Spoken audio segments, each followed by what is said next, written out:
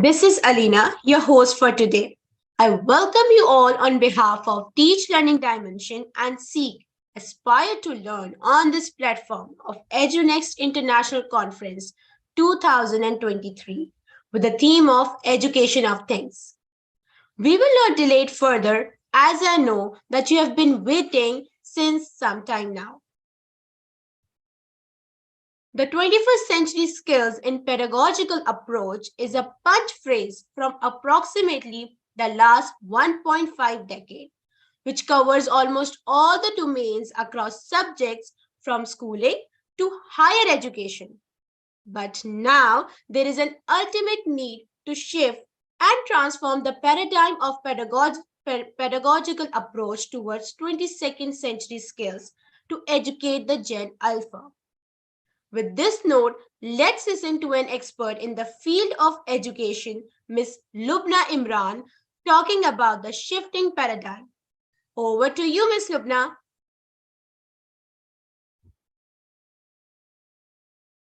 Thank you so much, Alina, for a very powerful introduction. I am honored and thankful to the platform of Teach and Seek as well. This is my first experience to present from this platform, and I'm honored to present in the Conference of Education, International Conference of Education from Edunext. So first, I would like to share my screen and introduce myself as well. So let's start. And I hope this will be a very powerful session and a learning session related to the pedagogical practices of Gen Alpha. So here, let me know that my screen is visible and I am clearly audible to all of you.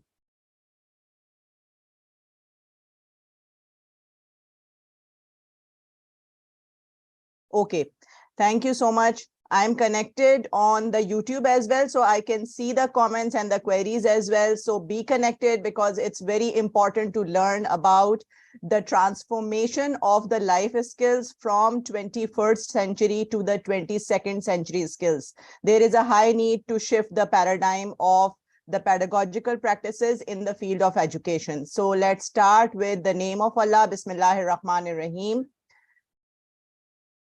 First, I would like to introduce myself officially because it's my first experience to present from the platform of Teach and Seek. My name is Lubna Imran, and I am a certified master trainer and the digital trainer as well. Plus, I am an educational trainer and a researcher. So I am here as my version of researcher today. I'm a consultant, educational leadership and management as well. Plus, I am a PTS educational counselor and an orator and a VBL expert too. By education, I am a biotechnologist. By passion, I am an educationist, a practitioner of pedagogy and andragogy as well from last 2 decades, and a struggler of spreading Islamic values by choice. So, if I am concluding myself, I am a lifelong learner. So it's a wonderful experience to present my research paper in form of a session in front of you today, and that is 22nd century skills, innovating the paradigms for the Gen Alpha. Gen Alpha means Generation Alpha. And it is my qualitative research and presented in front of you today. This is actually the qualitative research paper and a research presentation in the field of education, and you will get to know some eye-opening facts as a result of my research paper. So the session objectives or the objectives or the agenda of today's session that you will be able to understand by the end of this hour. This is actually an hour of learning and awareness and updating yourself for the teaching pedagogy of Gen Alpha. So you will be able to understand the difference and relationship between the knowledge about education-based, skill-based education, and knowledge and ability-based knowledge. There are 3 kinds of knowledge, that is skill education-based, skill-based, and the ability-based. Let's check it out further. I'll definitely explain about the distribution of generations with respect to Generation Z and Generation Alpha, because I think the audience maybe are from the field of education or any sector of the life. So they will get to know actually who are the Gen Alphas and who are Gen Zs. 27th century skills, as we all know about the 21st century skills in the 20th century classrooms. And from the last 2 years of the pandemic, we all know about the 21st century skills being a pedagogical practitioner. Definitely, the 21st century skills have some challenges as well, some pros and some cons. So here is the high need of the 22nd century skills. Yes, it's harder, but a better solution for the Generation Alpha. So we have to transform our pedagogical practices from 21st century skills towards the 22nd century skills. It's not a change, it's a transformation. Let's see in further slides.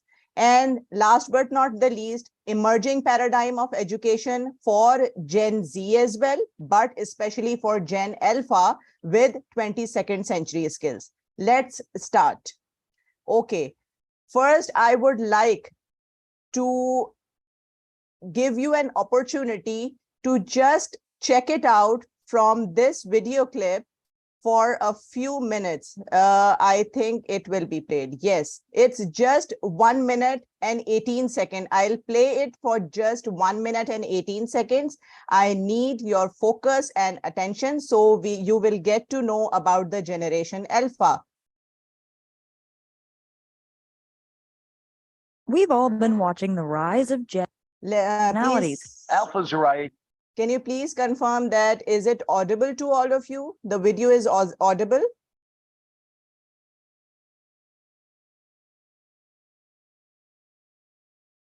Anyone from the host can please confirm me? Yes, it is. Thank you so much. Thank you so much. Okay.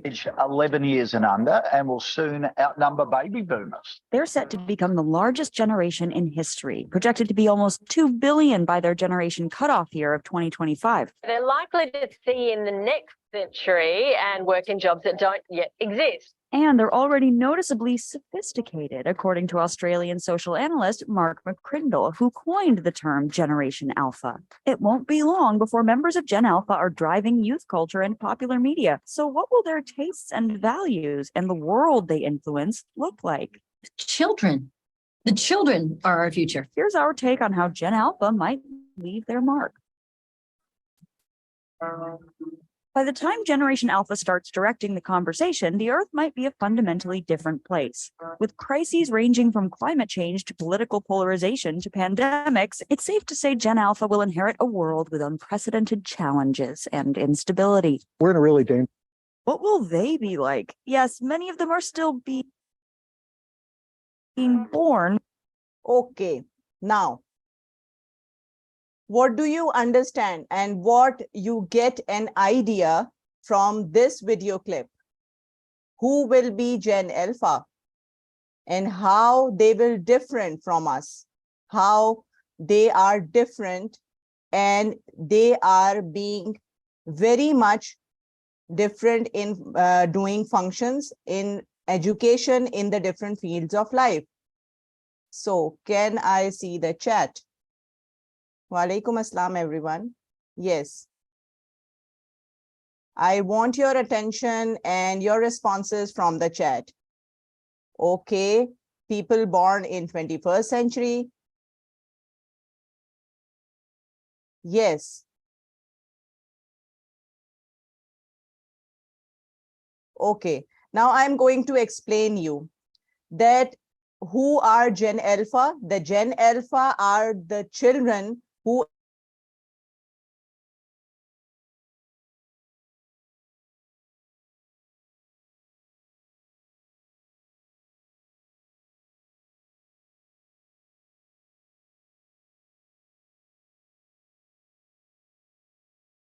responses from all of you at the Zoom chat and the YouTube as well.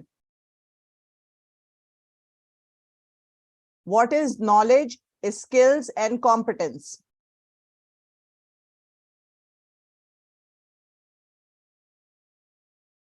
Yes. What is the difference between knowledge, skills, and competence?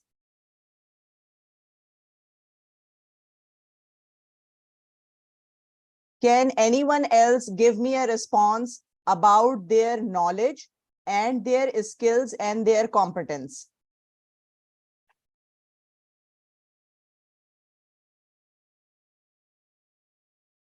I want the responses in form of examples that the knowledge which you have, the skills which you have, and the competence you have. Any example of from your side, from yourself, your self-knowledge, your self-skills, and your self-competence? Any examples? All these are definition, and yes, the definition is already on your screens. So I need the examples from your side. The knowledge from yourself and the competence and the skills. Then I'll explain you. Do you really think about it? Or is this the first time that you have sorted down about yourself and your personality, about your knowledge, skills, and competence? Yes. Anyone else?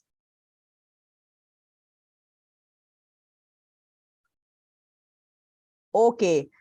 Now I am going to explain. Yeah. Okay. One person has given me the right answer about their Arabic knowledge. Knowledge is my degree. Yes. Yes, Mehreen. Anyone else? Okay, I'm looking at the YouTube as well. What do you know about the example of the car driving? What is knowledge? What is a skill? And what is competence? Can you differentiate about the car driving? Okay, I'm going to help you out with another picture. Knowledge is the theoretical or the practical understanding of a subject.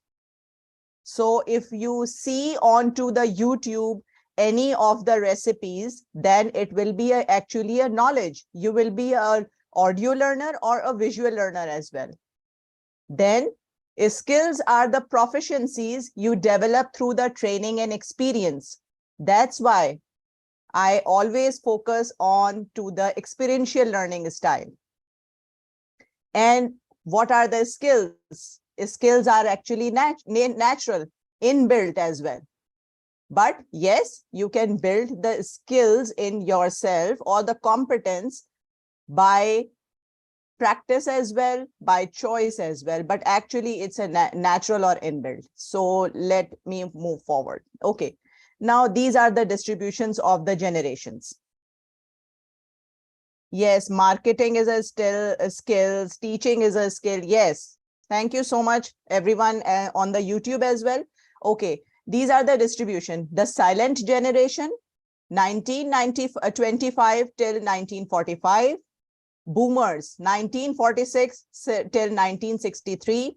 Gen X, 1964 till 1978. Millennials or Gen Y, 1979 till 1995. And definitely Gen Z, 1996 till 2010. Okay.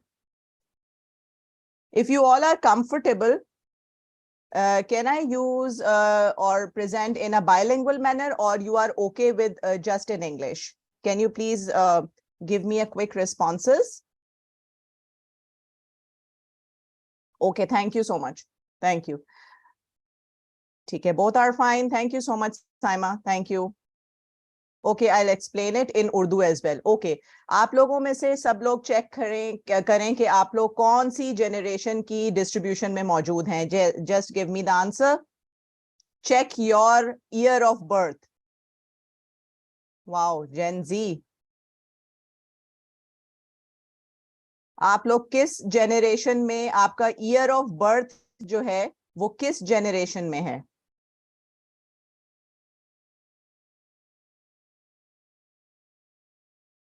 Gen X, Gen Z, anyone from Gen Y or millennials? Gen Z, Gen Z. So many youngsters here. I'm really happy to see you all by checking your learning attitude. Gen Y, wonderful. Okay, now, Gen Alpha में से तो मेरा नहीं ख्याल कि यहाँ पे कोई होगा. Gen Alpha, actually it is the extension of the Gen Z. The TEDx speaker explained the definition, or the people from Gen X, Gen Alpha are actually the generation who are following the Gen Z and currently include all the children born in or after 2010, the same year the iPad was born. Yes, the iPad is also from Gen Z or following the Gen Alpha as well. So most of the demographics are under 12 years of age, but the oldest of them will become teens in 2020. So इस वक्त जो लोग teens में मौजूद हैं, वो इस वक्त Gen Z में अगर born हुए हैं, but following Gen Alpha में हैं, तो वो अपने आप को old समझें इस वक्त Gen Alpha के साथ. ठीक है?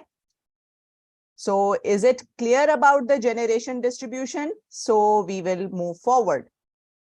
What we see in actually 21st century skills in 20th century's classroom.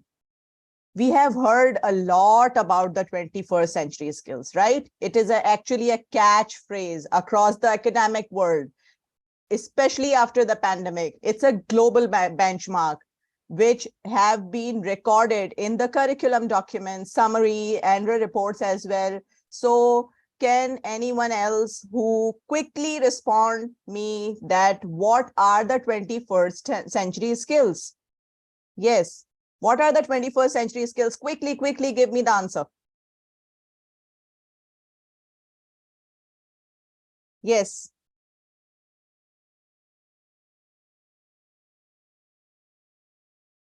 Okay. 1C, communication. Yes, now the next C. C, collaboration, critical thinking, creativity. All C's are completed. Actually, what are the for 21st century skills are the critical thinking, communication, collaboration, and creativity. 4 C's are in 21st century skills in a wider spectrum. These are 4 C's, and yes, it have all the other abilities as well in the 21st century skills, and these 21st century skills are actually used in the pedagogical practices. Out of the box thinking, teamwork, people skill, and strong critical and analytical skills also can be considered in the 21st century skills, and we are still try to inculcate in the 20th century classroom. Successful or not successful is not the matter. We are trying to explain, or I am going to explain with my research paper, that it's now the time to change the 21st century skill, to transform it into the 22nd century skills, because we are facing so many challenges. Okay. This is actually the learning style in the 21st century skills. Some having the foundational knowledge from the 21st century skills, humanistic knowledge like life, job skills, cultural competence, and all that, meta knowledge to act like creativity and emotions, problem solving and critical thinking, communication and collaboration. So this is the 21st century learning style. And again, this is the outcome from the students. When we deliver the pedagogy, when we deliver in the classroom as a teacher, as an educationist, when I deliver my lecture, my lesson plan through the 21st century skills, then the outcome from the students are here present on my slide, that the critical thinking and problems, it will be depend that how much delivered very powerfully, that all these skills and abilities, I am providing them the knowledge. It's depend on my giving style to deliver the knowledge, that either the skills are being produced, are they able to do it or not. Yes, so these are the 21st century learners' outcome: agility and adaptability, effective oral and written communication, assessing and analyzing the information, and curiosity and imagination. It all depends how I deliver the knowledge. My pedagogy style actually produce the skills and abilities, right? So there is another thing. Okay, you can select any one box and think about it. All these skills or abilities are being actually produced through the 21st century pedagogy or not. They get the ability to self-review. Just give me the answer in yes or no. Okay, I'll just name it and then you give me the answer in yes or no. Okay, now this is the activity. Okay, peer review, self-review. Do you actually think that all these capabilities, abilities, and skills are being developed to survive in future? Not theoretically, but practically what you have seen. Yes, no. Yes, Rohan Siddiqui. It's an honest answer, actually. I can prove all these things from my research, that this is the flowchart or this is the mind map of the 21st century skills pedagogy, that this should be the outcome. These abilities should be present after giving the knowledge. Yes, sometime. B number, thank you. मैंने ये बनाया तो है mind map, but क्या ये तमाम चीजें, ये स्किल्स, ये एबिलिटीज स्टूडेंट्स में मुझे नजर आ रही हैं कि आगे वो आने वाले फ्यूचर में सरवाइव कर सकते हैं, या वो सिर्फ एक करिकुलम की हद तक कवर हो रही हैं? इंटरडिसिप्लिनरी अप्रोच, कोलैबोरेटिव मीडियम, उनके अंदर इंटरनलाइज हो रही हैं ये चीजें, जो चीज माइंड मैप पे आ रही हैं? डिजिटल टूल्स यूज तो करते हैं, बट क्या उनको बाउंड्रीज अपनी सेट करना आती हैं कि हमें डिजिटल टूल्स किस तरह यूज करने हैं? क्या स्टूडेंट्स अपने clear, transparent objectives and goals बना सकते हैं? जब वो रेलेवेंट टास्क उनको दिया जाता है तो क्या वो इंस्ट्रक्शंस पे बहुत अच्छा चल सकते हैं, लेकिन अपने लिए खुद से एक फ्लो चार्ट या माइंड मैप बना सकते हैं या नहीं बना सकते? This is actually the question. क्या वो नेचर से कनेक्टेड हैं? क्या वो रियल वर्ल्ड प्रॉब्लम्स को देखते हैं कि आगे जाके उनको इसके लिए एक फ्रेमवर्क बनाना है टू सॉल्व दीज प्रॉब्लम्स? जो आज कॉमर्स पढ़ रहे हैं, क्या वो इस पॉइंट ऑफ व्यू से पढ़ रहे हैं कि इकोनॉमिक रिसेशन को किस तरह कंट्रोल किया जा सकता है? बात कहां तक रह गई? Just delivering the knowledge to them, but we are not making them able to survive in the future with the real world problems. आज पढ़ रहे हैं, सिलेबस कंप्लीट हो गया, करिकुलम कंप्लीट हो गया, पास आउट हो गए, get the qualification, get the degree, get the certificate, and that's it. They get the knowledge. Maybe 90% they understand it, but they are not able to apply it. Okay? Yes, just certificate and degree. So this is actually the theme, the root cause of my research. So I'll move forward. Actually, the purpose of the 21st century skill is to change the paradigm of education. When it launched the 21st century skills, actually it have the spirit to change the paradigm of education from conventional pedagogy to the 21st century skills, to make the students or the learners to change them, to educate the young minds for the future market condition, for the future circumstances, to prepare the teachers belonging to the past. They have to shift their conventional teaching pedagogy. They have to fix, they have to change the mindset as well to deliver the knowledge and how they should deliver the knowledge to make the students able to survive in the future, in the upcoming challenges, to nurture the students belonging to the future. This is actually the spirit of the 21st century skill, and equipping them with the skills they need when they foresee the future of our children. All these things are achieved? I think no.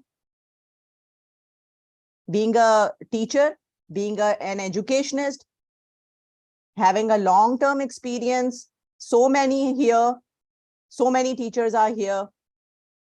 So it means the spirit of the 21st century skills is not being correctly delivered to the Generation Z. Now, it's not the time to correct the 21st century skills, to correct the concept of the 21st century skills. This is the time to transform it by looking the challenges, by looking at the pros and cons from the 21st century skills, the shortcomings in the 21st century skills. हमने क्या गलत कर दिया? हमने क्या कमी छोड़ दी? Now it's the time to transform it. What do you think? Is it enough? The 21st century skills challenges. Is it enough, do you think, that educating the children with books, theories, and syllabus specific knowledge is enough? Yes, tell me the answer in yes or no. No? Okay, are we improving the future stability of our children in practical life? In practical life, एक घर के अंदर आप कोई एक function arrange कीजिए, give the responsibility even to your teenager children. They cannot able to manage it as you can manage it. They cannot take the decisions as we can take the decision. They cannot be multitasking as we are. Though they are the position holders, they are the toppers in the class. क्या हम समझते हैं कि हमारे बच्चे किसी भी uncertain situation का सामना कर सकते हैं? अनसर्टेन किसी भी एक्सीडेंशियल चीजों का सामना कर सकते हैं? उस वक्त पूरे अपने सेंसेस में रह के डिसीजंस ले सकते हैं? Think about it. Watch what we are educating them. Are we making them a skillful future ready generation? Skills हमने develop की या सिर्फ हमने knowledge transfer की है? Do we introspect and reflect upon our concepts of educating with the 21st century skills? Jitna shore hai, jitna chaos hai, 21st century skills, we are making the lesson plans, we are delivering the lectures according to them, but what we are going to reflect as an educator? Think about it. Isn't it education limited to the classrooms? Just because they have to clear the exam, they have to excel in the exams or the papers, or they are limited to the school premises. Does it only reside in science laboratories, the libraries, and the schooler houses? These are actually the questions which are base of my research paper. That what. Yes, I am going to see some of, okay, only knowledge delivered at the YouTube. Abia Fatma, thank you so much. Yes, limited. These are the questions. ये सवाल आज आप सब तक deliver कर रही हूँ in form of my research paper, but we have to introspect it, reflect upon it as an educator. As an educationist, we have to think about it as a student or a lifelong learner, because still I'm a learner. I have to think about it that what knowledge I get, am I able to apply it in a practical field? Am I improving my skills, my abilities? So this is the question. Now we will move forward. Okay, I'll let you know about my research paper. I have designed a qualitative research paper. So I have designed a form, a questionnaire, and some of the interviews in which I have asked very relevant questions related to all these type of the research about the 21st century skills. The questions those type of questions which actually asked here as well, and you just give me the answers. So my record is built more and more and more. So my theory, my abstract actually proven. Yes. Okay, these are the results. This is the demographic profile. Actually, I have spread it out to the students, male and female both, and to the parents and teachers as well. Yes, so I get this type of results. I have 64.2% female and 35.8% male. Teachers and parents and students both. Age group depend.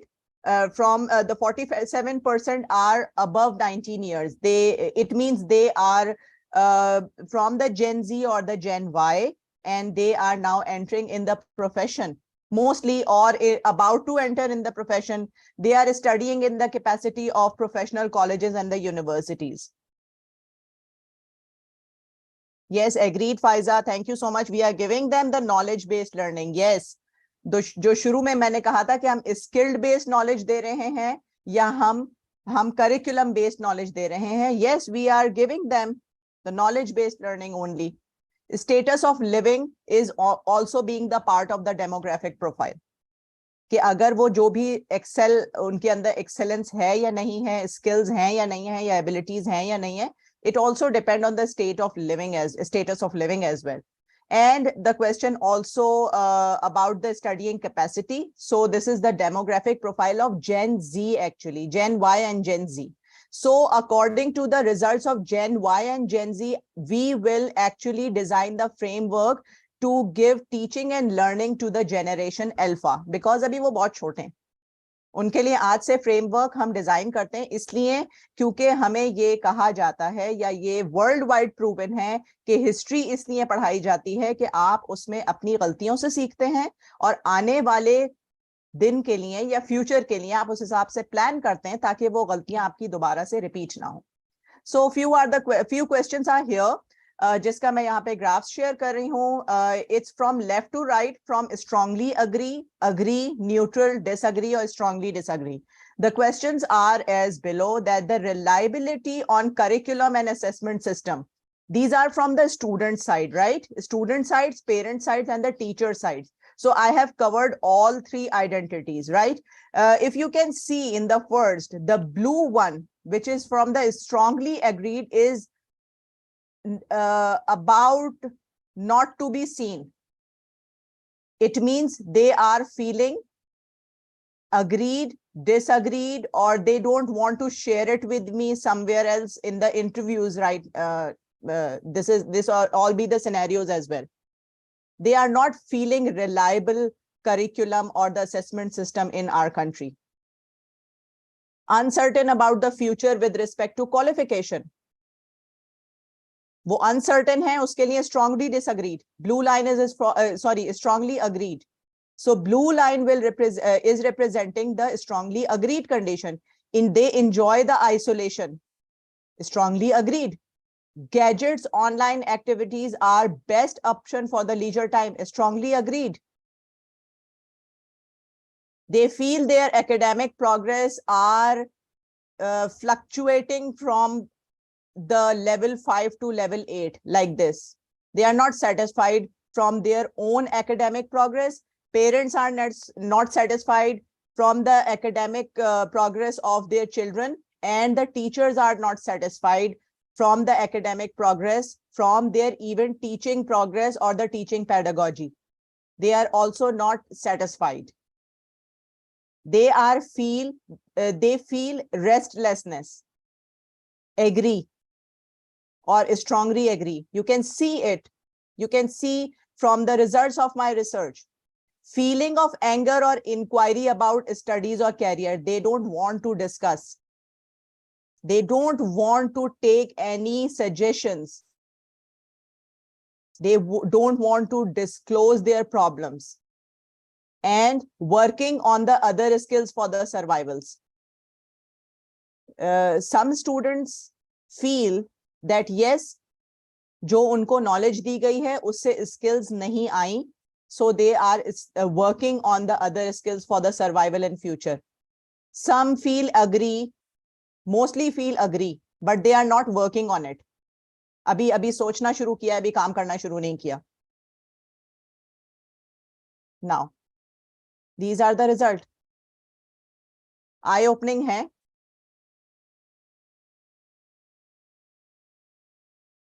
Eye opening है. Yes, बहुत मुश्किल से साइमा, बहुत मुश्किल से. अच्छा, जब मैं अननोन तरीके से जो है वो अगर पूछ रही हूँ तो मुझे फिर भी लोगों ने क्वेश्चन भर के दिए थे या मुझे फिल आउट करके दिए थे, बिकॉज दे नो दैट कि मैं उसको डिस्क्लोज नहीं करूंगी, मैं किसी का नाम डिस्क्लोज नहीं करूंगी, क्योंकि कुछ स्टूडेंट्स ऐसे थे कि उनके पेरेंट्स ने भी फिल किया ये. तो एक ही घर में इतना कम्युनिकेशन गैप है, राइट? कि वो पहले उन्होंने मुझसे ये कंफर्म किया कि आप हमारे नाम के साथ डिस्क्लोज नहीं करेंगी. That is really shocking for me. I feel really bad about it. Excuse me. And this is one of the result from the interviews. Red is for girls, blue is for boys, and the orange one is for parents and teachers. The 64.7% respond their views openly in agreement about lack of value system in society. बहुत openly ये बात कही. Yes, value system lack करता है. Value system lack कर रहा है. And 54.3% evidences are about life is going quickly far from the nature in digital world. What do you think about it? यहां पर भी मुझे बता दें कि आप लोग इस बारे में क्या कहेंगे. आप लोगों का क्या ख्याल है? Right? ऐसे ही है. So these are my results. Now, कुछ दिन तक मुझे थोड़ा सा डिसअपॉइंटमेंट रही. काफी उस पर रिसर्च के बाद जब ये सारी चीजें पढ़ने होते हैं क्वेश्चन, या जब आपके पास एक डिजिटल फॉर्म में आ जाते हैं, देन उसके बाद रिजल्ट जब इसका फॉर्म होता है, सो ऐसा ही होता है कि I feel really worried about the generation, और I feel really worried about it. Actually हो ये रहा है 21st सेंचुरी स्किल्स में जो हम काम कर रहे हैं वो वेज ऑफ थिंकिंग और वेज ऑफ वर्किंग पर काम किया हमने. I need attention of everyone here. Actually, हमने 21st century skills में being a parent, being a teacher अगर काम किया, या being a students भी हमने effort की है, तो हमने किया है ways of thinking पर और ways of working पर. Like creativity पर काम कर लिया, थोड़ा बहुत critical thinking पर काम कर लिया, problem solving पर भी चलें कर लिया, decision making पर भी कर लिया, लेकिन सबसे ज्यादा learning पर कर लिया. बहुत सारे certificates जमाए. और वेज ऑफ वर्किंग में कम्युनिकेशन एंड कोलैबोरेशन पर काम कर लिया. काम कर लिया का मतलब नॉलेज गेन कर ली. बहुत नॉलेज है, अनलिमिटेड है, सर्टिफिकेट्स के ढेर हैं. कुछ हार्ड कॉपीज हैं, कुछ सॉफ्ट कॉपीज हैं, कुछ सेव हैं, कुछ मैं भूल चुकी हूं कि क्या किया क्या नहीं किया. राइट? लेकिन काम कहां पे करना था? एक्चुअली इस तरह ये सर्कल कंप्लीट होना था. Tools for working, skills for living in the world. Actually इसको इस तरह से काम करना था कि ये सब चीजें बैलेंस रहती. Ways of thinking should be balanced with all other 3 portions. Ways of working should all balanced with the other portions. Tools for working and skills for working as well. The same thing. So अब मुझे बताएं yes or no. Balancing out हुई.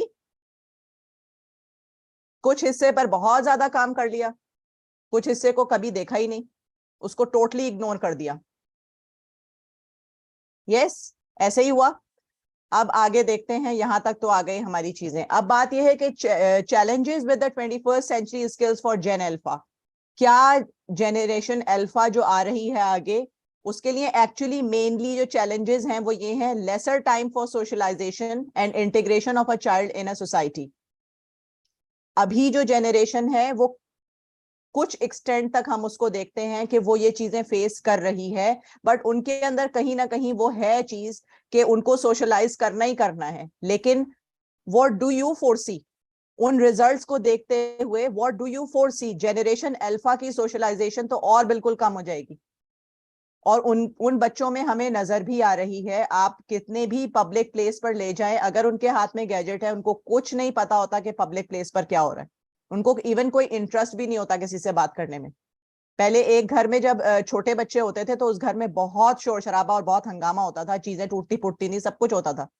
But आज आप छोटे बच्चे क्या जमा कर दें, बड़े बच्चे भी जमा कर लें, घर में पिन ड्रॉप साइलेंस मिलेगा आपको। सबके हाथ में एक एक गैजेट है, सोशलाइजेशन जीरो हो गई है। तो आज ये हम जेन एक्स, जेन वाई एंड जेन जी का हम देख रहे हैं। So what do you think, what do I think about the generation alpha? उनका क्या होगा? हम उनमें देख रहे हैं the volatility, uncertainty, complexity, and ambiguity. So these are actually the challenges arises from the 21st century skills to be implemented in an imbalanced situation in the pedagogical practices. हमने skills को हमने apply जरूर किया, but सिर्फ knowledge को transform करने तक. Now, what do we need to know? Actually, what do we need to know? The pragmatic shift or the transformation of 21st century skills with the 22nd century skills, in which the emotional and social learning and inclusive global citizenship are the main part, which we have to plan about it. And the teachers actually should be the role model, the parents should be the role model, the students should behave like a role model to inculcate the digital and technological skills, but don't forget your social and emotional learning as well. Don't forget to develop the global citizenship. यहाँ पर तो यही नहीं पता कि दुनिया में क्या हो रहा है, हालात क्या हैं, किस तरह लोग सर्वाइव कर रहे हैं, कौन से कंट्री में क्या प्रॉब्लम्स हैं. But according to the digital learning, digital literacy, digital tools, games on the gadgets, they know everything. They know everything. Do you really think कि जो knowledge उनके पास इस वक्त आ रही है और continuously update हो रही है, is it enough or is it the knowledge which develop the skills and abilities? No, not at all. They cannot use that knowledge anywhere in future. Not at all. आज जो jobs हैं वो अब नहीं होंगी आने वाले दौर में. Gen Alpha जिस वक्त teenage में आएगी, Gen Alpha जिस वक्त practical field में आएगी, the world will totally change. The world will totally change. So the knockout effect is what? 21st century skills are considered as just traits. They are not skills. So this is actually the conclusion from my research paper, from my research questionnaire, from my interviews as well. It actually delivered as a trait, not as a skills, whereas we have to develop the innovation, exploration, civic engagement, and the global citizenship. These 4 skills should be inculcated with the 21st century skills to transform it. तो हम उन तमाम मसलों का हल किसी हद तक निकालना शुरू कर सकते हैं, बट इसके लिए जरूरी ये है कि आज से उसको प्लानिंग करें और उसके लिए एक फ्रेमवर्क बनाएं. बिकॉज हम ये चाहते हैं कि जनरेशन अल्फा या जनरेशन जी में जो बच्चे हैं वो इनोवेटर्स हों, मेंटोर्स हों, एंटरप्रेन्योर्स हों, कैटलिस्ट हों, इल्यूमिनेटर्स हों. ऐसे ही है, हम यही चाहते हैं ना, या हम चाहते हैं कि नहीं वो डॉक्टर इंजीनियर्स हों, डॉक्टर्स इंजीनियर्स हों, चार्टर्ड अकाउंटेंट्स हों, इसी तरह कुछ और ग्रेजुएशन कर लें? Not at all. क्योंकि अगर 21st सेंचुरी स्किल्स को सिर्फ अप्लाई किया है तो तब भी हमें कौन से स्किलफुल हमें मिल चुकी है जनरेशन? Not at all. तो जनरेशन अल्फा जिस वक्त प्रैक्टिकल फील्ड में आएगी उस वक्त जरूरत होगी इनोवेटर्स की, मेंटोर्स की, एंटरप्रेन्योर्स की, कैटलिस्ट की और इल्यूमिनेटर्स की. So now what will be the framework to develop the innovation, exploration, civic engagement, and the global citizenship? These 4 are the 21st century skills. C, creativity, critical thinking, communication, and collaboration. Now the transformation should be in the form of this. We must be very careful When we deliver the knowledge, we must be careful to transform the 22nd century skills with care. When they create the thing, they do not forget the care for yourself, for the others, for the environment as well, for the relationship as well. So the care is the first C of the 22nd century skills, and it should be involved or include in the creativity, in the critical thinking, in the communication. Yes, be careful in the communication. Be careful in the collaboration. This is very necessary component. और ये हमें ही सिखाना है. दूसरा, community के बारे में जरूर सोचना है. Critical thinking about the community. हमारे कोई भी बच्चे कम्युनिटी के बारे में कभी नहीं सोचते. हमारी जनरेशन नहीं सोचती, जनरेशन वाई नहीं सोचती, जनरेशन जी नहीं सोचती, तो जनरेशन अल्फा कैसे सोचेगी कम्युनिटी के बारे में? दिस इज द रीजन के इतना ज्यादा आपको जो एनार्की नजर आती है या आपको बहुत ज्यादा डिटैचमेंट्स नजर आती हैं, वो यही वजह है. The most important thing is that they communicate but they do not connect. There is a big difference in it. Communicate करते हैं, कनेक्ट नहीं करते. अच्छा, कनेक्ट करते हैं तो कम्युनिकेट नहीं करते. अपने बहन भाइयों से कनेक्ट कर रहे हैं, पेरेंट्स से कनेक्ट कर रहे हैं, लेकिन कम्युनिकेट नहीं करते. अच्छा, जिनसे कम्युनिकेट कर रहे हैं ऑनलाइन, इतने लाइक्स हैं, इतने फॉलोअर्स हैं, कम्युनिकेट कर रहे हैं, but they can not connect. Yes. And collaboration, cultural collaboration बहुत जरूरी है. यही वजह है कि जो भी कल्चर्स हैं उसके अंदर बहुत ज्यादा मिक्स प्लेट अगर बन रही है, this is just because of the reason that the cultural innovation or cultural improvement concept is ruined totally. हम जितना कल्चर के बारे में सोचते थे उतना अब जनरेशन नहीं सोचती. Not even generation Y, not Gen Z, and definitely Gen Alpha फिर बिल्कुल नहीं सोचेगी. Right? So this is the thing, the next 3 C's which should be merged with the 21st century skills. The 6th C of education for the future: think critically, communicate clearly, work collaboratively, embrace culture, develop creativity, and utilize connectivity. Now learn how to develop 22nd century life skills through pedagogy practices. किस तरह पढ़ाने के जरिए आप practically आप उनको सिखा सकते हैं about the 22nd century skills. The first is the innovative skills, but with care. Don't forget it. Exploration ability, but be careful about it as well. Explore कर रहे हैं तो उससे किसको नुकसान पहुंच सकता है, they must think about it. Then civic engagement, global citizenship, value-based learning is very important. Very, very important, because values are vanished from our culture, from our society, from this world, especially in the Muslim environment. And the reflective practices is very much necessary. हम reflection नहीं करते.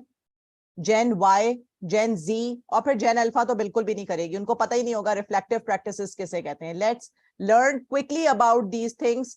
First, creativity and emotion. We want change makers. हमें चाहिए ना change makers. हमें entrepreneurs के बजाय हमें चाहिए चेंज मेकर. हमारे बच्चे या हमारी आने वाली जनरेशन चेंज मेकर होनी चाहिए. तब्दीली आ नहीं रही, तब्दीली आ चुकी है, लेकिन जो तब्दीली लाने वाले हैं वो ट्रेंड नहीं है. क्या करें? तब्दीली लाने वाले बीच में है चेंज मेकर. चेंज मेकर को प्रॉब्लम सॉल्वर होना चाहिए, उसके अंदर रिजिलियंस बहुत ज्यादा होनी चाहिए, उसके अंदर माइंडफुलनेस बहुत होनी चाहिए. आज की जो जनरेशन है और जो आने वाली जनरेशन है, क्या उनमें ये तीनों चीजें मौजूद हैं? नहीं. तो वो इनोवेशन भी नहीं कर सकते, वो क्रिएटिविटी भी नहीं कर सकते. फिर उसके बाद हमने केयर का एलिमेंट भी उनको इंट्रोड्यूस नहीं कराया, तो फिर ये सिर्फ एक ख्वाब है कि they will be the change maker. उसके लिए बहुत जरूरी है कि केयर करें अपनी भी, और चेंज मेकर के लिए बहुत जरूरी है कि वो रेजिलियंस रखता हो, प्रॉब्लम सॉल्विंग हो, क्रिएटिविटी और माइंडफुलनेस हो. So this is the time to think about it, that the students of Gen Alpha need both mindfulness plus heartfulness, asking with care, listen with care, being present with care, following up with care, writing and speaking with care, and acting with care. बहुत जरूरी है. Think about it. हम ये नहीं सोच सकते कि एक पैकेज्ड करिकुलम अगर है it will create resilience. No, not at all. Curriculum cannot produce the resilience, the mindfulness. Not at all. We need a model or framework to create it as a teacher, as a parent, as a student. We need to generate all these things, right? Resilience, problem solving, and mindfulness. So we can expect that, yes, Generation Alpha can be a change maker. We can only expect all these things. Innovation, create the innovative classroom in form of caring classroom. Innovate, but do it safely. Caring for the environment is the most important thing. Save water, recycle, walk or ride, reduce rubbish, use less power, plant natives, say no to plastic bags and reuse. हम environment की care नहीं कर रहे.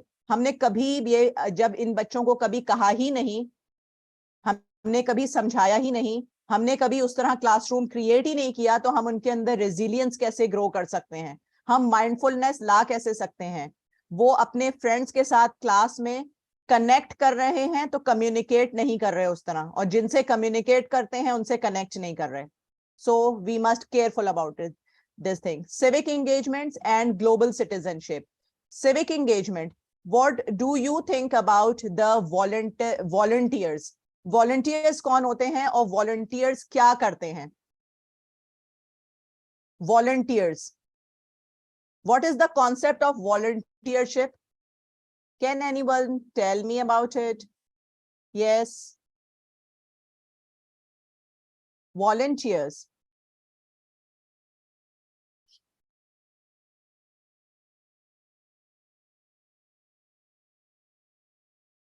Okay. Yes, selflessness. Atifa Rahman, thank you so much. It's not about free. Someone write it here. Free service provider. Binish, it's not the matter of free. हर जगह पैसा involve नहीं होना चाहिए. सेल्फलेसनेस, आपको अपनी सेल्फ सेटिस्फेक्शन के लिए अगर कोई काम करते हैं जिससे शायद आपको कभी फायदा भी ना मिले, शायद उससे आपको कोई अर्निंग भी ना हो, लेकिन आपको फायदा कुछ नहीं मिलेगा, लेकिन वॉलंटियरशिप जो है वो आपकी सिविक एंगेजमेंट को क्रिएट करेगी, इनर सेटिस्फैक्शन देगी. Yes, thank you Tabassum. हर चीज पैसा नहीं है, हर चीज में आपका फायदा नहीं है. जरूरी नहीं है आपका फायदा भी हो उसमें, आप उसमें सेल्फलेसली किसी दूसरे को फायदा दे रहे होते हैं. This is called to be the volunteer. हम क्या अपने बच्चों को सिखा रहे हैं वॉलंटियर करना? No, not at all. Time नहीं है और वो गैजेट्स में फंसे हुए हैं. तो जनरेशन अल्फा तो वॉलंटियर का वर्ड भी नहीं जानती होगी. मैं और आप तो फिर भी जानते हैं. आज के बच्चे शायद थोड़ा बहुत समझते हैं, लेकिन उसको डिफाइन शायद सही से नहीं कर पाते, क्योंकि वो उसको प्रैक्टिस नहीं करते. उनको जस्ट नॉलेज है वॉलंटियर्स की, but they are not going to explain it. They cannot perform it. They don't have the ability of being the volunteer. They do not have the skills to be the volunteer. कहाँ पे जाके volunteer करना है, उनको ये चीज decide नहीं कर सकते according to their age, according to their boundaries. Volunteership का फायदा क्या होगा? क्या skills उस, अब देखिए यहाँ से skills develop हो रही हैं volunteership से. क्या volunteership से skills develop हो रही हैं? Organization, responsibility, cultural awareness, communication, creating unique ideas, adaptability, leadership qualities, networking qualities, asking question qualities पैदा हो रही हैं. ठीक है? Getting out of your comfort zone. The most important thing is that we are providing Generation Z and definitely to the Generation Alpha a lot of comfort zone. हमने उतना comfort zone नहीं देखा, लेकिन हम उनको comfort zone बहुत ज्यादा provide कर रहे हैं. वो जहां बैठे हैं वहीं पर सारी चीजें उनको दे दी available. तो volunteership will actually create the so many skills. So अगर skills develop करनी है तो volunteership और आपका civic engagement sense जो है वो बहुत होना चाहिए. Act locally but think globally. Global citizenship. What is the global citizenship? The global citizenship or the global citizen is one who is knowledgeable about the people, custom and the cultures. Do you really think कि हमारे बच्चे किसी और culture के बारे में बहुत ज्यादा जानते हैं? हाँ, इंडियन कल्चर के बारे में बहुत अच्छे से जानते हैं, इतना अच्छा जानते हैं कि वो अपना कल्चर भूल चुके हैं बिल्कुल। ऐसे ही है ना? अच्छा, कल्चर के बारे में तो जानते हैं, लेकिन क्या वो जानते हैं कि उनके अंदर उस कल्चर की वजह से क्या चीज उनकी गलत हो रही है, या क्या उनमें शॉर्टकमिंग्स हैं, उनकी रीजन ऑफ सक्सेस क्या है? अगर किसी कल्चर की अगर सक्सेस बहुत ज्यादा है, या किसी भी ग्लोबल सिटीजन के तौर पर क्या वो ये जानते हैं? Not at all. अपने कल्चर को पूरा नहीं जानते तो कैसे सरवाइव करेंगे? जब आप ग्लोबल सिटीजनशिप का मतलब ये है कि one is knowledgeable about the people, custom and culture beyond one's own world. अपने कंफर्ट जोन से बाहर नहीं आ रहे हैं तो फिर दूसरे के कल्चर के बारे में क्या जानेंगे, उनकी मुश्किलात को क्या जानेंगे? नथिंग। जेन जी और जेन वाई को नहीं पता कि इस वक्त जो दूसरे डिफरेंट कल्चर्स के लोग हैं दुनिया में, जितना ज्यादा इस वक्त पॉवर्टी है, जितना इकोनॉमिक क्राइसिस है, कहां पर जो है वो आपके जो है वो खाने की मुश्किलें हैं। अच्छा, क्यों मुश्किलें हैं? ऐसी कोई बात आप इनसे नहीं कर सकते, डिस्कशन कर ही नहीं सकते। डिस्कशन बोथ साइडेड होती है। डिबेट तो ये होगी कि मैं बैठ के अभी लेक्चर देना शुरू कर दूं, तो डिबेट तो नहीं देनी, एक्चुअली डिस्कशन करनी है। तो डिस्कशन तो उस वक्त होती है जब दोनों साइड पे नॉलेज जो है वो एट पार तो हो, कुछ तो लेवल हो नॉलेज का। तो they do not understand. So global citizen अगर बनाना है तो क्या करना है? To do, to be, to know, engage in a political discussions। कुछ ऐसा उनको जरूर प्रोवाइड करें कि उनके साथ आप डिस्कशन भी कर सकें, क्योंकि वो तो गैजेट से निकल ही नहीं रहे बाहर, तो आप उनके साथ करेंगे क्या फिर? Develop the critical awareness, employ the intersectional literacy to understand the interconnectedness of the local and the global power structure, and the most important, teaching values across the curriculum। मैंने यहाँ पे न्यूजीलैंड का करिकुलम देखा, all based on the values. पढ़ाते वो हमसे ज्यादा subject हैं, शायद हमसे ज्यादा उनके पास नॉलेज है। ये एक ट्रिनिटी स्कूल का वैल्यू बेस्ड करिकुलम है जो उन्होंने बनाया ही वैल्यूज पर है। हम आज अपनी वैल्यूज भूल गए हैं। Being a Muslim we forget all about the values system. So जो यूरोपियन कंट्रीज हैं वो वैल्यूज पर बहुत काम कर रहे हैं, हमें जरूरत है। And the last is the reflection. The reflection means reflect करें पूरे दिन को। हमारा दीन भी हमें कहता है रात को सोने से पहले अपने तमाम अमाल को रिफ्लेक्ट कर लेना चाहिए। We must do it. हमारे बच्चों को ऐसा कुछ भी नहीं आता। जब रिफ्लेक्ट करना नहीं आता तो अपनी गलती माननी भी नहीं आती। अपनी गलती माननी नहीं आती तो करेक्शन करनी नहीं आती। अपने लिए फ्रेमवर्क बनाना नहीं आता। रिफ्लेक्शंस के फायदे ये हैं कि create the opportunities to seriously consider the implication of any past or the future action। Generation alpha जब रिफ्लेक्ट ही नहीं कर रही होगी तो आगे अपने लिए क्या फ्रेमवर्क बनाएगी? कनेक्टेडनेस और कम्युनिकेशन पे बात हम कर चुके हैं कि कनेक्ट करते हैं तो कम्युनिकेट नहीं करते, कम्युनिकेट करते हैं तो कनेक्ट नहीं करते। कम्युनिकेशन का मतलब इंटरैक्ट करना नहीं है। We are in the world that is connected but not communicating. कहीं कनेक्शन है, कम्युनिकेशन नहीं है। So build the relationship, otherwise you are just collecting the profiles, not connecting with the people. So generation alpha should be the successful learner, right? Effective contributors, global citizens. उनके अंदर attributes और capabilities सारी होनी चाहिए। So generation alpha के लिए conclude ये है कि अपने आप को बदलना है। Be like a role model. Develop yourself, embrace the change to produce the change maker। मैं अगर change को accept नहीं करूंगी, मैं authoritative रहूंगी, facilitator नहीं बनूंगी as a teacher, as an educationist, then I cannot teach to the generation alpha।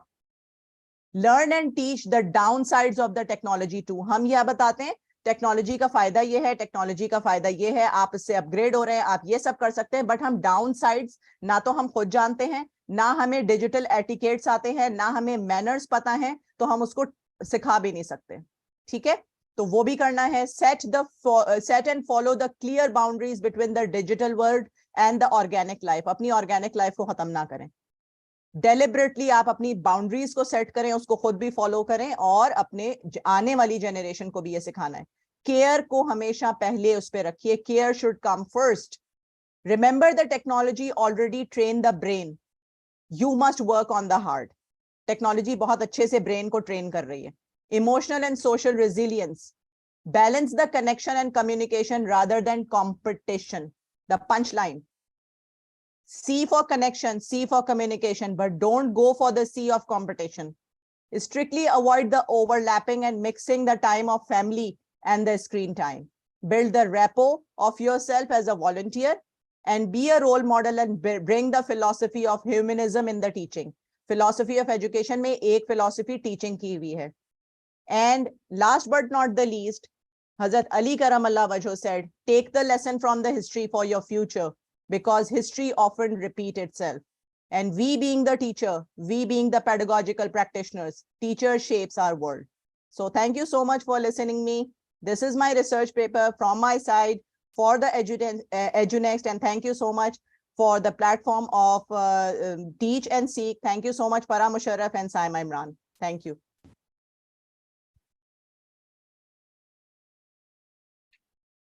Thanks for a great insight. Thanks for a great insight into the topic, Ms. Lubna. It's Thank you so much. true that we need to change pedagogies to educate the generation Y and the generation Alpha. And I hope we all will now be striving to do the same and that we now know what we need to do. Thank you, Ms. Lubna, once again. Thank you so much. Thank you so much for listening me, everyone. It's wonderful opportunity, and thank you for listening me. Thank you. We would like to extend a special thank you to Academies International School, Indus Ivy League School, ILM STEM Focused School, and the Effort Rehabilitation and Vocational Center for Special Children as academic partners.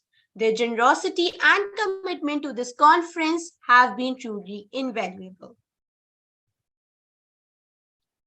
असर हाजिर में उर्दू की अहमियत और इसमें तलबा की परेशानी को मद्देनजर रखते हुए इसमें नई तब्दीलियां आना बेहद जरूरी है और इसके लिए एक उस्ताद को सीखना और सिखाना सबसे पहले आता है।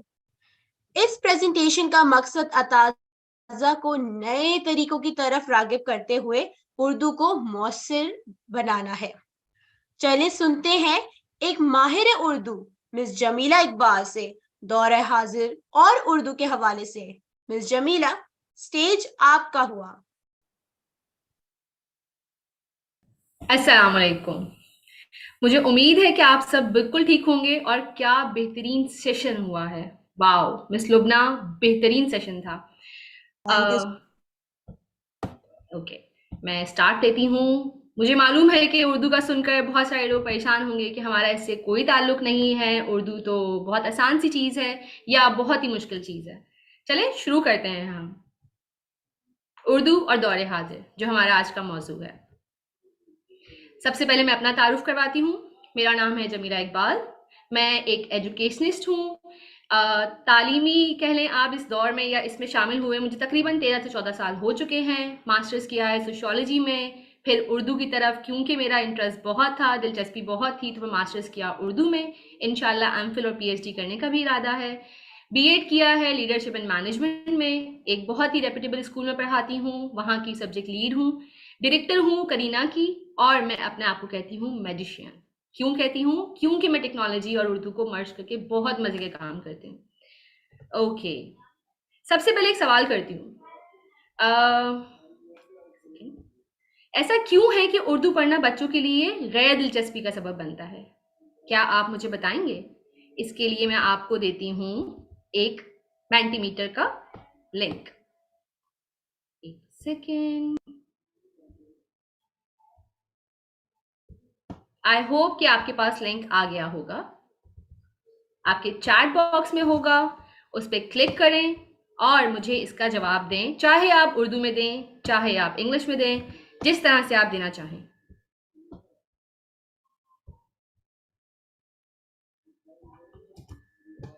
जी,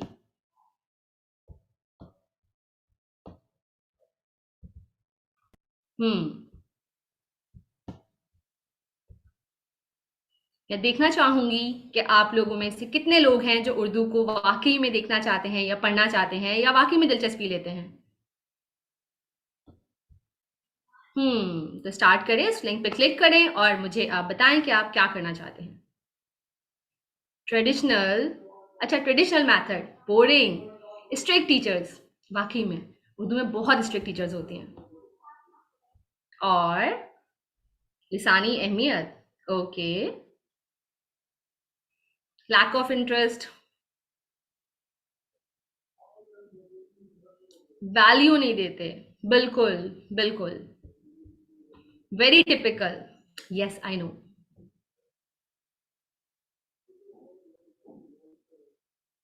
teacher hit me once, oh sorry, आपका तो बैड एक्सपीरियंस रहा है इसके साथ। I like Urdu, okay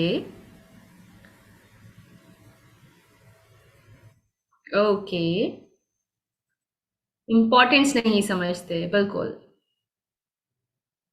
difficult words होते हैं, लिखना मुश्किल है, पैटर्न मुश्किल है, वाकई में बहुत मुश्किल है।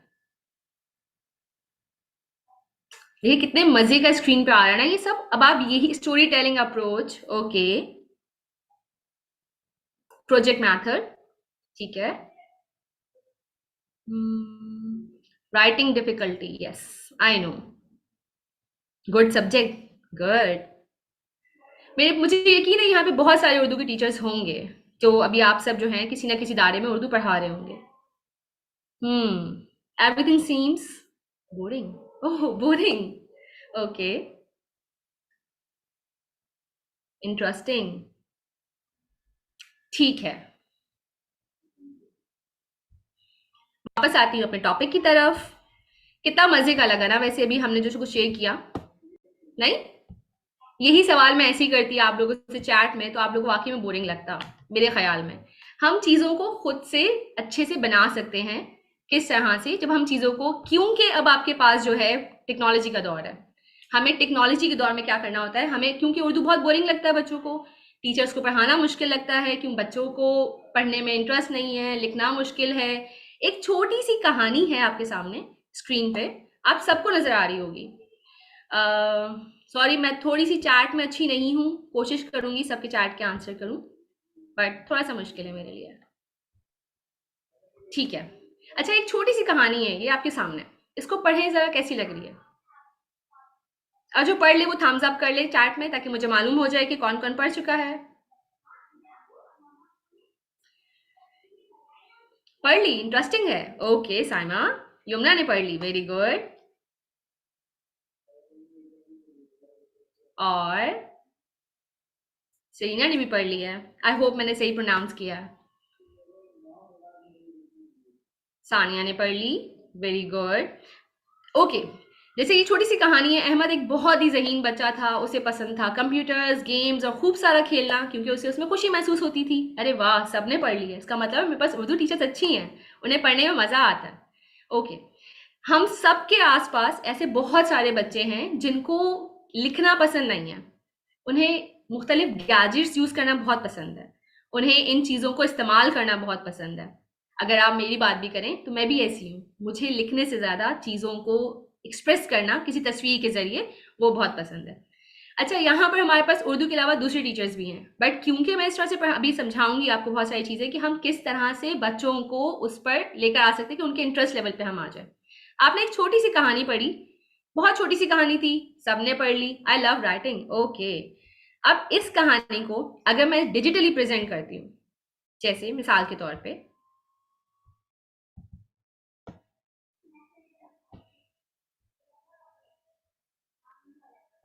ओके सॉरी,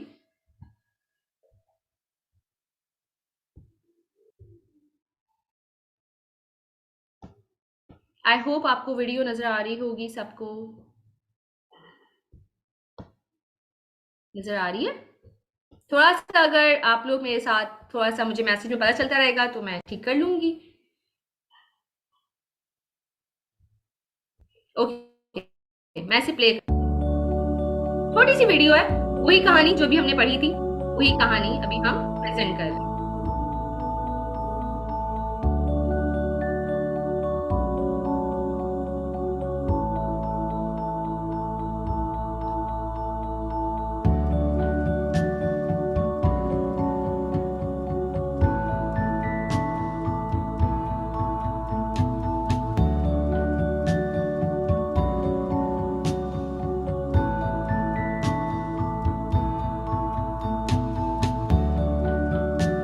वही बच्चा अहमद है जिसको भी हमने उसकी कहानी पढ़ी, मुझे ज़्यादा तो पसंद है।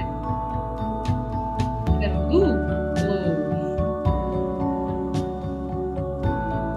किताब से पढ़ना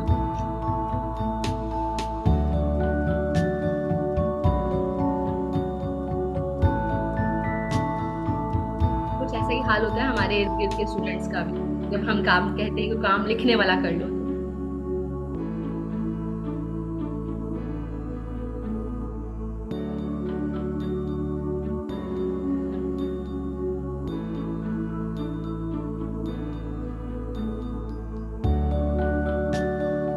हमें तो पसंद है सुपरमैन जैसी स्टोरीज ना।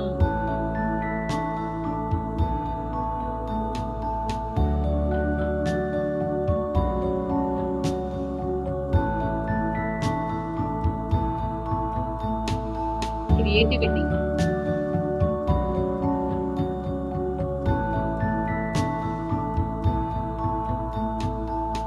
और एक ऐसी क्लास जिसमें डिजिटली भी कुछ कर सके। Thank you Tania. ओके, अच्छा, पढ़ना ज्यादा अच्छा लग रहा था या ये कहानी देखना?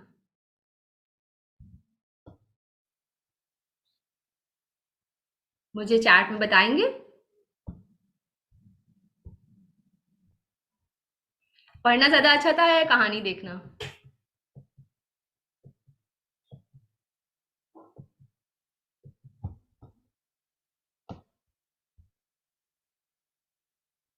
वीडियो देखना। जब हम सब इस तरह के हैं तो हम बच्चे से कैसे एक्सपेक्ट करते हैं कि बच्चा जो है वो हम चाहेंगे कि वो लिखे और वो लिखना शुरू कर देगा। बच्चों को भी बोरिंग लगता है। ठीक है, लिखना भी अपनी जगह पे बहुत जरूरी है, मगर कहानी, क्योंकि आज का बच्चा डिजिटल वर्ल्ड में रहता है। जब कोविड आया तो कोविड के बाद क्या हुआ, बहुत सारे लोग जो हैं वो ऑनलाइन पे शिफ्ट हो गए। हमने बहुत सारे टूल सीखे, गैजेट्स यूज करना सीखा, हमने देखा हम ऑनलाइन क्लासेस किस तरह से बहुत अच्छे तरीके से ले सकते हैं। उसके बाद हमने क्या किया, हमने बहुत सारे डिजिटल टूल्स को एक्सप्लोर किया, हमने चीज़ों को बहुत अच्छे से अच्छा बनाया।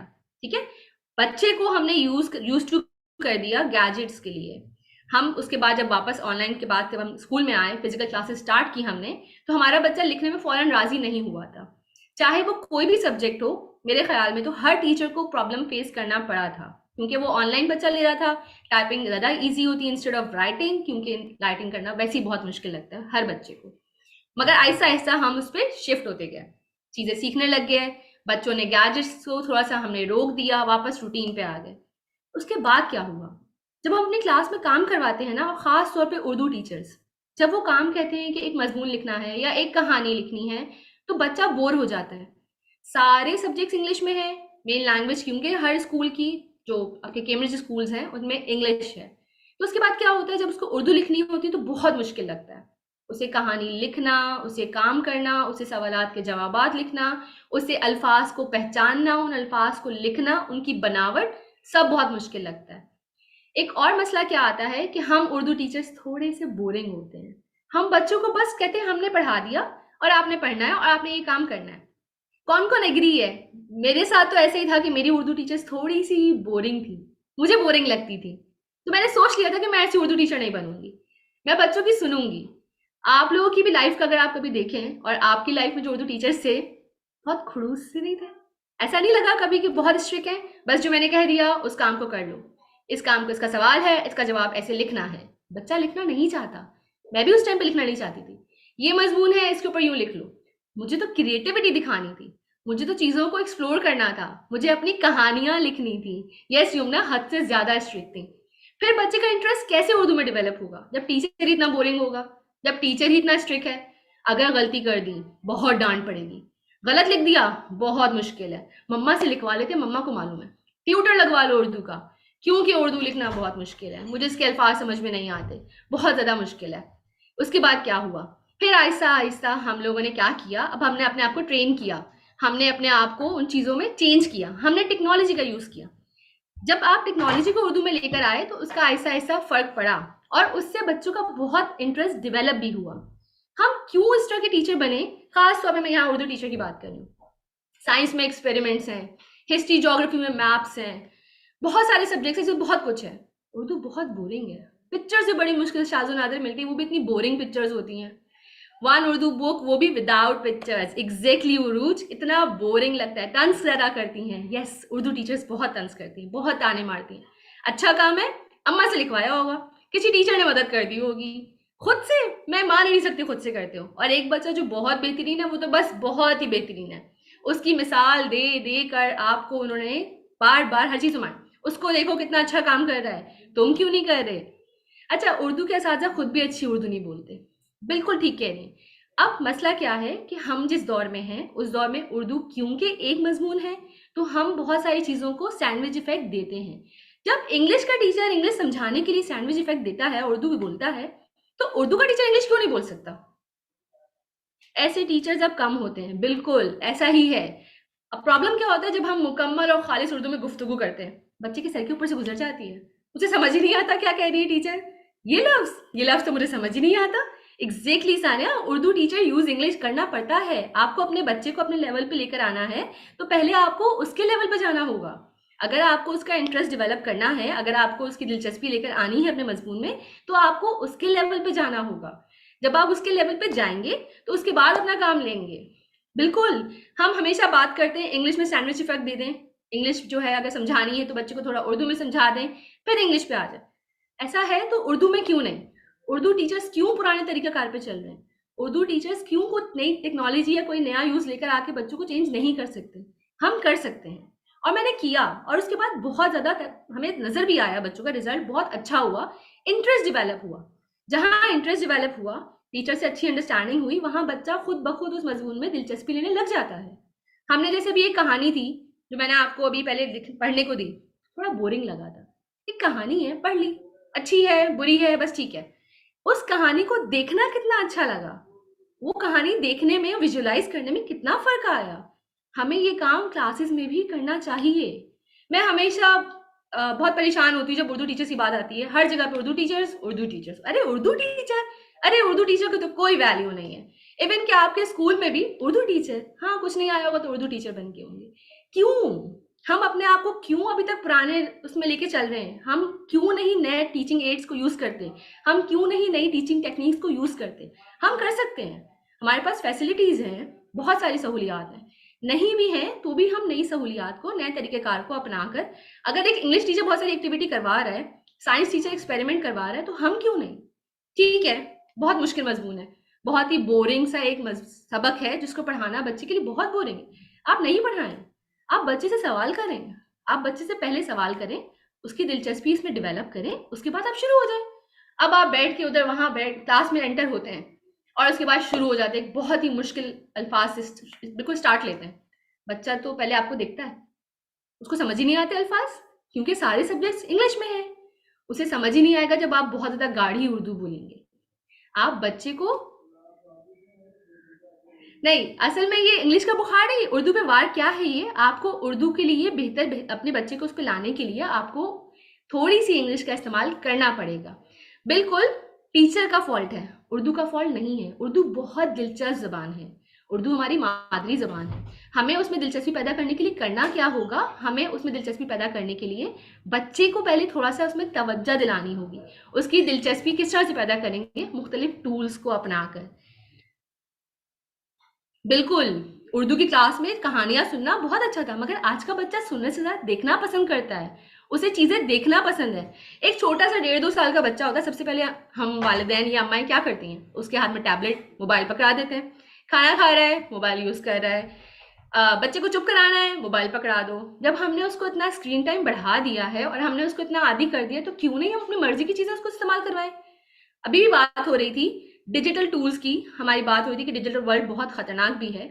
क्यों नहीं हम उन चीज़ों को यहाँ पर अप्लाई करके उनको पॉजिटिव रास्ता दिखाएं? ठीक है, अब मोबाइल देख रहे हैं, उन्हें अगर वो बहुत यूट्यूब पे वीडियोस देखते हैं, कोई बात नहीं, आप उन्हें वीडियो बनाना सिखा सकते हैं, उन्हें पॉजिटिव एजुकेशनल यूज करवा सकते हैं। उसको किस तरह से मुख्तलिफ काम करवा के, मिसाल के तौर पर जैसे अभी हमने कहानी देखी थी, हमने कहानी समझी। अब आज के दौर में किताबें पढ़ना बच्चों को पसंद नहीं है, उन्हें डिजिटल काम करना पसंद है। आज के दौर का बच्चा क्योंकि बहुत ज़्यादा उसका दिमाग में बहुत कुछ है, वो देखता है यूट्यूब, वो मुख्तलिफ खेलता है गेम, वो इसमें इतने बेहतरीन, तो क्यों नहीं उर्दू में? अगर आप देखें तो उर्दू की बहुत ज़्यादा ऐप्स भी नहीं है, उर्दू के बहुत ज़्यादा गेम्स भी नहीं है, क्योंकि उर्दू के टीचर्स ने अपना वो पुराना तरीकाकार अख्तियार किया हुआ है। ठीक है, उन्हें इख्तियार करना है, मगर बच्चे को डिजिटली अपनी तरफ लेकर आना है हमने। किस तरह से? जब मैं और आप सब, जो भी उर्दू टीचर्स हैं, हम सब मिलके काम करेंगे। हमें इसके लिए काम करना पड़ेगा। अगर हम काम नहीं करेंगे तो उर्दू तो आहिस्ता-आहिस्ता बच्चों की तवज्जो तो वैसे ही ख़त्म हो गई है। अगर आप अपने दौर में देखें, तो आपने बहुत सारे शायद मज़मून उर्दू में पढ़े होंगे, जैसे कम से कम उर्दू बहुत अच्छे से पढ़ी होगी। अब तो वो वाली चीज़ भी नहीं है। अब फिर क्या करेंगे हम बच्चे को? अब नहीं सुनाई जाती, ना बच्चे पसंद करते। एग्जैक्टली, बिल्कुल ऐसा ही है शहनाज, बच्चे पसंद नहीं करते। बच्चों को देखना पसंद है, बच्चे को सुनना पसंद नहीं है, क्योंकि उसका विजन इतना ब्रॉड हो चुका है कि हमारी आम सी बातें वो इमेजिन ही नहीं कर सकता। ठीक है, तो हमें क्या करना है? बिल्कुल हमें कौमी ज़बान पर काम करने की बहुत ज़रूरत है। और वो काम कैसे होगा? जब हम अपने आप को आज के दौर के बराबर लेकर आएंगे। जब हम आज के दौर में, जो भी आज के दौर में कर रही है कामयाबी की, तरक्की की, तो हम क्यों पीछे हैं? असातिज़ा कोशिश करने को तैयार नहीं है, बिल्कुल ठीक कह रही हैं आप, मगर क्या होगा? हमें करना है, हम ही वो असातिज़ा हैं। मैं ही एक टीचर हूँ उर्दू की, अगर मैं ये स्टेप ले रही हूँ तो आप सब क्यों नहीं? हम सब कर सकते हैं और हमें करना पड़ेगा। अगर हम पुराने ही तरीक़ाकार से पढ़ाना शुरू कर देंगे तो बहुत मुश्किल हो जाएगा हमारे लिए। उर्दू का पीरियड आते ही बच्चे इतना बोरिंग फेस बनाते हैं, इतने बेजार हो जाते हैं। उर्दू टीचर आएंगी, डांटेंगी, काम मुकम्मल करो, बस किसी तरह से कर लो। उर्दू की वैल्यू नहीं पता।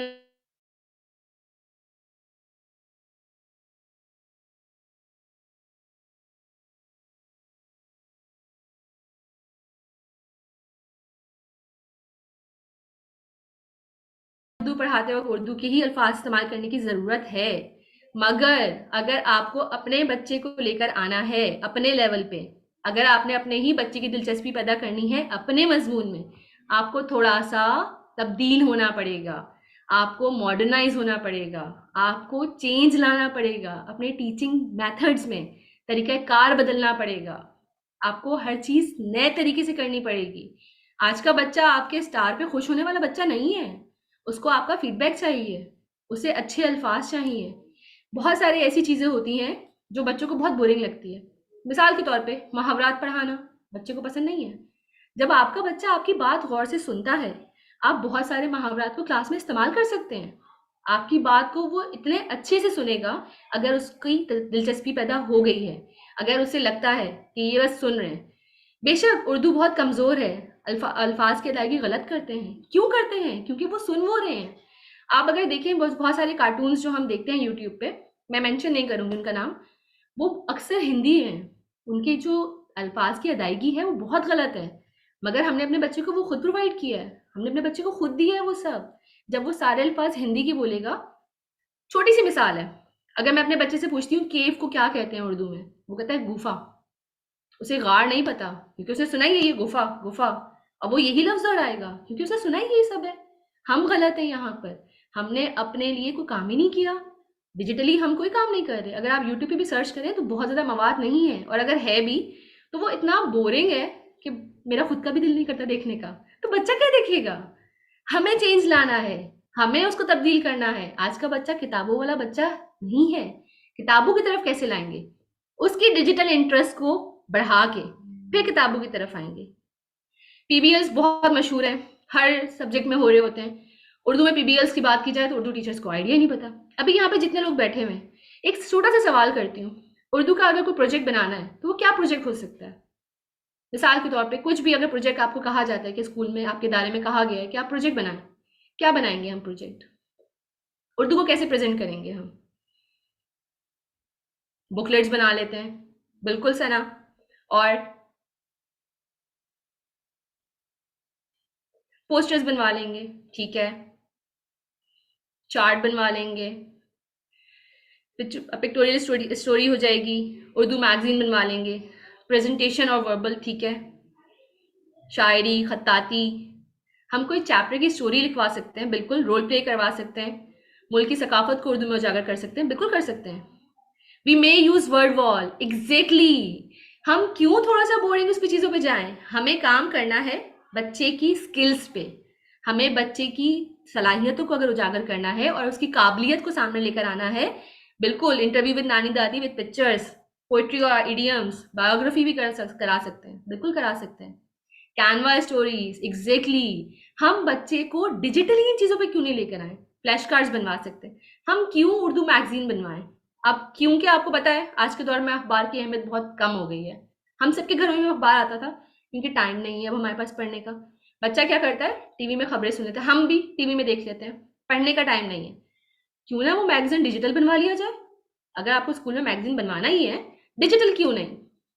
We make word trees, word searching, integrate with computer. Exactly Amreen, sorry, यही मेरा कहने का मतलब है। हम उसे डिजिटली लेकर जा सकते हैं। हम बहुत सारे काम कर सकते हैं। बच्चे के दिमाग में बहुत कुछ है, उसको कलर्स भी हैं, वर्ड्स भी हैं, नंबर्स भी हैं, लॉजिक भी है, स्ट्रक्चर, एनालिसिस, सब कुछ है। हम उन सबको क्यों ना मर्ज कर लें? हम क्यों ना उसको उसके लेवल पे ले जाके इसे इस तरह से तैयारी करवाएं कि वो फिर खुद ही इंटरेस्ट ले और उस काम को बेहतरीन करके दिखाए। फ्लैश कार्ड बनवाने के बजाय, हम फ्लैश कार्ड्स बजाय चार्ट शीट बनवाने के बजाय चार्ट पेपर पे कुछ करवाने के बजाय उसे डिजिटली ही काम दे दें। आज के दौर में टिकटॉक बहुत मशहूर है, बच्चों को टिकटॉक देखना, सुनना, बनाना बहुत पसंद है। हम क्यों ना टिकटॉक बनवा लें, कोई मुहावरा टिकटॉक में इस्तेमाल करवा लें? क्यों नहीं करवा सकते? हम करवा सकते हैं, मगर हम डिजिटली सोचते ही नहीं है। अरे उर्दू डिजिटल, नहीं नहीं भाई, ये काम तो हमने नहीं करना। क्यों नहीं करना? हम कर सकते हैं। हम उससे कुछ भी आपकी बहुत सारी जो आपकी आती हैं चैट्स वगैरह आती हैं, आपके स्काइप है, हम उस पर कोई काम क्यों नहीं करवा लेते? हम उससे वीडियोस क्यों नहीं बनवा लेते? एक प्रेजेंटेशन है, हम उसे डिजिटली क्यों नहीं प्रेजेंट करवा लेते? कार्टून्स बहुत देखते हैं, बहुत कैरेक्टर्स हैं। हम अब्दुल सत्तार एदी के कैरेक्टर पे लाने से पहले अगर उसे एक कार्टून की बायोग्राफी समझा देते हैं, दिखा देते हैं, तो उसे समझ में आता है कि अच्छा ओके, बायोग्राफी इसे कहते हैं। उसके बाद आप अपनी मर्जी की स्टोरी लिखवाएं, आप उसके बाद सर्च करवाएं, वो क्या आपको बना के देगा? वो बेहतरीन काम करके देगा आपको। हमें थोड़ा सा अब अपने आप को डिजिटलाइज करने की ज़रूरत है, और ख़ास तौर पे उर्दू टीचर्स को। अगर हम नहीं करेंगे, एग्जैक्टली, फर्स्ट ऑफ ऑल हम सीरियस ही नहीं लेते उर्दू को। उर्दू क्या करना, आगे काम नहीं आती। मोस्टली बच्चों का सवाल यही होता है, मिस उर्दू कहाँ काम आती है? और बाकी में अगर मैं आप लोगों से सवाल पूछूं, उर्दू कहाँ काम आती है? करना ही नहीं है। अरे उर्दू, एक ओ लेवल्स में पेपर देंगे, ए लेवल्स में सोचेंगे उर्दू रखनी नहीं रखनी, या रख भी लेंगे तो उसे मार्क्स के लिए रख लेंगे।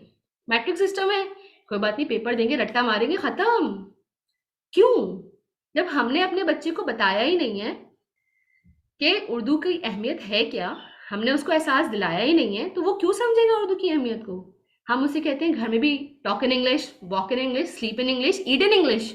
हर चीज़ तो उसको अंग्रेजी में करनी है, क्योंकि मार्केट में भी चलना है, क्योंकि सोसाइटी के साथ मूव ऑन भी करना है। तो फिर वो उर्दू को क्यों समझेगा? आप उसे एहसास दिलाएंगे किस तरह से? इम्पोज नहीं करेंगे उसके ऊपर। आप उसे नहीं कहेंगे नहीं बेटा उर्दू बोलो, उर्दू के पीरियड में सिर्फ उर्दू बोलनी है। उर्दू के टीचर को सबसे ज़्यादा मसला क्या होता है कि वो उर्दू के पीरियड में वो कहते हैं मिस इंग्लिश में ये, उर्दू में क्या कहते हैं इसे? मुझे उर्दू पढ़ाने के लिए पहले अंग्रेजी पढ़ानी पड़ती है, फिर उर्दू पे आना पड़ता है। उर्दू के टीचर्स को अंग्रेजी बोलनी नहीं है। क्यों नहीं बोलनी है? After inter Urdu is not teach compulsory. देखिए, कुछ चीज़ें आपको तालीम के लिए ज़रूरत नहीं होती है, कुछ चीज़ें आपकी सकाफत हैं, कुछ चीज़ें आपकी ज़रूरत हैं। आपकी उर्दू मादरी ज़बान है, अगर आज आप इसको छोड़ देंगे तो उसके बाद तो इसकी ख़त्म हो जाएगी वैल्यू। फिर क्या करेंगे आप? फिर तो आपके बच्चे शायद उर्दू से इतने नाबलद रह जाएंगे, उन्हें समझने का उर्दू ये क्या होता है। और एक टाइम ऐसा आएगा कि ऑर्गेनाइजेशंस, आपके इंस्टीट्यूट्स उर्दू को रखना छोड़ देंगे। फिर क्या करेंगे? हमें उर्दू को खुद लेके चलना है, ये एक ज़रूरत है हमारी। हमें उर्दू को exactly we make Urdu live. हमें इसे ज़िंदा कैसे करना है? जब हम इसमें थोड़ी सी ट्रेडिशन जो पुरानी चली ना चीज़ें, उनको अगर हम उसी तरह अपनाते रहे तो हम बहुत मुश्किल में आएंगे। हमें ऐसा नहीं करना है। आपको कौन सा साजा पसंद थे, जो बहुत डांटते थे या जो बहुत प्यार से बात करते थे? या आपको, आप में से कौन कौन है जिनको उर्दू टीचर बहुत ज़्यादा पसंद थे? मेरा नहीं ख्याल, कोई होंगे, एक दो लोग होंगे उर्दू टीचर, मगर वो भी वो वाली टीचर पसंद होंगे जिनकी उर्दू की टीचर्स उनसे बहुत प्यार से बात करती थी। आपकी उर्दू की टीचर आप लोगों के साथ प्यार से बात करती थी या बहुत स्ट्रिक्ट थी, जिनको उर्दू टीचर्स पसंद थे? आज का बच्चा उर्दू टीचर को क्यों पसंद नहीं करता? कभी सोचा है हमने? हम नहीं सोचते। हमारा काम है, हम जाएंगे इंस्टीट्यूट में, सिलेबस को कवर करेंगे, उसके बाद हमारा काम ख़त्म। क्यों? हमारा काम ख़त्म नहीं हुआ, हमें दिलचस्पी पैदा करनी है। Exactly, she was gem of your person. ठीक है, आपकी उर्दू टीचर बहुत अच्छी थी, क्यों?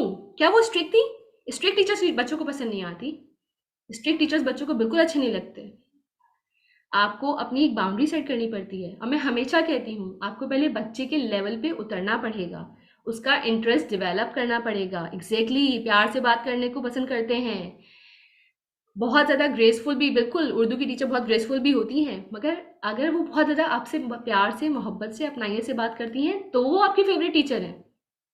ये जो मैं बार बार बात कर रही थी कि बहुत गुस्से वाली होती हैं, बस कहती हैं काम करो, ख़त्म, इस काम को मुझे चाहिए, जैसे भी करो, वो टीचर किसी बच्चे को पसंद नहीं होती। मुझे भी पसंद नहीं होंगे। कोई बहुत स्ट्रिक्ट होगा, मुझे पसंद नहीं होगा वो, क्योंकि वो मुझ पे चीज़ों को इम्पोज कर रहा है। मुझे पसंद नहीं है कि वो चीज़ें मुझ पे इम्पोज की जाएं। टीचर, कौन सा टीचर पसंद आएगा? जो बच्चे के प्रॉब्लम को समझे। अब क्या होगा? आपका बच्चे को प्रॉब्लम है कि उसको उर्दू लिखनी नहीं आती। आप कहते नहीं भाई मुझे तो चाहिए। अब 8 ग्रेडर्स को पढ़ाना है, मैं वहाँ पे इमला तो नहीं सिखा सकती। क्यों नहीं सिखा सकते? हम सिखा सकते हैं, डिजिटल सिखाएं। नहीं सिखा सकता। आपका बच्चा जब आप में तवज्जो लेगा, जब आपकी चीज़ों को समझेगा, आपके प्यार को समझेगा, वो समझेगा कि आप प्रॉब्लम्स को समझ रहे हैं, फिर वो क्या करेगा? पेरेंट्स इंटरेस्टेड नहीं है, पेरेंट्स को भी हम चेंज करते हैं। कैसे? जब आपके बच्चे का रिजल्ट अच्छा आना शुरू होगा, आपके बच्चे ने इंटरेस्ट लिया। अक्सर ये कमेंट सुनने को मिलता है, मुझे भी और बहुत सारे और टीचर्स को भी मिलता होगा, कि आपकी वजह से हमारा बच्चा सबक इसमें दिलचस्पी ले रहा है, इस मजमून में। कितने टीचर्स हैं यहाँ पे, चाहे वो इंग्लिश के हों, साइंस के हों, हिस्ट्री जोग्राफी के हों, लेक्चरार हों, जो भी हैं। बहुत दफ़ा ऐसा कमेंट सुनने को मिला है कि आपकी वजह से हमारे बच्चे ने सब्जेक्ट में दिलचस्पी ली है, वरना इससे पहले वो पढ़ना नहीं चाहता था। ठीक है, कितने टीचर्स हैं यहाँ पे? बिल्कुल आपने ये सुना होगा, बहुत दफ़ा सुना होगा। किस किस टीचर ने सुना होगा? जिन्होंने अपने बच्चे पे तवज्जो दी होगी, जिनके बच्चे ने इंटरेस्ट लिया होगा। पुराने स्टूडेंट्स भी याद करते हैं। एग्जैक्टली क्यों याद करते हैं? क्योंकि आपका पढ़ा हुआ या आपका पढ़ाया हुआ वो चीज़ें भूल नहीं पाए हैं। वो क्यों नहीं भूल पाए हैं? जब वो एक चीज़ को, हम मेमोरी इतनी बच्चों की ऐसी हो गई है, अगले दिन अगर वो याद नहीं कर पाते, वो क्यों नहीं भूल पाए अभी तक? क्योंकि आपने उसको पढ़ाया इस तरह से है। हम टीचिंग मेथड्स को बच्चे के तरीके से अपनाते हैं। हम ये नहीं कहते कि ये बहुत ही अच्छा टीचिंग मेथड है, इसको मैं क्लास में लेके जाऊंगा। मैं हमेशा कहती हूँ आप 10 प्लान्स बनाएं। आप क्लास में जाएंगे, आपका प्लान 0, आपको आपके बच्चे के मुताबिक प्लान बनाना पड़ता है। आप अपने प्लान पे नहीं चला सकते बच्चे को, और अगर चलाना चाहते हैं तो उसका भी एक तरीका है। पहले तो बच्चे को थोड़ा सा अपने लेवल पे तो लेकर आए, फिर आगे चलाएं। ठीक है, ओके। एक और सरगर्मी करते हैं। मुझे टेक्नोलॉजी से खेलना बहुत पसंद है। एक वर्ड वॉल का मैं आपको लिंक दे रही हूँ, ज़रा जल्दी से सब गेम खेलते हैं। इतने सारे टीचर्स बैठे हुए हैं, बच्चों को हम इतना कुछ दे रहे होते हैं, हम खुद क्यों नहीं करते? ज़रा देखते हैं। मैं आपको लिंक सेंड कर रही हूँ, एक सेकेंड।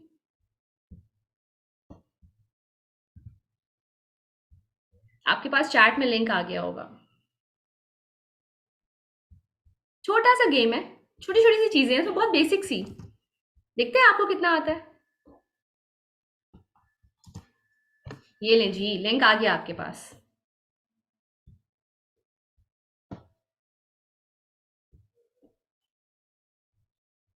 ज़रा इसको करके तो देखें कैसा गेम है, और मैं देखूंगी कौन जल्दी जल्दी कर लेता है। आज आपका टेस्ट है, एक छोटा सा।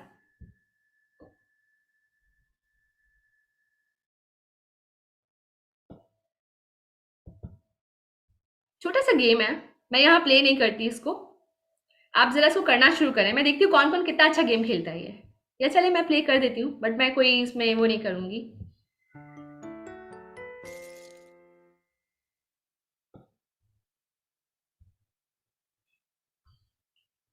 बहुत बेसिक सी चीज़ें हैं, बहुत आसान से सवाल हैं, बचपन में कभी पढ़ा था हमने, बच्चों को पढ़ाते होंगे शायद अभी हम। करके देखिए ज़रा, इसको ट्राई करें।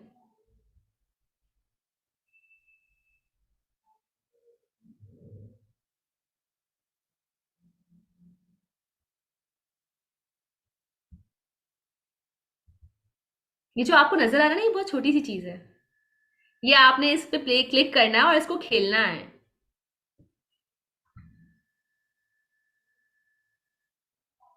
बहुत सारे गेम्स हैं इसमें, बहुत सारे छोटे छोटे क्वेश्चंस हैं। फिर मैं आपको बताती हूँ ये क्या है।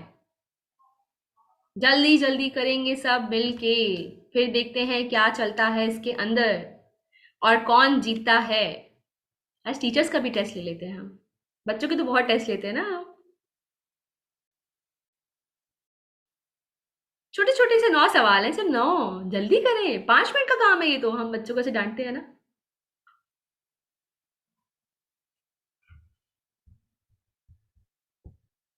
कौन-कौन खेल रहा है? ओह वाह! 7, 9 में से 8, वेरी गुड।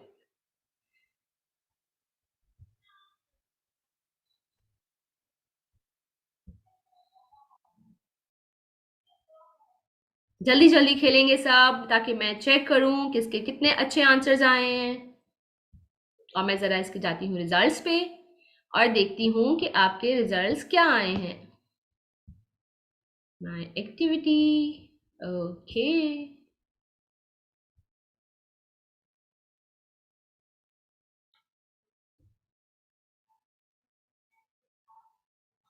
लीना आई है मेरे पास अभी सिर्फ। ओह, बाकी सब भी आ रहे हैं, वेरी गुड।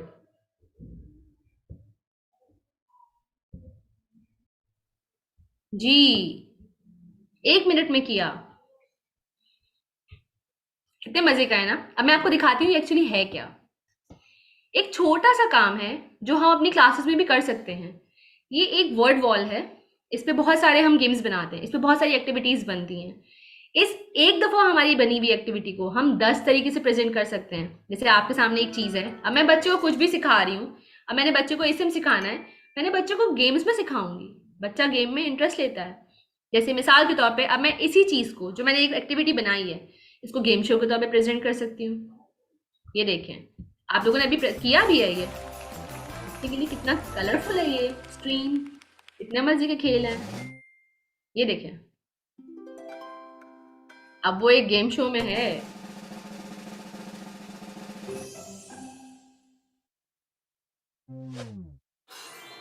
ये देखें, कितने मजे का है। इसी को मैं ओपन द बॉक्स भी कर सकती हूँ। एक एक्टिविटी को बनाने के लिए मैंने एक एक्टिविटी पे को 10 से 15 मिनट लगाए, एक एक्टिविटी बनाई और मैं इसको 10 तरीके से अपने मुख्तलिफ सेक्शंस में अपने मुख्तलिफ बच्चे के मूड्स के लिहाज से, उसके बिहेवियर के लिहाज से, उसके इंटरेस्ट के लिहाज से इसको बदल सकती हूँ मैं। ये देखिए, बनाई एक एक्टिविटी है मगर किस तरह से प्रेजेंट हो रही है, बहुत सारे। क्यों नहीं कर सकते हम क्लासेस में? हम कर सकते हैं। कितने सारी ऐप्स होती हैं जिसपे मुझे पता चलता है उर्दू के लिए, नहीं नहीं ये तो उर्दू के लिए है ही नहीं, उर्दू की टीचर्स। ये देखें, मैं इस चीज पे कर सकती हूँ। बनाई मैंने एक एक्टिविटी है, टोटल 9 क्वेश्चंस हैं। इसको मैंने किस तरह से किया यहाँ पे, ये देखें। एक्सप्लोर करना पड़ता है ये चीजें। अब ये देखें, आपका बच्चा है कोई प्राइमरी सेक्शन का, इवन सेकेंडरी वालों को बहुत पसंद आता है ये सब। ये देखें, मुहावरे दिखा दिए। अब मुझे पता नहीं है, मैं तो गेम खेल रही हूँ। अब चलना स्टार्ट होंगे, हम यहाँ से ऊपर जाना शुरू करेंगे। ये देखें, ये देखें, अब नीचे आएगा। अब राइट साइड पर लग गया तो ओ, कितना मजे का लग रहा है। लग रहा है मजे का, नहीं लग रहा? हम जब इस एज में इतना इंटरेस्ट ले रहे हैं इसके अंदर, तो सोचे आप बाकी बच्चे कैसे लेंगे। बच्चे भी लेंगे इंटरेस्ट इसके अंदर। मुझे तो बड़े मजे का लगता है। ये देखें, मैं फिर मर इसी को मैं और तरीके से भी कर सकती हूँ। इसे मैं बहुत मजे से प्रेजेंट कर सकती हूँ। मुझे बच्चे को मुहावरात पढ़ाने हैं, मुझे बच्चे को अल्फाज मैंने सिखाने हैं, मुझे बच्चे को चैप्टर पढ़ाना है। ले ले, चेंज कर ले, क्यों नहीं कर सकते? हम कर सकते हैं। हम करते नहीं हैं। हम करते क्यों नहीं है? क्योंकि हम कहते हैं बस छोड़ो, क्या करना। एक और चीज है, ये सीखने का कौन सा स्टाइल है, क्या मुझे बताएंगे? ओह सॉरी, एक पिक्चर दिखाती हूँ।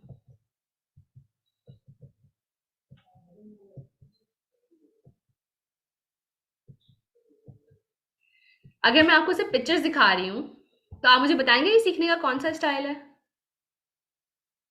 क्योंकि हम बहुत सारे स्टाइल्स तो लर्निंग के पढ़ते हैं ना, हमने बहुत सारे पढ़े हुए। क्या है? Visual. Thank you Sana, I wish मेरी आप जैसी टीचर होती। आई विश टू कि मेरी जैसी कोई टीचर होती तो मैं शायद इससे और अच्छी होती। Advance style, okay. Visual learning, ठीक है। वार्क है, एग्जैक्टली। हमारे पास जितने भी स्टूडेंट्स हैं वो एक तरह के लर्नर्स नहीं हैं। उनको विजुअल भी होंगे, आपके पास पढ़ के भी सीखने वाले होंगे, कैनेस्थेटिक भी होंगे, बहुत सारे हैं। हमें बच्चे को, अब जाहिर है हर एक की अलग अलग एक्टिविटी तो नहीं बना सकते, एक ही तरह से तो नहीं लेके चल सकते इनको। क्या करेंगे हम अपने स्लो लर्नर को भी लेके चलेंगे। हम अपने बहुत ज्यादा पिक्चर्स को जो देख के पसंद करता है, मुझ जैसा कोई सीखने वाला हो, मुझे तो पिक्चर्स बहुत अट्रैक्ट करती हैं। आपने कभी देखा आपका बच्चा आपका गाड़ी में जाता है वो बिलबोर्ड्स को कैसे देख रहा होता है? ये जितने भी बिलबोर्ड्स होते हैं, जितने भी एडवर्टाइजमेंट्स होती हैं, इनकी प्रोपेगेंडा टेक्निक में पिक्चर्स क्यों होती हैं? इतने ब्राइट कलर्स क्यों होते हैं? ये अट्रैक्ट करते हैं। और हमारी उर्दू की बुक्स कैसी होती हैं? आप लोग की उर्दू की बुक्स कैसी थी?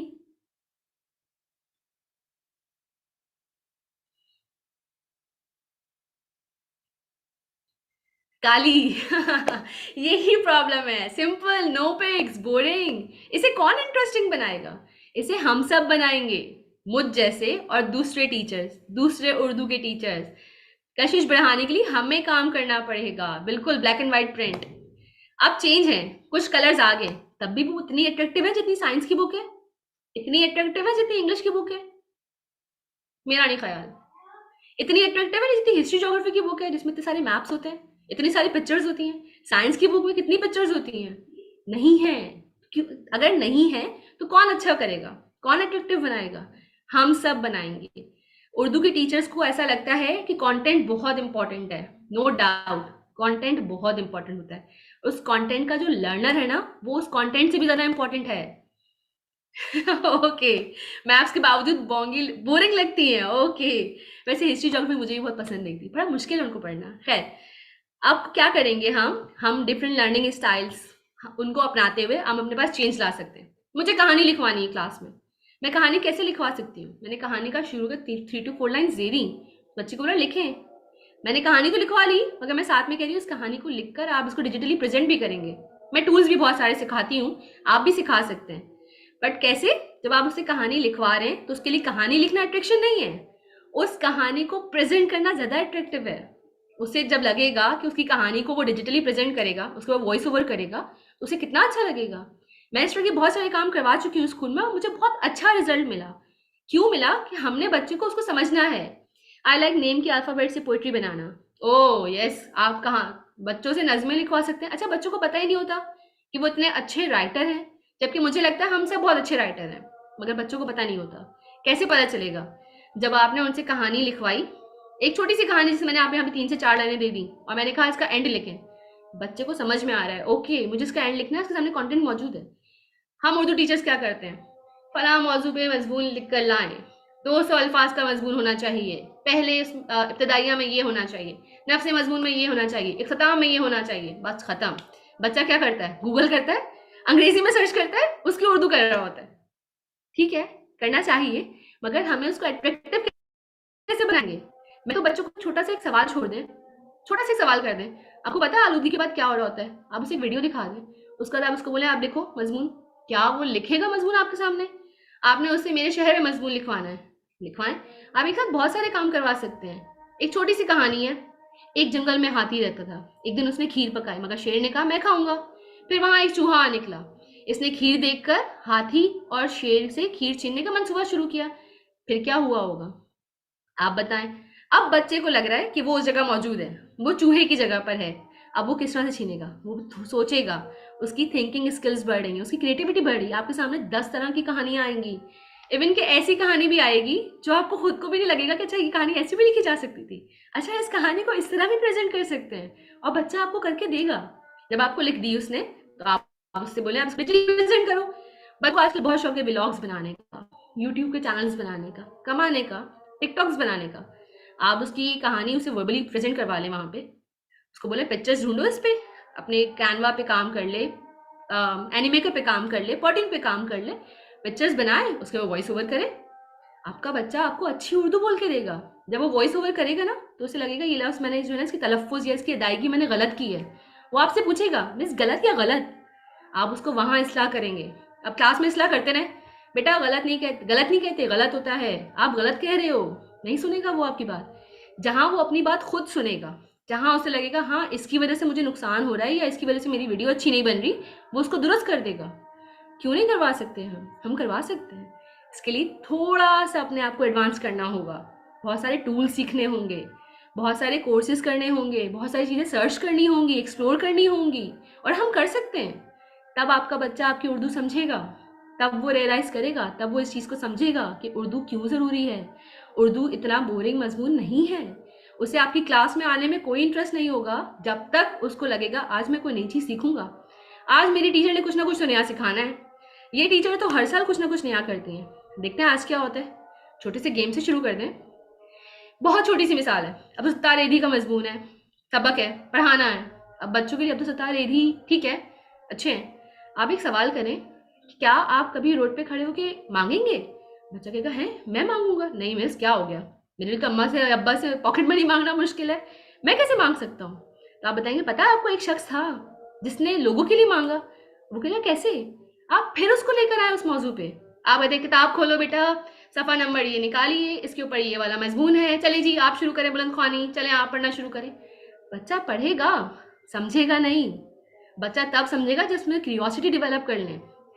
आपके मजमून का, आपके सबक का लास्ट पार्ट जो आप वहाँ से स्टार्ट करें, क्वेश्चन थ्रो कर दें, फिर आप देखें आपका बच्चा कैसे दिलचस्पी से सुनता है। मिस वो जो आप कही थी वो तो अभी तक नहीं आया, आगे आएगा बेटा, पढ़ना तो शुरू करो। वो खुद ब खुद दिलचस्पी लेगा उसके अंदर, और वो आपसे ज़्यादा अच्छे तरीके से पढ़ेगा और जल्दी जल्दी पढ़ेगा। जल्दी जल्दी सबक को पढ़ना वो जो बुलंद ख्वानी है उसके लिए बोरिंग है। अब वो गौर से सुनेगा। अब जो बच्चा अभी क्लास में पढ़वा रहे हैं वो ध्यान देगा, और उसको ध्यान से सुन के आपको अच्छे से आंसर्स भी देगा। एग्जैक्टली यार, हमें नई चीज़ें लानी पड़ेंगी, हम नहीं लेकर आते। मुझे बहुत ज़्यादा अफसोस रहता है कि उर्दू टीचर्स क्यों हम मुख्तलिफ कोर्सेज से और मुख्तलिफ ये वर्कशॉप से भागते हैं, हमारे काम की नहीं है। मैंने तो मैथ्स की वर्कशॉप भी ली मिस रशीदा की, मुझे बहुत अच्छा लगा, उन्होंने टूल सिखाया, मैंने उसको उर्दू में इस्तेमाल किया। मैंने मिस साइमा से बहुत कोर्सेज किए, मिस फरा से बहुत कोर्सेज किए, मैं मुख्तलिफ कोर्सेज करती रहती हूँ। क्यों? उन सबको उर्दू में ले आओ, क्यों नहीं ला सकते हम? जब बाकी सब्जेक्ट टीचर सीख रहे हैं तो हम क्यों पीछे रहेंगे? हम भी सीखेंगे, हम भी अपने आप को मॉडर्न करेंगे, हम भी नए अंदाज और नई सोच, एग्जैक्टली हमें भी उसको तेज मुख्तलिफ तरीके से करना है। क्यों हमारा मजमून क्यों हमेशा पीछे रहे? हम क्यों ना आगे जाएं? हम जा सकते हैं। थोड़ी सी मेहनत, थोड़ी सी कोशिश, थोड़ा सा अपने उस बंद हॉल में से बाहर निकलना पड़ेगा। हमने एक हॉल बंद कर लिया है, हमें ये कंटेंट है, ये पढ़ाना है, सिलेबस कवर करना है, बच्चे का इमला ठीक करना है, बच्चे की अगलात निकालनी है, बच्चे के सेंटेंस फॉर्मेशन, जुमलों की तश्कील, अल्फाज की बनावट दुरुस्त करनी है। ठीक है, बेशक दुरुस्त करनी है, नए अंदाज से, खुशी से, मोहब्बत से, बच्चे की दिलचस्पी के साथ। क्यों नहीं कर सकते? हम कर सकते हैं। कैसे कर सकते हैं? मुख्तलिफ ऐप्स के ज़रिए। कहानी क्यों लिखवाई जाए? स्टोरी बोर्ड है, पॉट्यून है, एनिमेकर है, इन्हें एक्सप्लोर करें। आज आप जो ये नाम सोच रहे हैं या आपने ये नाम पढ़े देखे, आपने एक्सप्लोर करें। एक छोटी सी कहानी है, इसको देखें ज़रा। कोई अल्फाज नहीं है, सिर्फ लफ्ज़ की कहानी है।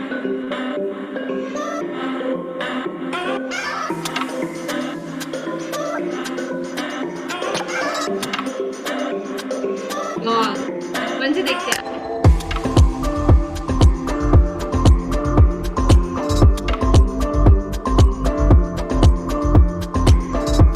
क्या किया दिल्ली ने?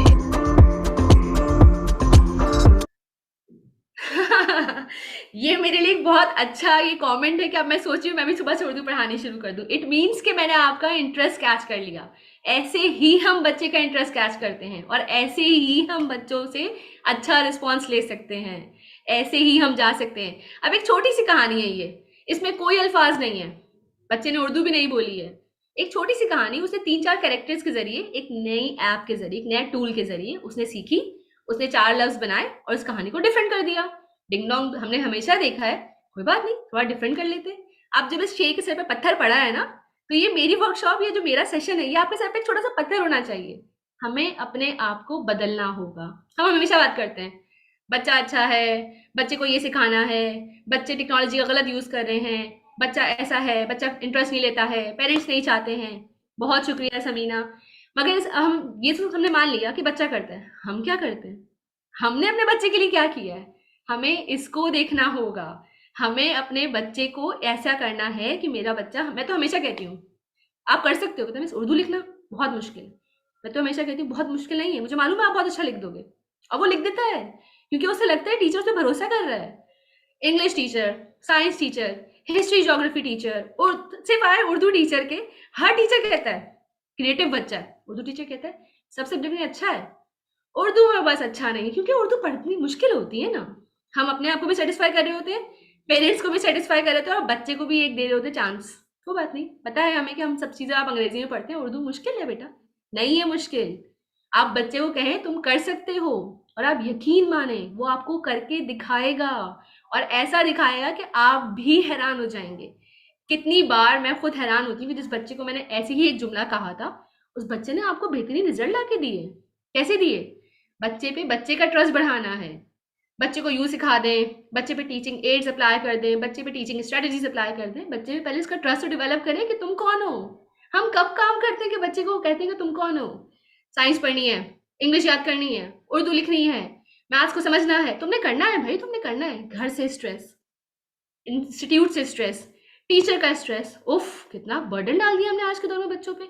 और अगर आप देखें तो वो सब सीखा हुआ बच्चा भूल रहा है, वो बच्चा कहीं अप्लाई नहीं कर पा रहा। मैं बच्चों को कह रही हूँ बेटा उर्दू बहुत ज़रूरी है, बहुत काम आती है, हमारी मादरी ज़बान है, ये आपके काम आएगी। बच्चा कहता है मिस कहाँ काम आएगी? बेटा आप इसके ज़रिए जो है ना अपने व्लॉग्स और अपने यूट्यूब के चैनल अच्छा बना सकते हो। बनाएगा वो आपको करके दिखाएगा, और बच्चा कर लेता है तो क्यों नहीं। ठीक है, 5 मिनट मेरा एक काम होता है, 5 मिनट। जो कुछ भी कल याद किया था 5 मिनट बताओ, जो कुछ वर्ड्स नए सीखे थे जल्दी से बता दो। आपके पास 10 बच्चे हैं, 50 वर्ड्स आएंगे, क्योंकि ये जो 5 उंगलियां ना, ये एक्चुअली 5 उंगलियां नहीं है, ये 25 उंगलियां हैं। ये आपके पास 50 उंगलियां हैं, ये आपके पास 100 उंगलियां हैं। कैसे है? जब आपके बच्चे को आपने खुद नहीं कहा कि बेटा हमने कल ये पढ़ा था, कल हमने ये नए लफ्ज सीखे थे, नहीं, आप मुझे बताओ कल क्या नया लफ्ज था। एक लफ्ज लिख दिया, उसने बताया, उसने बताया, उसने बताया, कितने लफ्ज आ गए। Thank you Syed Tauqeer Shah. आप बच्चे को सिखा सकते हैं 5 मिनट की एक एक्टिविटी। मैं बहुत अक्सर क्या करती हूँ, मुहावरात इस्तेमाल करने के लिए एक वर्ड्स का वर्ड बैंक बना लेती हूँ। प्रिंट निकाला, कटिंग की, उसको बॉक्स में डाल दिया, बास्केट में। वो 5 अल्फाज जिनके जुमले बनवाने हैं, बेटा इन 5 अल्फाज को जुमलों में इस्तेमाल करें। ज़रूरत नहीं है, बच्चे कहते हैं मिस एक आप बता देंगे मिसाली जुमला? नहीं बता सकती। आपने वो 5 अल्फाज 5 बच्चों को दिए, बाकी 5 अल्फाज 5 बच्चों को दिए। आपने कहा आप 5 मिलके जो है ना वो 5 जुमले बनाओ, आप 5 इनके बनाओ। बेटा क्या बनाया, क्या बनाया, क्या बनाया? आपने बच्चे की सिर्फ इस्लाह की, आपने बच्चे को नहीं सिखाया, बच्चे ने आपको बताया और आपने सिर्फ करेक्शन की। हम क्या करते हैं, बेटा ये लफ्ज है, इसको जो है ना यू लिखना है और इसका ना जुमला ऐसा बनता है। अब आपने ना मेरा जुमला इस्तेमाल नहीं करना, आपने इस जुमले जैसा एक जुमला बनाना है। हमने तो बच्चे को सोचने का टाइम ही नहीं दिया, हमने तो बच्चे को दे दिया सब कुछ। नहीं, आप इसको बदल सकते हैं, आप इसको नए तरीके से करवा सकते हैं। अल्फाज मैंने सिखाने हैं, ज़ख़ीरा अल्फाज बढ़ाना है, मुहावरात सिखाने हैं। मुहावरात तो बच्चों के सर के ऊपर से गुजरते हैं। बास्केट बनाएं, क्लास में लेके जाएं। ये 5 बच्चे इन 10 मुहावरात पे कहानी लिखेंगे, ये 5 बच्चे 5 वर्ड्स 10 मुहावरात उठाएं, कहानी लिखें, बाकी 5 बच्चे कहानी लिखें। आपके पास एक 40 मिनट की या 50 मिनट की क्लास में 4-6 कहानियां आ गई। बच्चे ने मुहावरात में कहानी मुहावरात इस्तेमाल किए, आप अपनी कहानी सुनाएं, उसने कहानी सुनाई, बच्चों के जहन में मुहावरात की मीनिंग क्लियर हो गया। आप दूसरा ग्रुप कहानी सुनाएं, तीसरा ग्रुप कहानी सुनाएं। इतने सारी कहानियां 40 मिनट में, क्या हर्ज है, क्यों नहीं कर सकते हम? एक और काम, exit ticket, entry ticket, exit ticket बहुत सारे टीचर्स यूज करते हैं। उर्दू टीचर्स, अरे भाई बनाना ही इतना मुश्किल, बच्चों के लिए इतना बोरिंग, क्यों नहीं कलरफुल बना सकते हम? आप बनाएं। आपने सिर्फ ये लिखा कि आप जो है लेसन के बारे में बता दें, अच्छा लगा, बोरिंग लगा, सर्कल बना दो, ठीक है। 1 मिनट लिखें और जो भी आज नए अल्फाज सीखे थे वो आप लिख दें। बच्चा 4 लफ्ज लिखेगा, 6 लफ्ज लिखेगा, 1 लफ्ज लिखेगा, मगर बच्चा आपको देगा। आप उसको करके तो देखें, आपको करना पड़ेगा। अगर आप नहीं करेंगे तो बच्चा इंटरेस्ट नहीं लेगा। मुझे एक मजमून नवीसी करवानी है, मैं एक क्लास में 4 मजमून करवा सकती हूँ। कैसे? मेरा शहर कराची, मैंने अपने पास जो है स्टिकी नोट्स रखे ब्लू कलर के, जिसके पास आ रहे हैं वो ज़रा इसके ऊपर लिखना शुरू करें जुमले। 5 का ग्रुप बनाया, 5 बच्चों ने उस पर लिखा। आप लोग आलूदगी पे लिखें, आप ट्रैफिक के निज़ाम पे लिखें, आप मेरे पाकिस्तान पे लिखें। आपकी एक 40 मिनट की क्लास में आपने ना सिर्फ इंफॉर्मेशन दी, बल्कि आपने इतने सारे मौजूआत एक साथ दे दिए। सिलेबस कवर नहीं हो रहा, एक क्लास में 4 मजमून कर दिए, सुन लिया बच्चे ने, अब आपने उसको लिखवाने के लिए दे दिया। उसके पास एटलीस्ट नॉलेज तो है, उसके पास कंटेंट तो है कि अब मैं लिखूंगा क्या। अच्छा, मेरे शहर का जो इब्तदाइया हिस्सा है वो ये 5 बच्चे लिखेंगे, नफ्स मजमून ये 5 बच्चे लिखेंगे, इख्तितामिया ये 5 बच्चे लिखेंगे। चले जी अपना सुनाना शुरू करें, दूसरा सुनाए, तीसरा सुनाए। जब उसने सुना दिया तो आप उसे लिखवा लें। अब आप बोले घर में लिख दें आप डायरी में कि आज ये मजमून लिख कर लाना है। आप यकीन माने बच्चा सिर्फ वो अल्फाज जो क्लास में इस्तेमाल हो वो नहीं, वो खुद से नई चीज़ भी लिखेगा इसके अंदर, दिलचस्पी के साथ लिखेगा, क्योंकि उसे पता है कि उसके टीचर ने आज उसको इतना सारा कंटेंट दे दिया है। एक 40 मिनट की क्लास में जब 4 मज़मून भी हम यूँ मज़े से, तफरीह के साथ, खेल के साथ, कलर्स के साथ करवा सकते हैं तो क्या हर्ज है? इवन के सेकेंडरी क्लासेस में भी बहुत यूज़फुल रहा है, बहुत अच्छा इसका रिजल्ट रहा है, क्यों नहीं करवा सकते? ग्रुप बना दिया, 4 चार्ट पेपर्स दे दिए, इस चार्ट पेपर पे शुरू में सिर्फ इसके बारे में लिखें, दूसरे में इसके बारे में लिखें, तीसरे बच्चे इसके बारे में लिखेंगे, शफल कर दे चार्ट पेपर्स। अब आगे से आप इसके बारे में अगला जुमला लिखें, डायलॉग राइटिंग करवानी है, मुकालमा करवाना है, रिपोर्ट लिखवानी है। शफल करना शुरू करें, एक बच्चा लिखे अगले को पास करे, दूसरा बच्चा लिखे अगले को पास करे, तीसरा लिखे, चौथा लिखे। जुमला एक ने मुकम्मल किया, दूसरा जुमला वो लिखेगा। आपने एक क्लास में मुकालमा लिखवाना शुरू कर दिया, रिपोर्ट लिखवा ली, मजमून लिखवा लिया, कहानी लिखवा ली। एक कहानी का शुरू का इब्तिदाइया जुमला एक बच्चे ने लिखा, अगले की क्रिएटिविटी और डिफरेंट है, वो उस कहानी को कुछ और लिख देगा, और जब वो कहानी पूरी घूम के क्लास के आखिर में वापस उस बच्चे के पास आएगी, वो कहानी कुछ से कुछ बन चुकी होगी। बच्चों ने सोचा तो सही, एक दूसरे का साथ देना सिखाएं। हमारे यहाँ क्या होता है, हम कहते हैं भैया आप ये लिखना, आप ये लिखना, आप ये लिखना। हम बच्चों को टीम वर्क सिखाते ही नहीं है। सोसाइटी के लिए भी हमने बच्चों को कब टीम वर्क सिखाया? हम नहीं सिखाते। हमें सिखाना है, बीइंग उर्दू टीचर तो भी हमें सिखाना है, ये मेरा काम है। 4 लोगों को मिलकर सिखाऊंगी, पेयर लर्निंग एग्जैक्टली बहुत फायदेमंद होती है, बहुत काम आती है। इसमें जो आपका स्लो लर्नर है ना, वो भी सीख जाएगा, वो भी पढ़ लेगा, उसे महसूस नहीं होगा कि मैं गलत हूँ या मेरी टीचर मुझ पर तवज्जो नहीं दे रही क्योंकि मुझे आता ही नहीं है। आ सकता है, क्यों नहीं आ सकता? टीम वर्क सिखाना हमारा काम है। जो बच्चे अपने इंस्टीट्यूट्स में, अपने घरों में टीम वर्क सीखते हैं, यकीन माने वही हैं जो सोसाइटी में बहुत प्रोडक्टिव होते हैं, वही हैं जो सोसाइटी के लिए कारआमद साबित होते हैं, वही हैं जो सोसाइटी को कुछ दे देते हैं।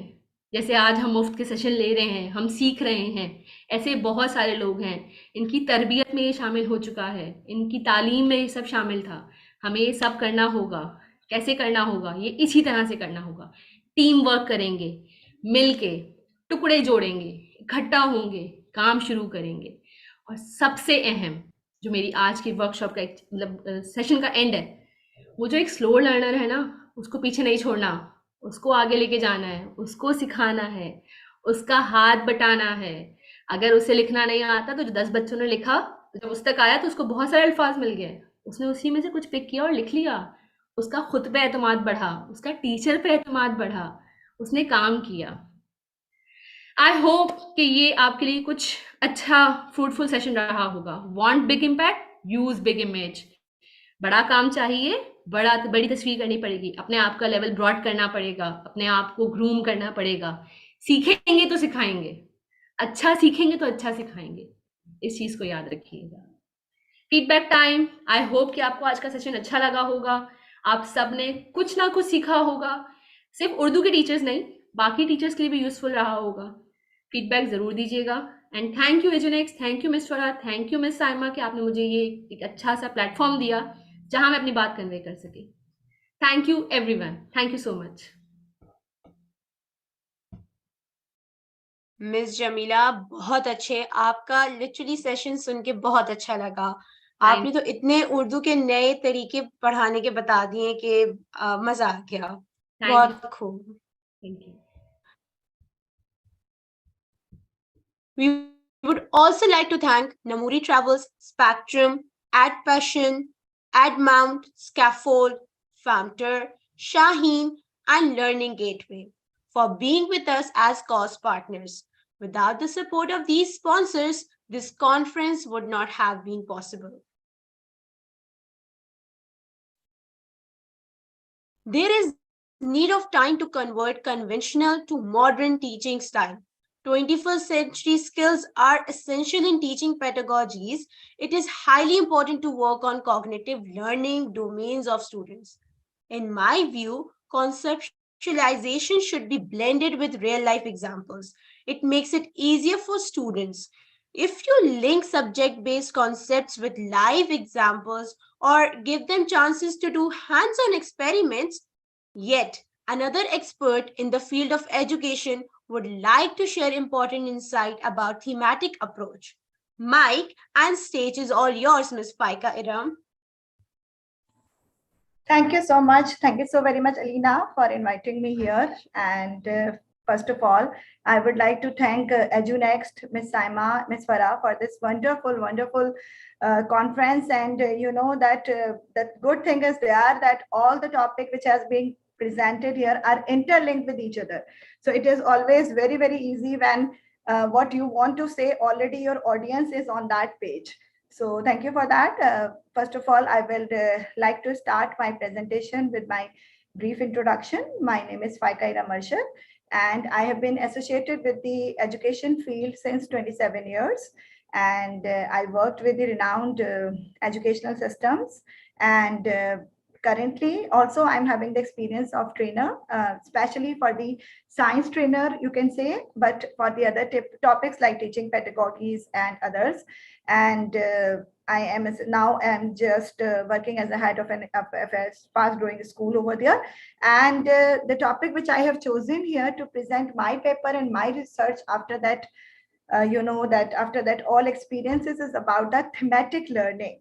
So first of all, I would like to ask my participants who are there in the chat if you can write down, or if they one by one they are allowed to speak up. So can you tell me that what is the one thing which is coming into your mind with the thematic learning, because it's a new term, and I hope that you people can just have an insight of that. So I really appreciate if you write down in the chat that what do you understand by the thematic learning.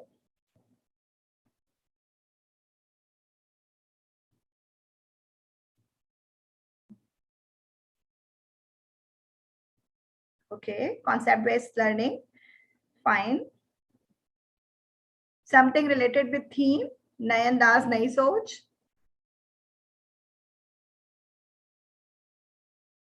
Project-based learning, that is PBL. Teaching with techniques, fine. Designing a proper theme. We just reading lesson and do exercises and that's it. We don't, okay. Techniques-based learning, fine. Planned learning. Designing a proper theme, good.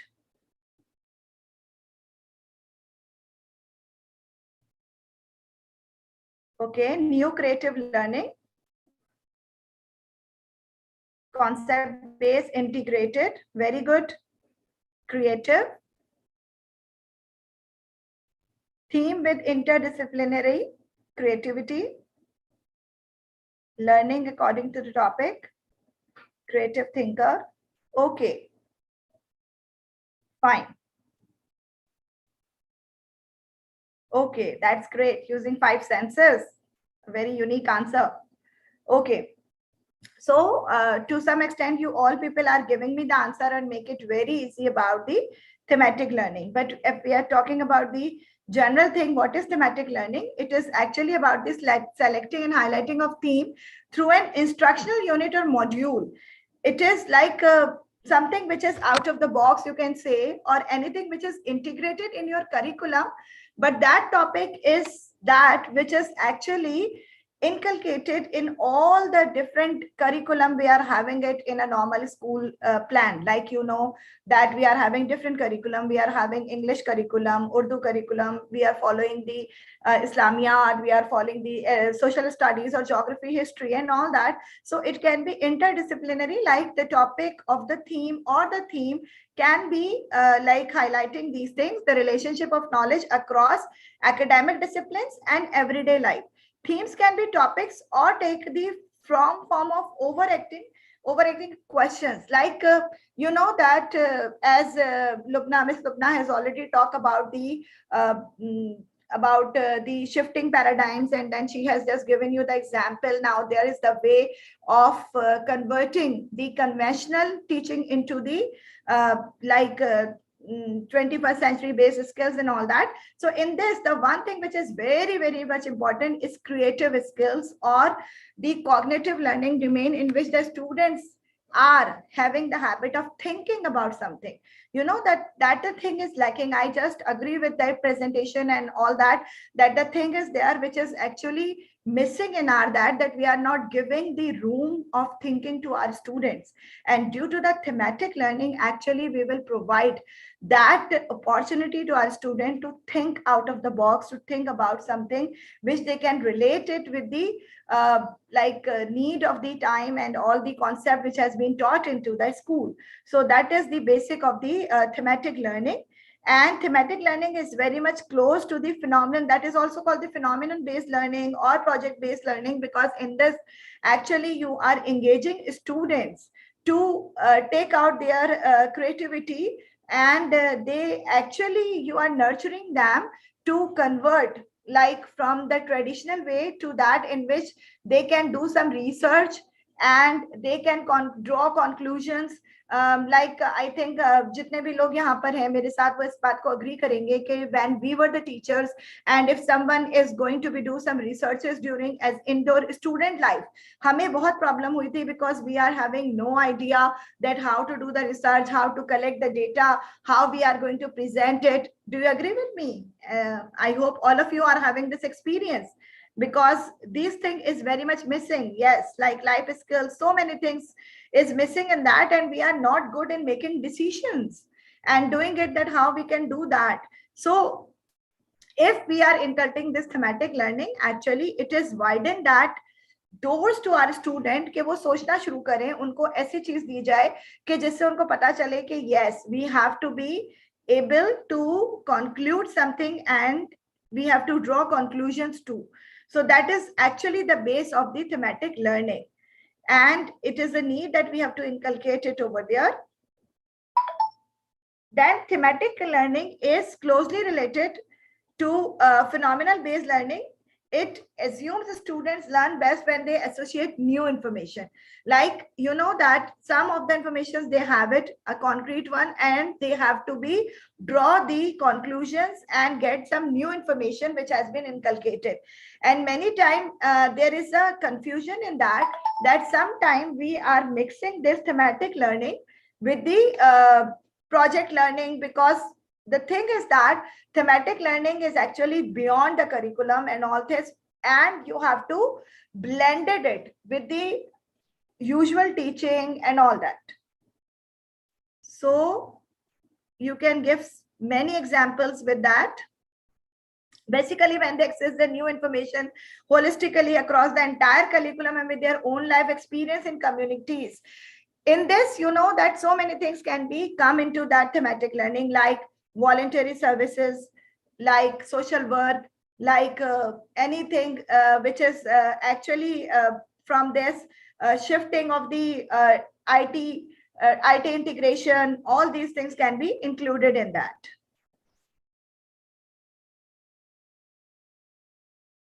Okay. Now, first of all, the thing is there, you know that basically I can just tell you that how can you implement it, because the question is that when you are doing the thematic learning and all that, sometimes the teachers are thinking that it is again a burden for us because it's a new thing which we have to do it. Or do you also think about it that if it is, it can be done with the syllabus, or this is the something which is which you need an extra time, extra period for the theme? How many of you agree with that? I can read your chat. You can just give the answers in your chat. Do you think there is a need of the separate period for themes, or it can be inculcated along with your topics which are given in your syllabus or curriculum?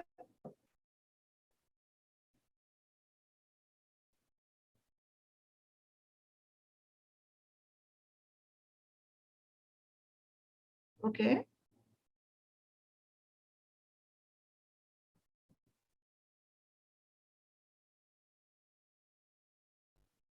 Yes. Must be included in the syllabus. Fine. Okay. So you think that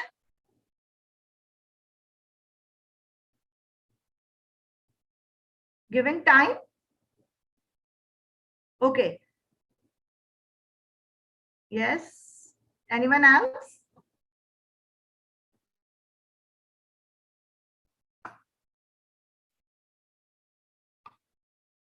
Okay. So you think that we can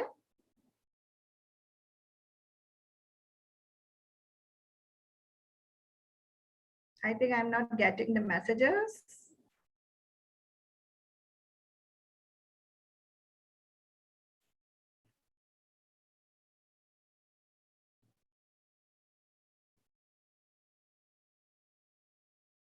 Okay.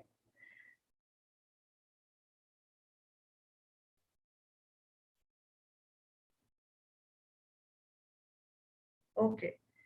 So what happened actually, many times when we are just inculcating it, we are having the question that, okay, so if we want to do it with our students, so we have need some other time because we are having the pressure of syllabus, we have to complete the math syllabus, science syllabus, whatever the curriculum is there.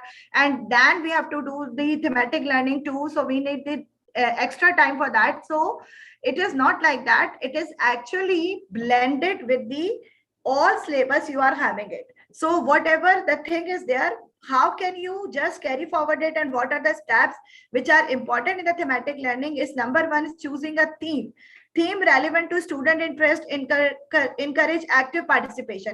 For that, it is very much important that which age bracket you are catering. If you are catering the primary students, if you are catering the pre-primary students and primary students, so definitely if you are giving them a very heavy theme on which they are not having the foundation knowledge, so how can they do that? Many time if we are choosing that, so first of all the thing is there that we should know that which age bracket we are dealing with that. हम अगर किसी O level के students के साथ इसको कर रहे हैं तो we can definitely give them the lot of themes to work upon it, like entrepreneurial skills, like we can give them the digital learning, digital finance and all that, but that themes we cannot choose for our primary students and others. So first thing is there, the choosing right theme is very much important in the thematic learning. Then doing the research, that is also because actually why we are doing the thematic learning, we are doing the thematic learning because we want to drive our student toward research based learning. The topic you are choosing to give them as a theme, or they have to be given some time for that. So basic thing is there, they should know that what are the research tools and how can they do the research. That is very much important. Like thematic instructions, they should be clear, and the research, the teacher should play the role of the facilitator in that, and then they can give you the guideline that when I give you the examples of the themes, then you can just give your examples that you are doing it, but you don't know that actually you are doing the thematic learning over there. Then designing an essential question which is relevant to the theme. It is very much important because whatever the questions you are giving for taking their presentations, for taking their views, it should be very, very like smartly chosen, because you know the students, it cannot be like directed one or factual based. Instead of that, it should be an open-ended in which the students can present their ideas. Like suppose if you are giving the theme about climatic change, and in the climatic change, if you are giving them straight away that define climate, so it's a very straight answer they can give you. But if you ask the question that what do you think that how this climatic change can change our earth after 5 years, so that is a question which is smartly built, because you are actually provoking the research in them, and also the creative like critical thinking in a student, in which they have to give you the answers. So I just want to ask you people, can you write down one question, whatever subject you are teaching?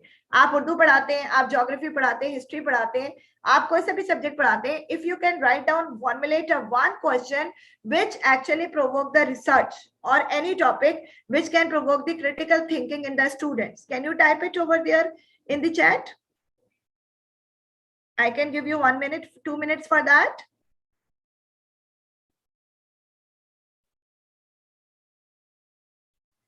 Any smart question which you think is actually provoking their critical thinking related to your topic, related to your subject which you are teaching.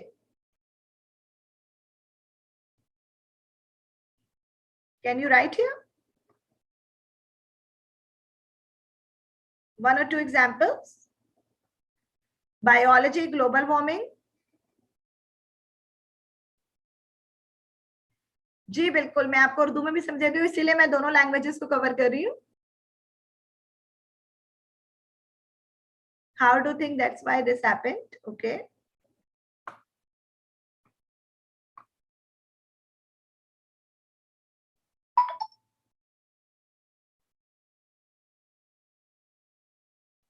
Yes.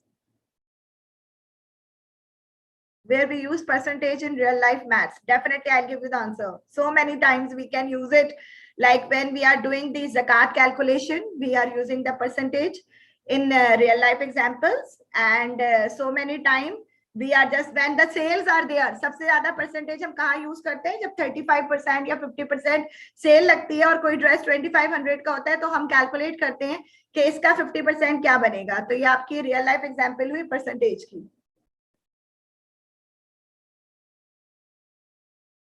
Effects of pollution in human life after 5 years. Okay. Fine. Even distributions of eatable among siblings. Good. I want one smart question here related to your topic. Any subject you are teaching, effect of global warming, it's a very straight away one. यही मैंने आपको बताया, how can you change it? Effect of global warming, how global warming will affect the earth after 2 years or in the future, or can you compare it, the earth condition in the previous 50 years, how many changes have been take place due to that? So it's a question which is actually provoking the research based thinking in the students.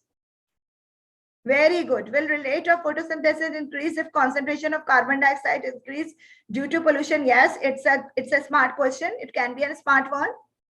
I hope you know how to make a smart question, which is specific, measurable, attainable, resourceful, and timely bound. Yes. We can change our habits about wastage. Why? Very right. Fine. Okay.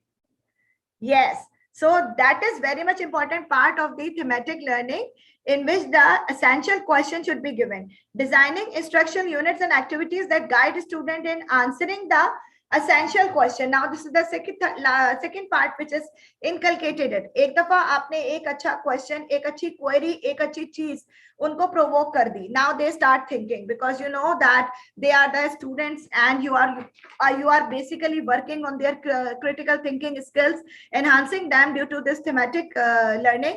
तो आपने क्या किया कि एक question दिया, after that आपने उनको देखा कि वो उस चीज को किस तरीके से solve करते हैं, इस चीज को कैसे सॉल्व करते हैं. सपोज आप उनको पेपर्स दे दीजिए और आप उनसे बोलिए कि आपने इन पेपर्स को यूज करते हुए एक लंबा टावर बनाना है, ऐसा टावर जो स्टेबल रहे. सबको आपने सेम अमाउंट ऑफ का पेपर दिया and then you have to leave them कि आपने अब इससे ऐसा पेपर टावर बनाइए जो गिरे नहीं, जो बहुत ज्यादा स्टेबल है, which is stable one. So you actually enhancing the designing and all that, वो उसको यूज करेंगे कि कैसे हमें बेस बनानी चाहिए, कितनी हमें उसकी लेंथ रखनी है, कितने हिसाब से हमें उसको फोल्ड करना है. So they have to do some researches on that. For that वो क्या करेंगे, they will show some videos on YouTube. IT को इनकलकेट करेंगे, फिर क्या करेंगे, उसमें से वो नॉलेज इनकलकेट करेंगे कि पेपर कौन सा है ये. अगर डिफरेंट मटेरियल्स के पेपर्स भी आप सबको दे सकते हैं, किसी को आप टिश्यू पेपर्स दे सकते हैं, न्यूज पेपर दे सकते हैं, आप कंप्यूटर A4 साइज पेपर्स दे सकते हैं. हर पेपर की क्वालिटी क्या है, different.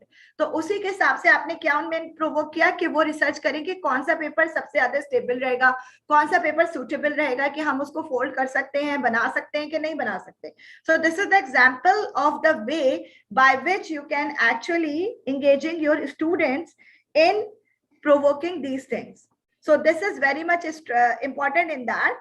Choosing teaching and learning strategies, activities, classroom material, experience related to the wider theme, and guide answers students in answering the essential question. That is very much important. आपको answer कैसे देना है उन्होंने? Are they going to present a model? Are they going to present a PowerPoint presentation, a website, or something else? So that is also very much important. And strategies can be individual, cooperative. जैसे कि अभी बात की थी आपके इससे पहले trainer miss Jamila ने उर्दू के अंदर के जिस तरीके से आप ग्रुप में बच्चों को काम दें और टीम बिल्डिंग करें.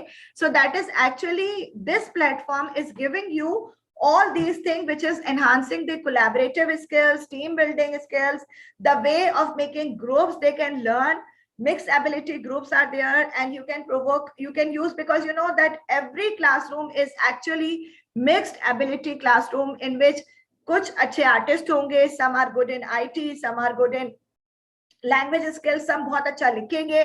So actually we are making the mixed ability groups along them, and then we can just do this. So that is very, very much important to steps taking that.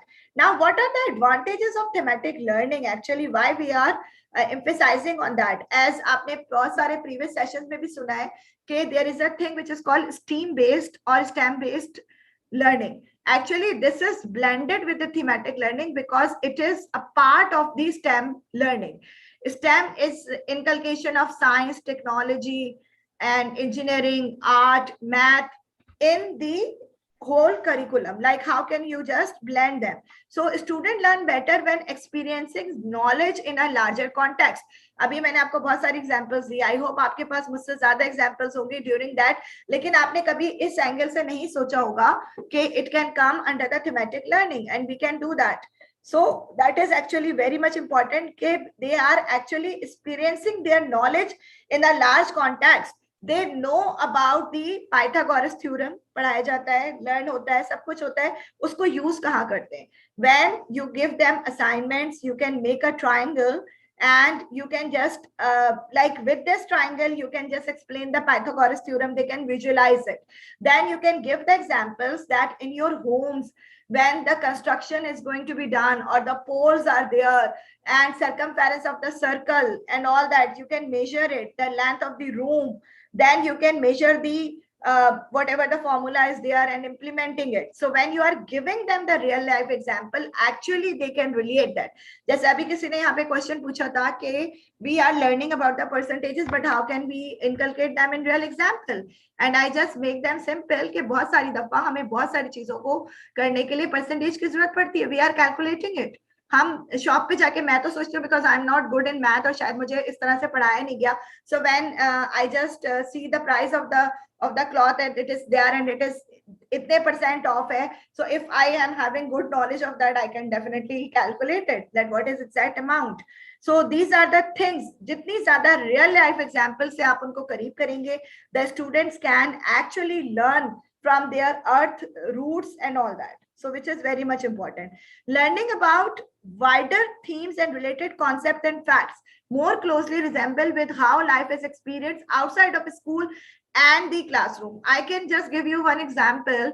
Like in Ramadan, my students came to me. They are the O-level students, and they are just learning the themes about the topic is there and sharing and all this. So they asked me that why not we can visit an orphanage? We can just want to have an iftar party over there.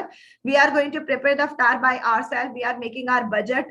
They actually make their budget that how much amount we can just expense in which things. Then they have to be I just ask them, okay, you can do that. Just share the plan with me. So they prepare a very good plan in which all the expenses were there, the fruit, the food which they want to order, whatever, how much expenses are there, how much sharing per students can contribute, and that what are the transportation charges are there, how can they, what is the suitable time, like definitely iftar time is same. So how can, what time they have to leave the school, what time they have to go to the orphanage, how much kilometer distance it is far away from their school. So all things, you know, that has been done by the student themselves, and only it is monitored by the facilitator, the class facilitator. So you know that in these things, what don't you think that they are inculcating the different subjects? Yes, because they write their plan. Definitely for that they use correct vocabulary, correct sentence formation, correct things over there, and then they are inculcating it over there. Then they are calculating. Mathematics is there, science is there, definitely the distance calculation, then other things. When they are making their fruit chart and cutlets at school, they are using the school cafeteria. So they learn about the cooking skills as well. They learn about the ratio proportion as well, and the other things. And after that, when they went over there, definitely interpersonal skills are there. The social values are there, because over the orphanage, they serve the people over there by themselves. So these are the value-based education also implemented during this thing. So this is the thing by which, and I hope, I'm sure, whatever they have learned during this activity will always be remain in there, and it will making them a good person in future as well. Yes, Benish, you want to ask something? Can we unmute her?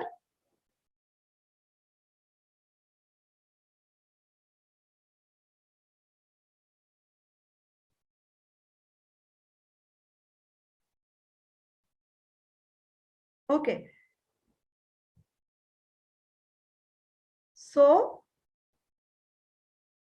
yes, Benish, can you write here?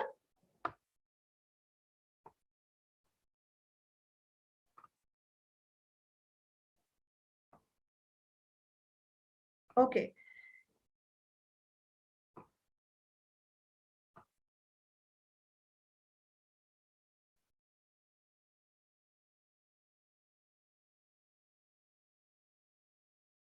Okay. Fine. So that is the example I just give you, that with that thing, the learning right real life experience is actually helping a lot over there. Then with thematic instruction taking applause with the cooperative learning, the advantages include learning activities encourage authentic communication as well, because when you are collecting data, when you are doing surveys, when you are taking interviews, so what happened that your students are learning these things. I can also give an example that in 1 month, actually, when I was working with an NGO, so the theme is about that area. We have selected a theme which is about that area, and in which I gave the task to some of the class, like students, that you have to interview your grandparents. You can just ask them about when they shifted to that area, particular area, how this area was and how it transformed, which you are seeing after in the next generation. So you can compare these two things, and then you can write down your reflection in that. So you know that it is also giving a very, very good insight of that, and it is giving a chance, because you know there is a generation gap, so it actually crosses that as well. So that is the smartness of thing, that how can you inculcate these things in your learning and utilizing it.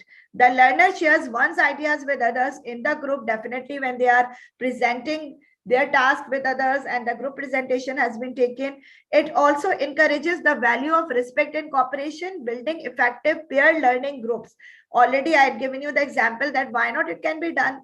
The students can go, they can have the interview, and in that theme also, you know that one of the theme is about the food of that particular area.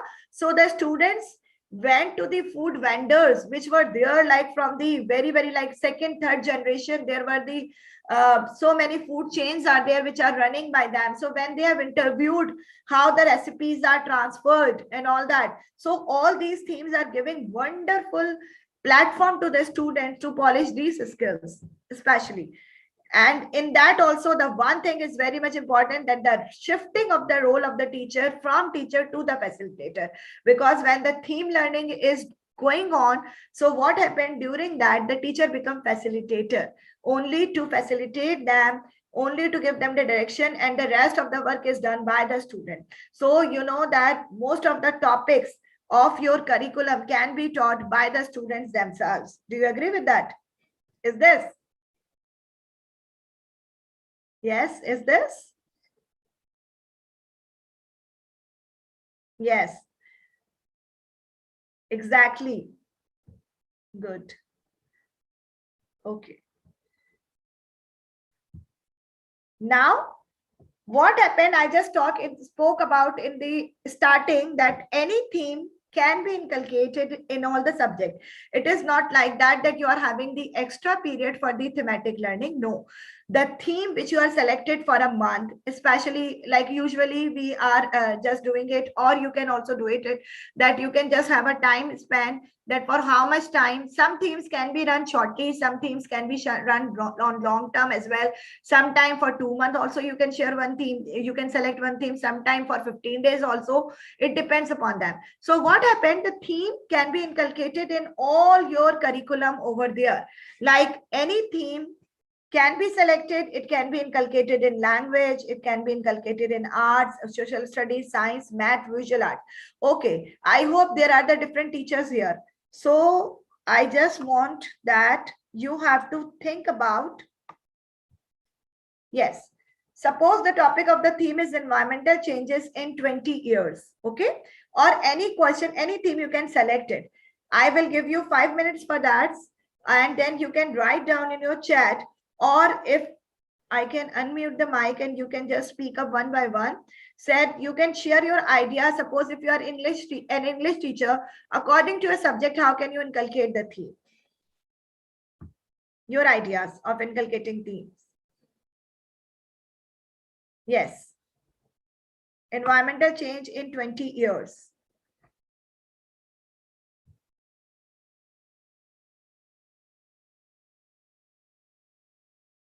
Yes. I hope there are the bunch of teachers here. Some are teaching English, some are teaching geography, some are teaching history, some are teaching other subjects, science. So the topic is same, but how can you inculcate this theme according to your subject? I want to have some ideas.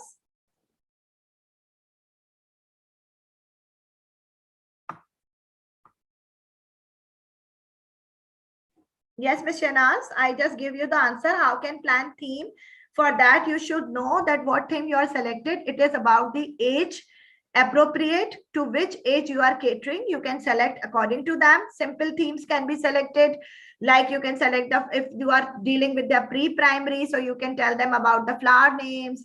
You can select the different flowers, different birds, and you can make your class doors according to that. Then you can inculcate some games.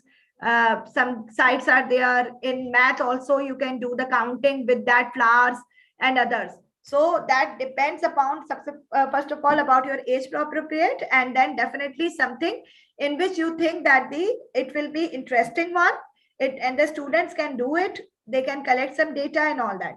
So these are the guidelines for planning a theme. A proper plan is made. Okay, how can we change it for our good life? This is your in which subject you can inculcate. Kindly write down your subject as well. Okay, what happens? Give them background knowledge. Yes.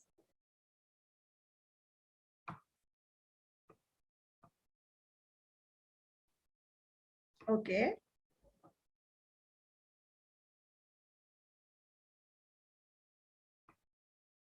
Okay. Yes.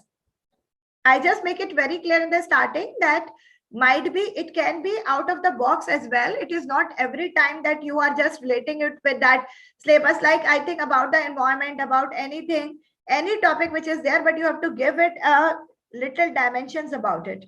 What happens if we put Mentos in Coke bottle? Yes. Okay. That can be done. Fine. Okay. Now I can go back.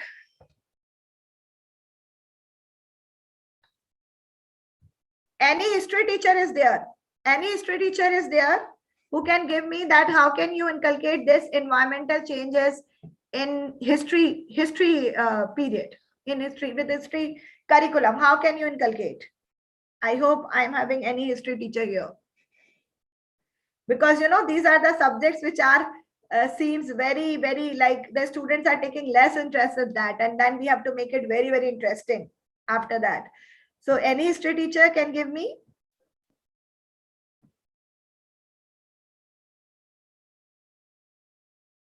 Okay. Yes. I would love to listen if any history teacher is there. By using timelines. Okay, yes. Very good. It's a very good strategy, especially for history. Okay, she's about to end. By using concept map. Okay. Real life examples. Okay.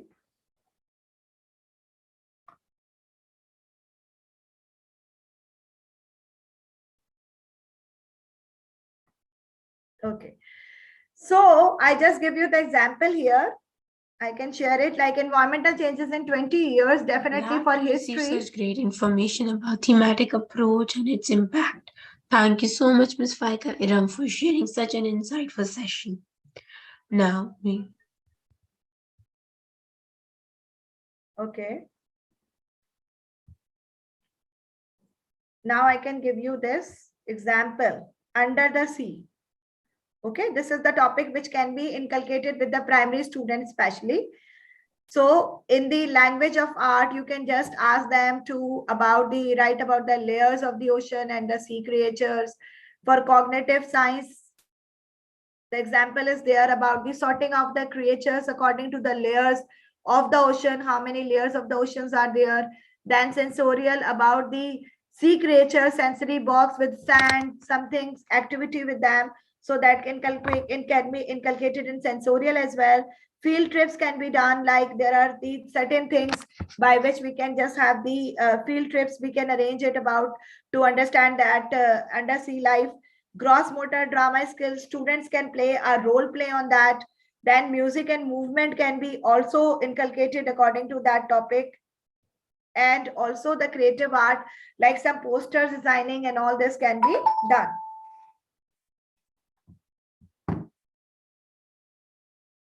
I hope this chart is clear to you.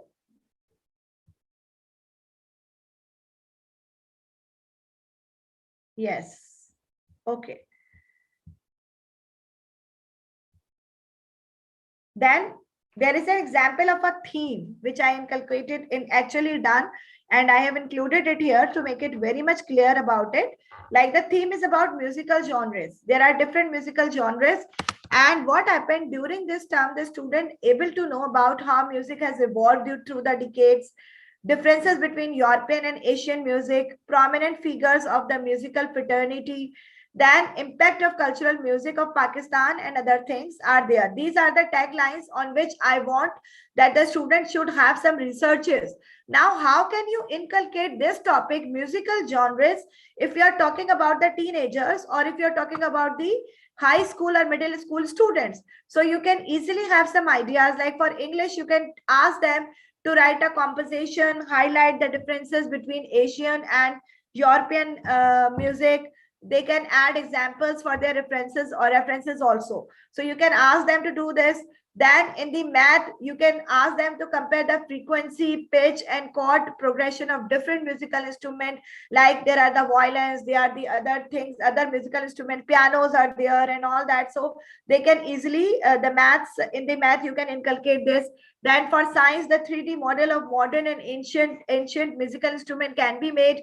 When they are making the 3D model, definitely they should have some research how to make a model of the violin or of the harmonium. So what material we require, what things we should know, how we measure the things, how can we use the colors, how can we make it like working and all that. Where is the setup of the wires, how the voice will be produced. So, you know, so many things can do the research about the same topic. The topic is the same. Then geography, they can design a booklet on specific musical instrument used in particular geographical areas. So in that also they can just inculcate it over there about it. Then they can make a report of impact of cultural music of Pakistan or other parts of Pakistan. Any other thing can be inculcated in the history as well, because you know, for musical history they can just add the biographies of the different musicians, and also the transformation, how it is formed from one to another one, from traditional to modern and all that. So it can be inculcated over there. So it can be done in the history. IT, definitely the room is open. They can make videos, they can have the PPT presentations, they can have the IT integration in any form in their presentations and all that. And different games are also there. They can play that. They can design their games on music as well. Like recently it has been said by this, so it can be inculcated like this as well. Then art, design posters to highlight the Asian and European music cultures, or anything which can be inculcated over there. So this is one of the example which I have added up over there. So you can just have this. And any theme, anything you can give, you can just inculcate in all these subjects very, very easily. Yes. And they are making vlogs. The students are very, very smart nowadays. They are having their YouTube channels, they are making vlogs and all that. So definitely in that, you can just give them the room for doing it over there.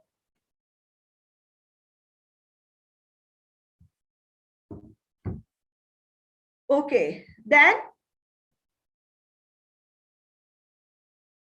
another thing which is very much important is the theme evaluation. How can you do the evaluation? How can you do the execution of your theme? This is also very much important, because when for a longer time you run the theme during the classes, in the classes you don't need extra time for that. You can use your circle time in the morning. Basically we are using it, and I hope in other good institute also it is going to be used, that the morning circle times, which is very much important for developing the connection of students with the school environment. It always counted, and especially in pre-primary also, and especially in the pre nursery or pre classes also, morning circle times are very much important. So that is the thing which you can talk about the current theme which is going on in your school about it. You can just have a talk about it, you can just ask a question about it, you can build up vocabulary games with them related to that theme. So it is going to be help them. So for that you don't need any extra time for this, and whatever your subject is there, the time, whatever the topic is there, you can just inculcate in your plans. You can do that. So this is the thing. And then the thing is there, that how can you evaluate your theme execution? So for that, there is a Brown and Clark 6-phase framework for doing a thematic analysis. So very first step is the familiarization of data, which is very, very much important. Now anyone can have an idea about it. What do you think about familiarization of data? Yes. Anyone have an idea about it?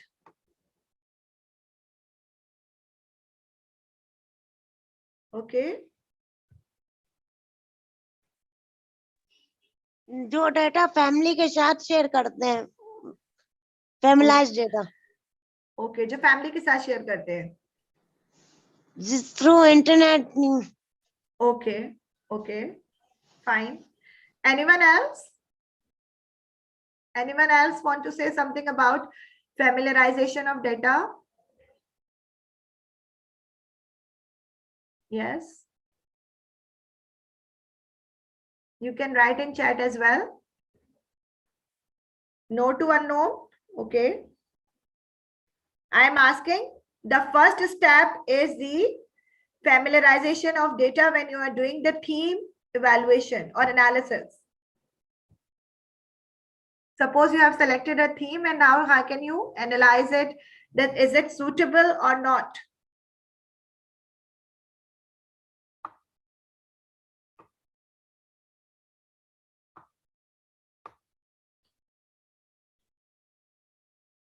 Okay.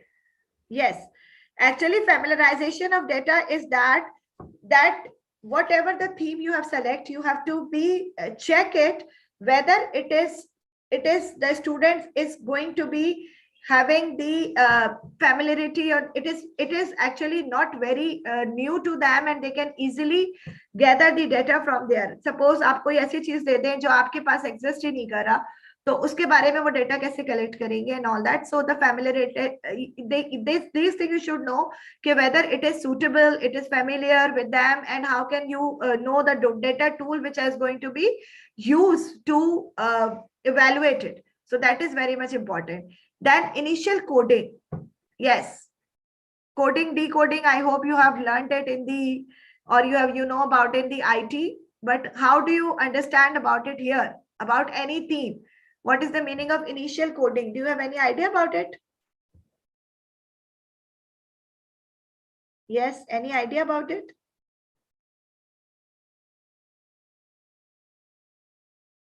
Yes. Right. Initial coding जो होती है, एक code language होती है, उसमें codes के बारे में बताते हैं। जिस तरह से एक डिजिटल मार्केटिंग होती है, सॉफ्टवेयर इंजीनियरिंग में जावा की लैंग्वेज होती है, एक कोडिंग जो है एक कोड लैंग्वेज है ये।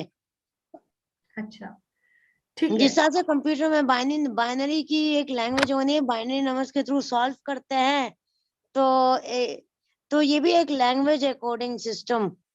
Okay, actually initial coding, you are very right. Actually the thing is there, that is you are using मेरे it पास in the है, मैं लगा computer.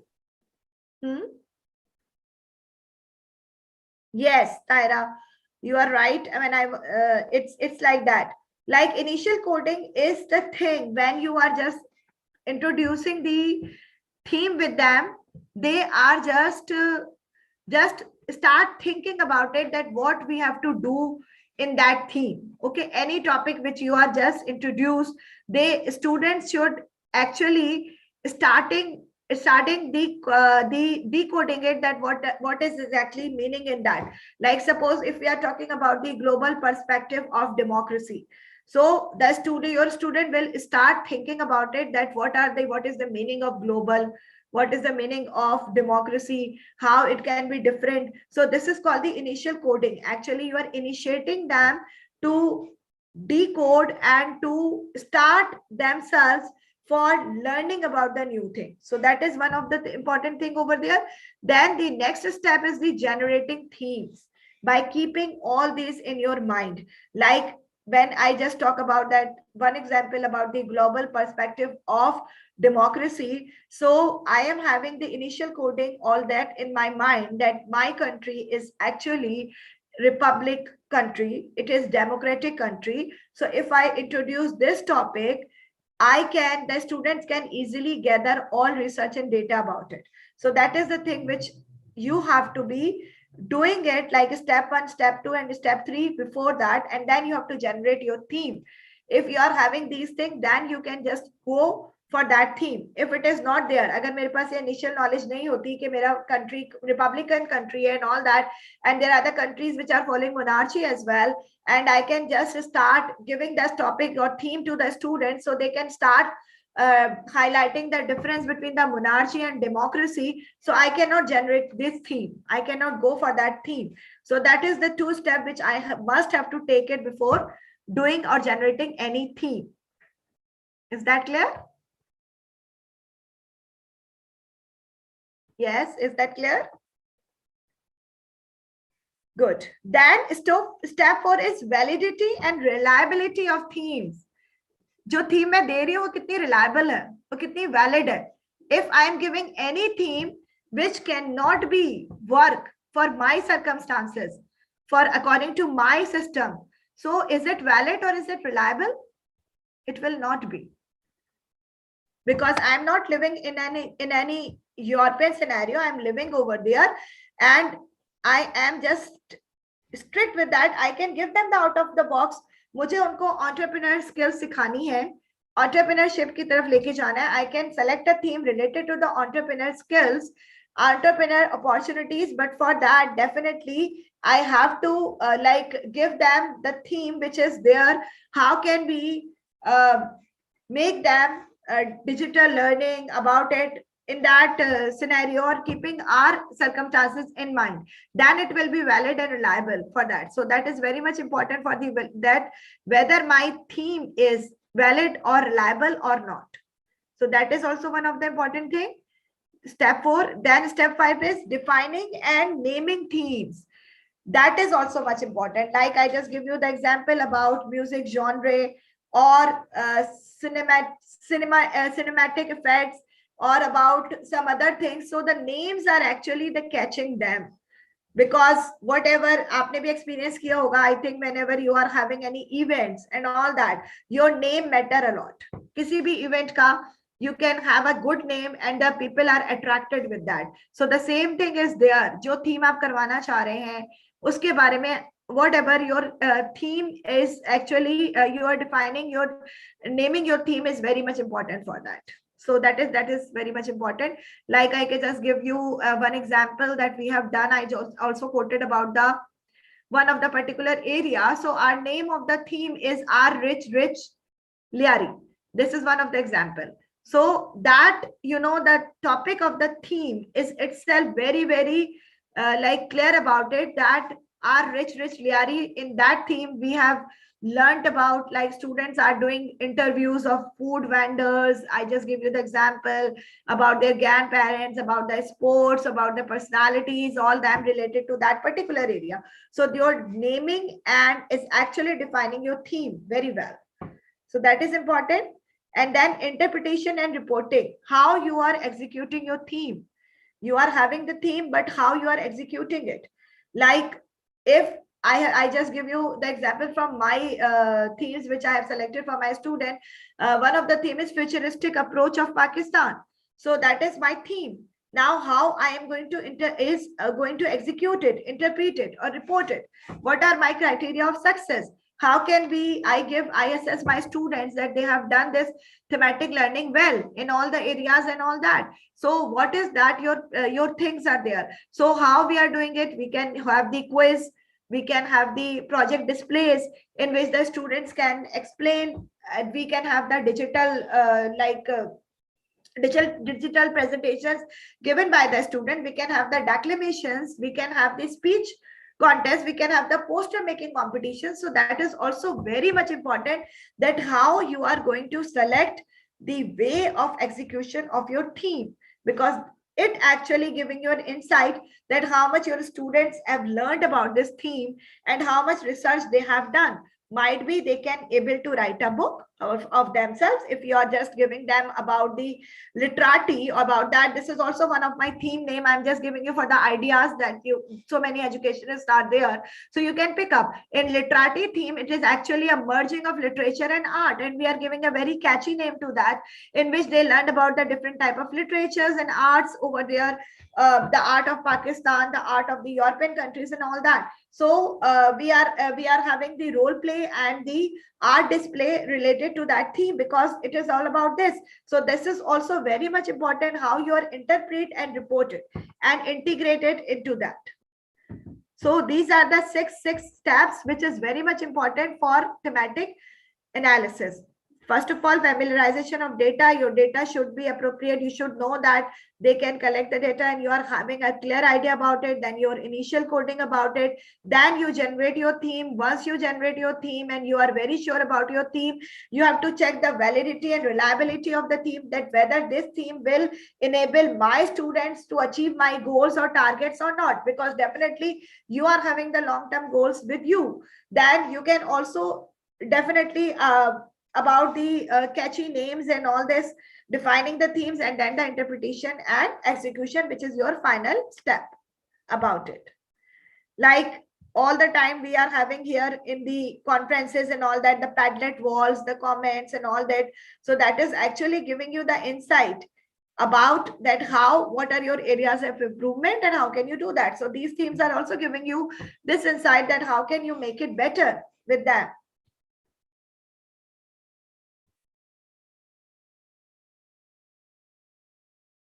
So this is all about the thematic learning. I hope that I have made it clear somehow, and I appreciate if anyone want to ask question, I can give the answer as well. But I think this thematic based learning and phenomenon based learning is the need of time. And in that way only we can make our students the students who can compete with the other students of an international student as well. And that can helpful for achieving their targets, definitely. And we can make them a better personalities and better students for their societies as well. Thank you so very much.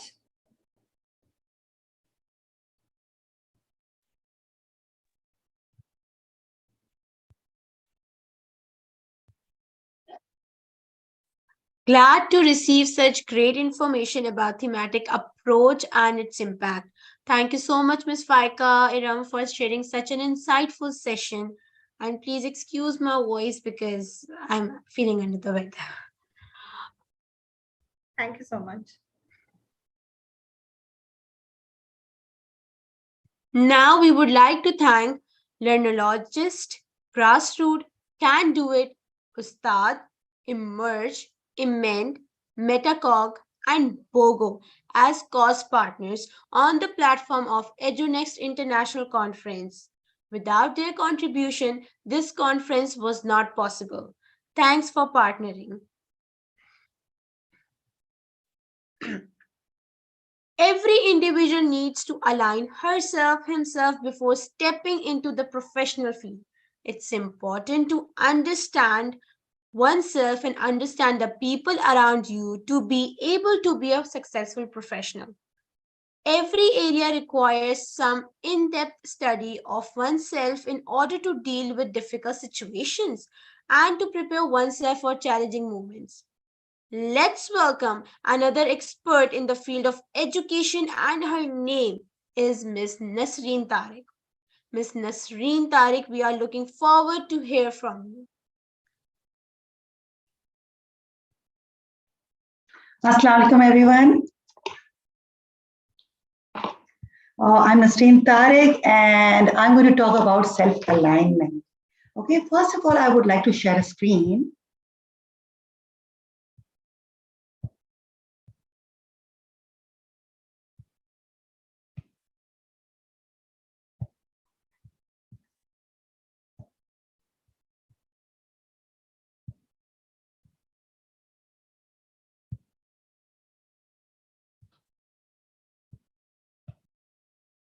Where is it gone? Just a minute, please.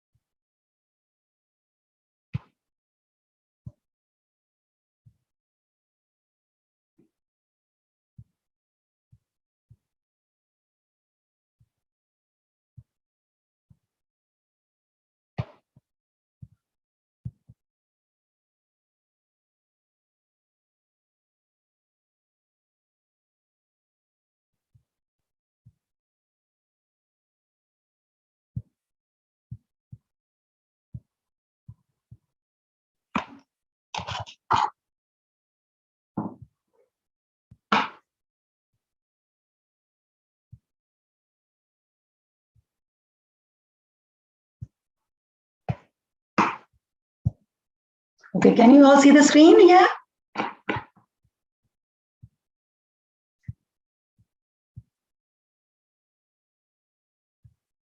I'm going to unmute you. Yes, can you see the screen?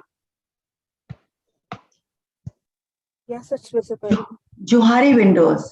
What do you know about Johari windows?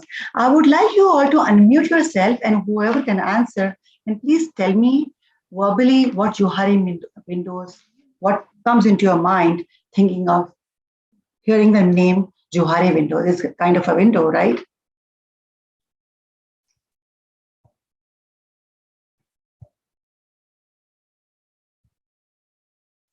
Can anybody tell me?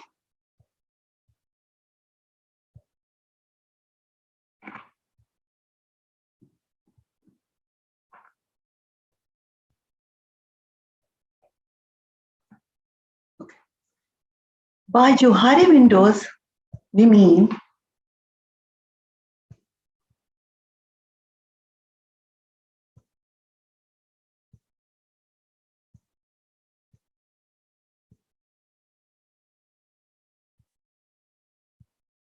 okay. It's actually a tool, a psychological tool. It was invented for the purpose of understanding oneself and training for self-awareness, for personal development, and for improving communication. And when we go into the professional field, it is very important. First, we need to align our own self before entering into professional field, because we are not used to working. Many times we're not used to working. We have been students, or we have been housewives, or we have been in just not doing anything. But when we go into the professional field, we have to know ourselves, and the good aspects and the bad aspects, and we have to work accordingly. There are two dimensions of understanding oneself. First dimension is the aspect of one's behavior and style that is known to oneself. You only know about your own self, right? You do not, the other people don't know anything about you, right? And you don't want to share anything about your own self. But there's another aspect. There are those aspects of one's behavior and style that are known to the people with whom one interacts. That means there are some aspects of one's behavior that other people know about you, which you yourself are not aware of. But there are some aspects of your own self which you do not want to share with other people. You are like put a curtain around yourself. You are like living a life of you have kept yourself in a shell. So you don't want other people to know much about you. So the combination of these two dimensions reveals the four aspects of oneself. Can you all see this window over here? This is actually the Johari window. This Johari window, the arena, I would like you to unmute yourself, please, and tell me what you think is arena. I cannot hear anybody here.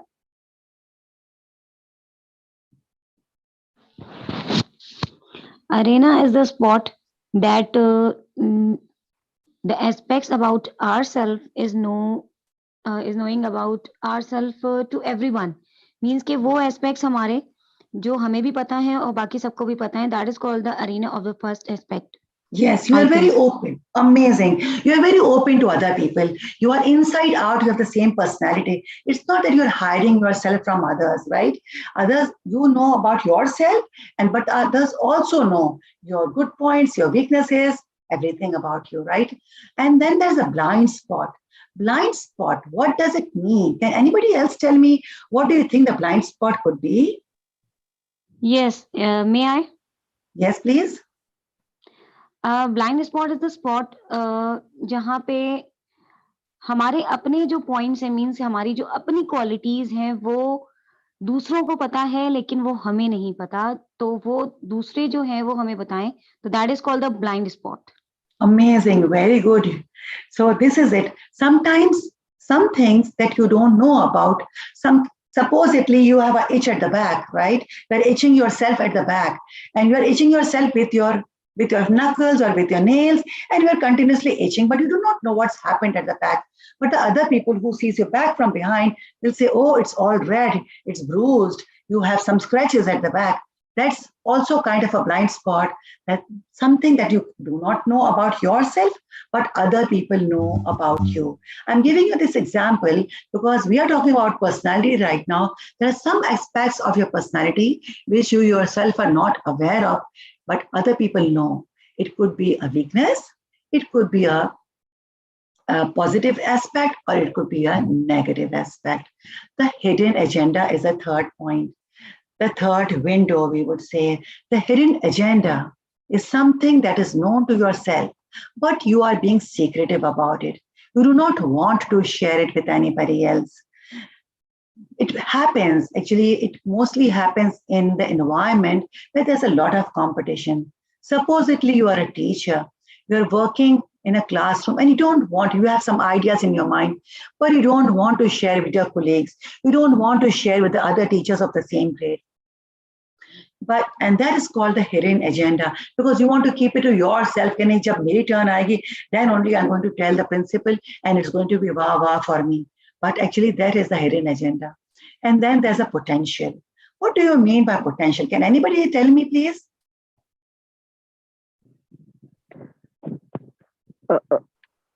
It's actually the thing which you have inside you and you are not aware, but you can do it. Potential is not known to yourself and it's also not known to others, right? But you have it inside you. So in order to know your potential, what you need to do is you have to open up your own self. Let us go a little further. And the arena is a successful communication that only takes place in the arena. Everything is known to self and the others. And the blind spot, it is in which the other knows what is going on, but the self does not. An example of this is an itch at the back, which I just mentioned. And the hidden agenda, the self knows what it wants, but is not letting to share it, while others may have intuition about it. You don't want to share your what is there in your mind, but other people may feel. And other people may they may have some negativity in within themselves about you because they know you are hiding something from them. Supposedly you've made a nice dress for yourself, right? But you don't want to share it with anybody. You don't want to tell where you got the dress from. And then the other people are saying, "Ha, wo to mujhe batati nahi hai." This is also another example. And then they do not, and then relations jo hai yahan kharab ho jate hain. And the potential are those things about the self which neither one knows nor the other, but you have to take out that potential. How do we take out that potential? What do you think? Taking out that potential is very important to have the biggest, what is the biggest window? What do you think should be the biggest window? The biggest window should be the arena. Arena is in which you are, other people know you and you know about yourself. Like, see, there are two processes that enable the arena to expand. There's a feedback and there's a disclosure. Okay, let me give you an example over here. This is the feedback. When other people know about you, the yellow part, do you see the yellow part? When the other people know about you and they share with you. So when they share with you, you know what others feel. So your arena becomes bigger from this side. From this side, the arena becomes bigger. And this one, the hidden agenda, when you share your hidden ideas with other people, this hidden agenda becomes smaller and the arena becomes bigger. See over here, the other people are sharing from with you. So your arena is becoming bigger.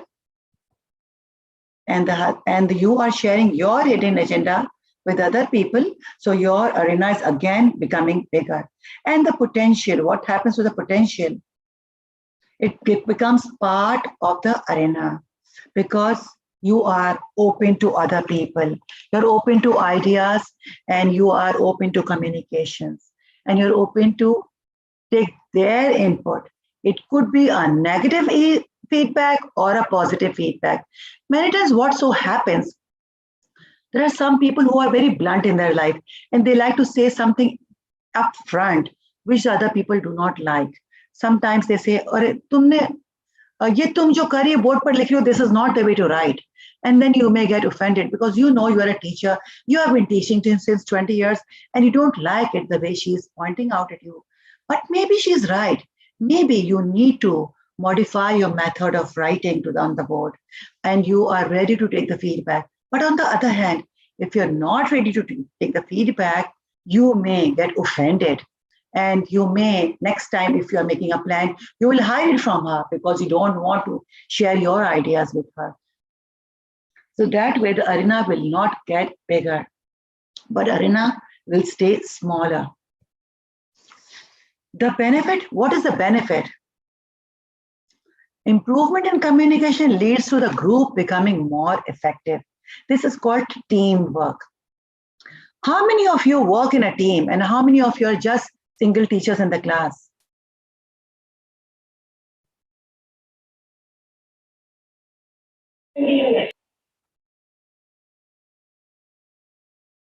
Is anybody a sole teacher in the class? Or is anybody working in a team?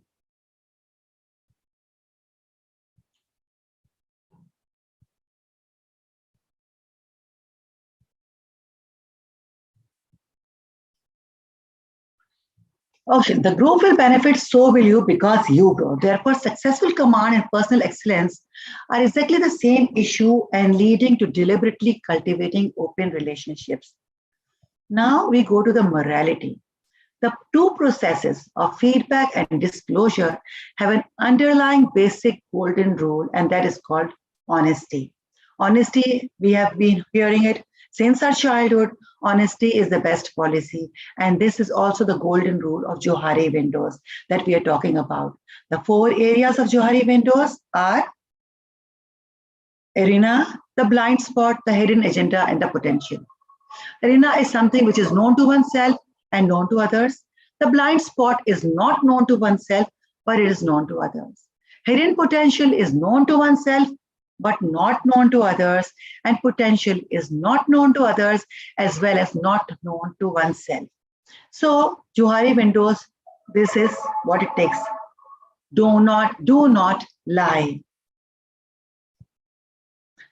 Johari windows is a communication theory. The basic golden rule is the universally applicable. If you willfully follow it, you grow, and you contradict it can lead to destruction.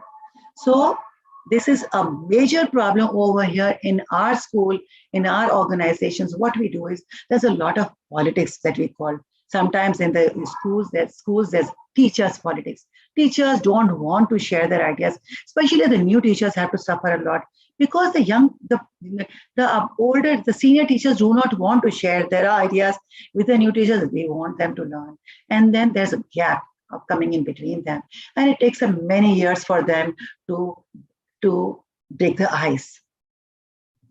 So it's very important to offer feedback and disclosure. You're the primary beneficiary. If you do not, you are the one who loses the most. So the same way, it's the same way. If you are sharing, you are getting the feedback. But if you are not ready to share, you will not get the feedback. If you are open to communication, you will have more open ideas. You will have you will get to know yourself better, because other people will give you an honest opinion about yourself and your weaknesses and your positivity, and then you can gain your potential, because they would tell you what are your weaknesses, right? And you can work on that. I would like to do an experiment with things. It's not writing, because I do not believe in lots of writing, and you are looking at the window, looking at the laptop screen very closely, trying to read everything. I do not believe in that. I believe that we need to have discussion, but somehow I think you people are not unmuting yourself, so I'm not able to hear from you. So what is the big rocks theory? Now there's a very popular big rocks theory, and this is from the book The 7 Habits of Highly Effective People. And I would like to do an experiment on it. I would like to show you an experiment. Now, can you all see this jar? Can you all see this jar?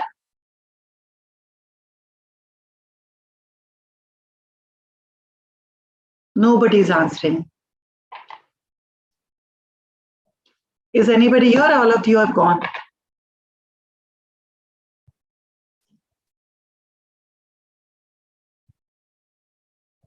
Okay.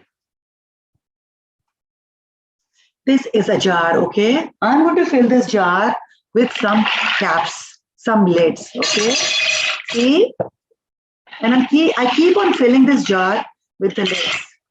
And now this jar is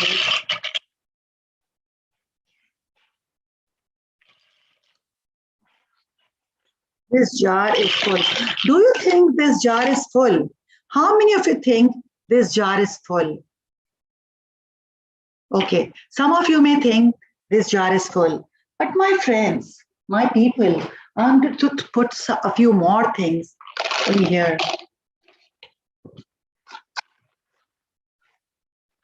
See, they're also going in there. They keep on going in there. That means the jar was not full. Otherwise, these things wouldn't have gone in there, right? See? And these things are still filling in. There's still a lot of space. Then I'm putting another thing. I'm going to put sand, a colored sand inside. And let's see, now do you think the jar is full? It's still not full because now I'm going to put the colored sand in it. See?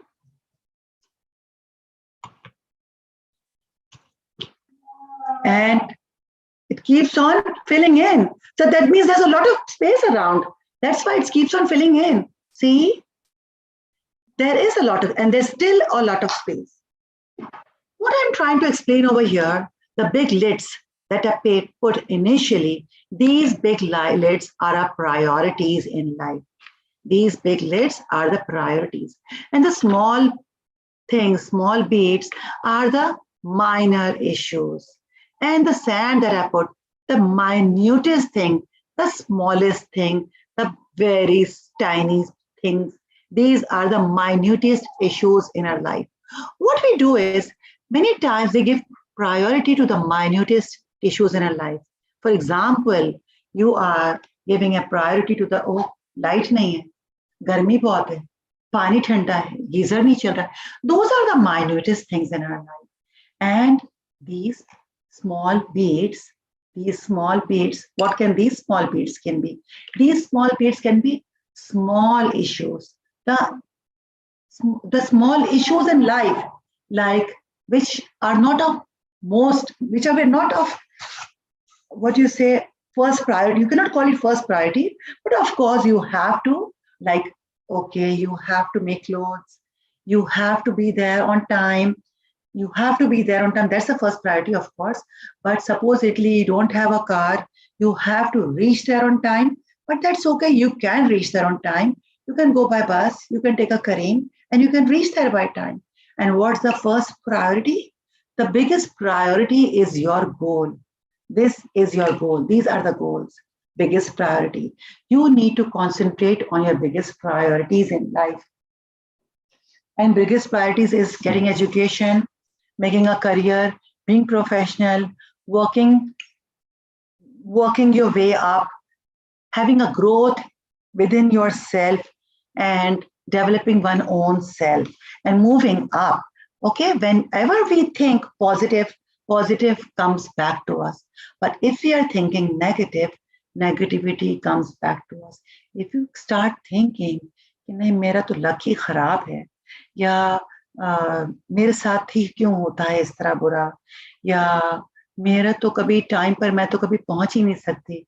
This, if you start thinking this way, nothing will happen the right way. But my friends, my people around, if you think you can do it, you can actually do it. If I say I can, I will, and it will actually happen. So this was the big rocks theory.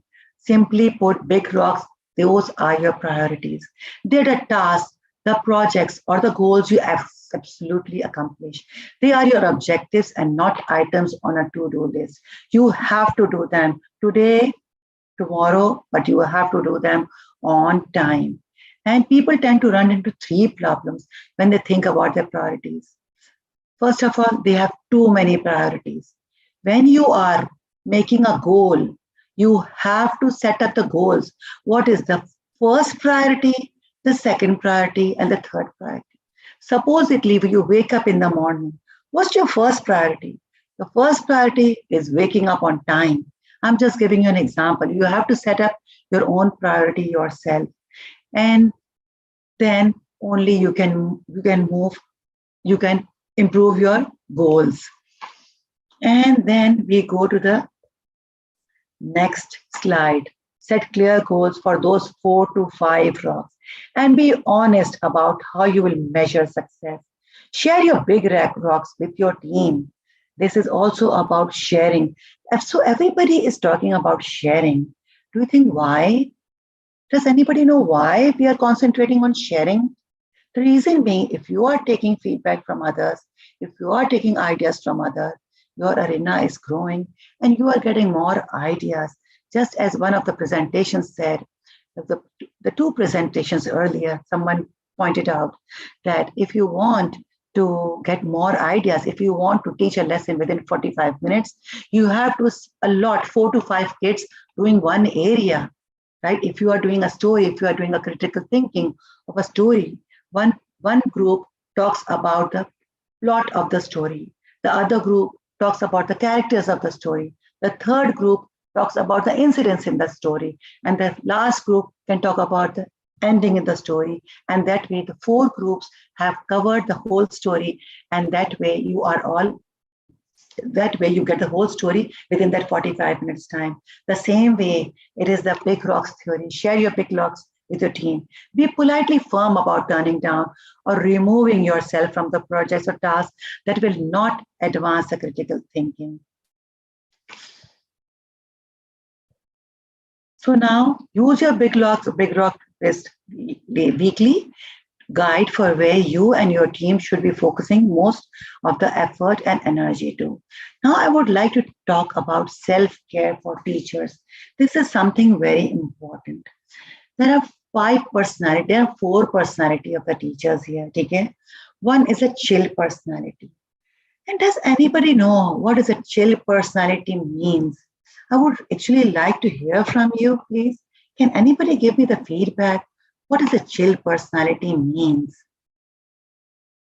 Okay, nobody is giving me a feedback here. The chill personality means you are very relaxed. You do not take things seriously. You say, okay, वक्त आएगा तो करेंगे, report बनाना है, अभी बहुत दिन है, 15 दिन बाकी है, तब बना लेंगे. थीम पे वर्क करना है, okay, there's a time, next month hai, we will work later. So that is a chill personality when you do not take things seriously. Thrill personality is there is some, what you call in Urdu is utar chadhav. Sometimes you go up, sometimes you go down. Sometimes you have a lot of activities in your life. Sometimes you have less activities, less responsibilities. That's the utar chadhav. But sometimes what happens is, that's called the thrill that I was explaining. Then after the thrill, there's a spill personality. In the spill personality, what happens is that the pressure is more. You get very stressed out because there's a lot of responsibility on you. There's a lot of workload. Maybe your colleagues, your partners, and your team are not working hard enough, and you have the sole responsibility, and you think, oh, they are not working with me. And then that is the time you get very stressed out, and that is called spill, because that is the danger point. When you move from thrill to spill is the danger point. That is the time you need to start looking into yourself. And after the spill is the kill. Okay, what is a kill? Kill is called Zehni Bimari in Urdu. What happens? You don't want to work anymore. You lose interest. You say, I don't care. I can't work in the school anymore. The colleagues do not cooperate with me. Principal मेरा नहीं सुनती है. मैं काम कर करके थक गई हूँ. मैं exhaust हो गई हूँ. मैं घर को देखूँ, बच्चों को देखूँ, खाने को देखूँ, husband को देखूँ, किसको देखूँ. And then you do not want to work anymore. And suddenly one day you decide, sorry, I can't work. And you are drained out. That is the time you feel you are drained out. That is the time you feel you are burnt out. Before getting drained out, before getting burned out, you need to start taking care of yourself. When do you start taking care of yourself? At the chill time? No, not at the